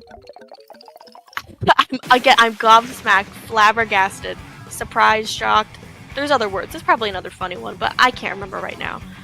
I'm happy to see Munich take it back here. I mean, they kind of realized what was kind of going on with the double bubble, or maybe it was the map mode. Maybe they were like, listen, I did know that was a timer actually, Grace, and you know, they... No, I'm kidding, but like I'm happy to see them come back here, but we're gonna be seeing a few repeats, I feel like, zones map wise. Oh yeah, Buttercup, she's very excited.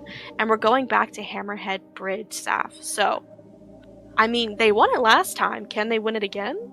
Yeah, I mean, they gotta be watching out for Zerazi, who is, I believe, named Kaiser in the game. Their sword gameplay, they've studied the blade very, very, very well. Oh, yes. And they keep proving it time and time again. And so that final play where they were able to take 2 folks out of the game in the final seconds, that was major. And, you know, like we were saying, we were like, oh, double bubble, that seems to be the trick. But then Kaiser's like, hold my beverage, I'm going to zipcaster through and mess up your day. And that's what they've been doing. And so it's kind of like, dang, like, okay, we have to kind of watch ourselves because that is like... That, like, Zera's like a sleeper agent. When 2 bubbles are launched, they're like, oh my god, activated. And then they fly into the bubbles. So that's got to be another point for Akomaso to really take home, is to like, okay, we got to be watching for when that Zipcaster's online and ready, because that's who they're going to be going for first thing. That is so interesting. And oh my gosh, the bubble already. But again, it's going to get taken out there by those strikes. That is really going to be their key here to try to take this zone back. Akomaso is going to be the one to take the zone first here, and they're still kind of maintaining it, but again, Hammerhead's one of those tough ones where it's hard to maintain it and it's hard to retake it through neutral. And I mean, 2 down here, a little bit of a stagger coming out on the side of Munich, and Yoshel again trying to set up here with this pencil. Their teammates are going to have to try to enable them to get in there, and those bubbles again, not only really great at spacing out the members of Munich in general, but really great at canceling out all the pressure from the pencil. So it really is just a clash of titans here with these comps. Yeah, that's a great way to put it. It is a clash of titans because these are players that are just so very good and masters of their craft. And Akomaso is definitely proving that here, because I believe you said it before, Grace, but I believe Akomaso was the successor on this map last time. And they're proving that here again with having 43 points. There's still no penalty to be had, and members of Munich keep falling left and right. Yoshel has to initiate that cooler to allow their folks to jump back in, but Lobster's going to be there so quick. Look at that. They're all the way pushed back. Their cooler cannot be utilized.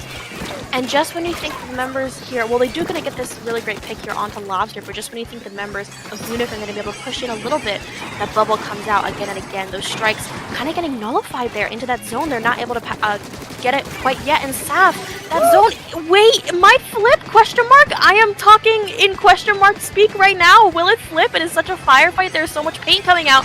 But Mastu, right when I was about to run out of breath and have to be wheeled away in an ambulance, is going to take the zone there, Saf. I really felt the pressure on that decision making. Should I use the tri-strikes or not? And I think, I don't know. Oh, I could tell that they were trying to time it properly.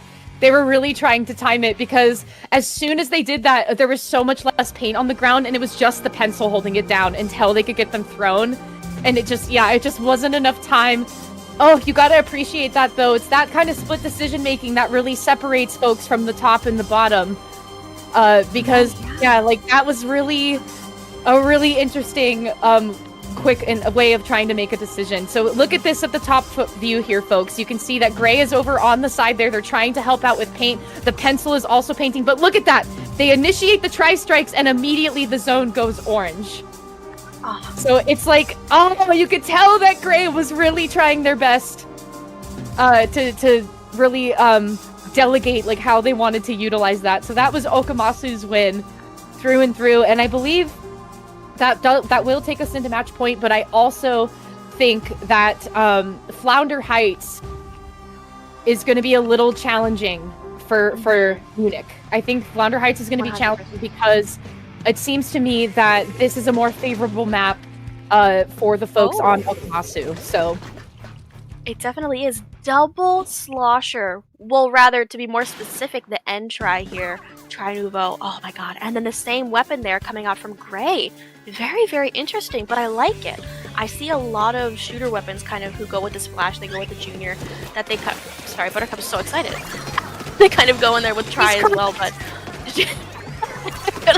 Akomaso here is going to end up going 2 down here. I'm talking about these openings are really, really crucial here, especially on zones. I feel like it really sets the tone for who's going to lock out here, especially on Flounder Heights, where the zone is that high ground here, Saf. And again, they are going to get taken out, but Yoshell here is forced to back up regardless. And you can tell that the pressure's on for Munich, and they're a little nervous because they are running a double cooler composition. So they're really going to be relying on cooler to keep the wind in their sails when they go in and initiate fights. But Akomaso... Oh, actually, no, it's double cooler on both sides, Grace. Oh my gosh. Okay, the nervousness has actually hit both sides of the field here. There's 4 coolers. We are not dehydrated here, folks. No, I am hydrating. I am, you want a drink? Oh, I definitely do. And I mean, again, I'm looking at these comps, and I think that being able to get those cooler up times as coordinated as possible is really, really difficult, especially because we haven't been seeing these tries come out so much here. So again, that nervousness, like we're talking about, is really going to be crucial. Who's going to be able to channel their nerves and get these coolers out when they need them? And it's going to really be the key here. And not the double bubble. I'm just realizing it. I know the zones are flipping right now, and this is very interesting, but double bubble, I'm crying. I miss it. Yeah, I kind of miss her too. I feel like that was kind of the secret ingredient that needed by the folks of Akomaso to kind of get to where they're at right now. But right at this point, they have the cooler out. They have both zones in possession. They have taken down 1 bucket. They've taken down the Doolies. That's huge. They've taken down Yoshell. That's even bigger. And if they can try and take Zara out of the game, that's also going to be a huge win for them. That's 3 members down on the side of Munich, and they just are kind of toppling the offense here. As you can see that the folks of Akomaso are just dividing and conquering and making sure that no entry point can be had. That crab getting taken out is so crucial. Gray's going to go down as well here, Saf. And they're going to lose their slosher of their own. Kaiser's coming in with the Zipcast. They're going to get a huge, huge pick.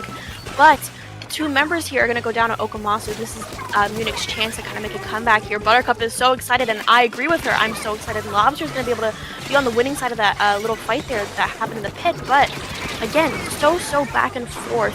And I feel like that cooler uptime has a lot to do with that. And Saf, again, 2 members are going to go down on Munich. They're coming back in because of those coolers, but as soon as they get those picks on Akomaso, they're going to come right back in as well. Yeah, and I think Yoshell is doing a really good job just trying to maintain their distance. And unfortunate for Kaiser, I know that they were trying to call out that bucket, but the bucket had the upper hand, able to take them out of the fight there. But I think the important other thing too is the pencil on the side of Akomaso had a lot more space to work with, and Yoshell was kind of allowing them to have that space because they did not want to put themselves in danger, so they were kind of allowing that pencil to go forward. But that's the thing, when that pencil gets too comfortable, you have people like Kaiser who are just going to throw a burst bomb at you and take you out. So you got to kind of watch where you're going to be standing there, but still, I mean, Grace, this is looking so dicey for Munich. That's 3 members down again, and look at Lobster already pushing up with their bubble. Their backs are against the wall here, Saf, and I mean literally and figuratively, because there's a lot of walls here on Flounder Heights here, but 2 are going to go down here on Munich, and it is ticking down. 5 seconds left here, 5 seconds remaining here, Saf, and they're not able to get back into the zone. Saf, that is it. That is the bracket reset. That is Top Cut. That is the entirety of SendouQ Season 5, the finale of it. Akomaso is just going to take it. What an incredible narrative today, Grace. Yes! Oh my gosh, you guys, if you're tuning in a little bit later and you only got to watch the second half of this, Akomaso found themselves against Munich in the bracket stage, and this was the same story. It was a very back and forth set of games. Ultimately, Munich won Game 5, knocked Akomaso down into the loser's bracket. Akomaso fought their way through the loser's bracket, fought back into grand finals, forced the bracket reset, still in a back-to-back, like, tit-for-tat type of game fashion, and then absolutely dominating in the bracket reset. I mean, what an incredible run for Season 5. Amazing, amazing. And such amazing comps that we saw as well. I mean, even on these really dicey maps, and I mean, I'm gobsmacked, if you will. How many times have I said it? Probably 50-11, possibly. But it was really amazing to watch, really amazing to commentate with you here, Saf, so thank you for that. But I'm hoping that we see some comp shakeups a little bit. Kind of, you know, when interesting comps kind of come out at like topper levels, even higher levels. Especially from players that are from Japan. I feel like a lot of people see that and they're like, I'm gonna try that actually. Like this pushes me to try something cool. Buttercup is so excited. And of course I'm talking about that double bubble comp. So I'll be happy to see the ramifications of this win. Because I mean, Akomaso should be patting themselves on the back. Incredible. Yeah, but so if you look at this chart here, folks, like Munich completely dominated their group stage. Oof. They dominated their group stage, and obviously being the first seed, that is something to be expected. Akomaso being the second seed, they were in the Group B side of things on the group stage, and Akomaso had a harder time in their group stage. Like, you can't make this stuff up, you guys. You can't make this stuff up. It just, like, it's incredible. Like, what an incredible run. They've got to be patting themselves on the back and cheering and gallivanting inside of their voice chat. That has to be so cool. But Grace, you know what? I'm sure that Inky is tired. We've been here for about 5 hours now, the folks at the IPO Fest. So I'd love to know, on the socials and other places, Grace and Buttercup, where are you at?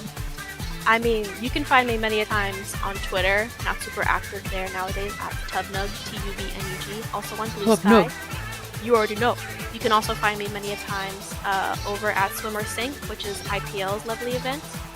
But Saf, you've been in here. You've been going through the gauntlet. You've been here for a while. I can see your eyes. You're smiling, but it's a little dead inside. Oh, listen. Where can the lovely people find you? Don't find me. Oh, okay. Ever. Okay. But if you want to, I'm on Blue Sky. I'm also on Twitter, but Blue Sky seems to be a lot cooler these days. Sure. So Blue Sky. On December 20th, you will find me front and center at the theater watching Sonic 3. Let's go. So that's another thing. You'll also find me at Proving Grounds next weekend. You'll also find me at the CCA finals the week after that. A lot of really cool Splatoon events in the next few weekends, folks. So that's where you'll find me at over there. But you know what? Thank you all so much for being here. What an incredible event. Thank you again to Sendou for also hosting these awesome players and letting them duke it out on a nice Saturday afternoon, evening, morning, whatever time it is for you to give us entertainment. And shout out to Inkfair, who has been streaming for 5 hours. We appreciate you. You're my hero. And we love you. But thank you all so much. We love you. Thank you for being here, and we'll see you next time. Have a good one. Bye.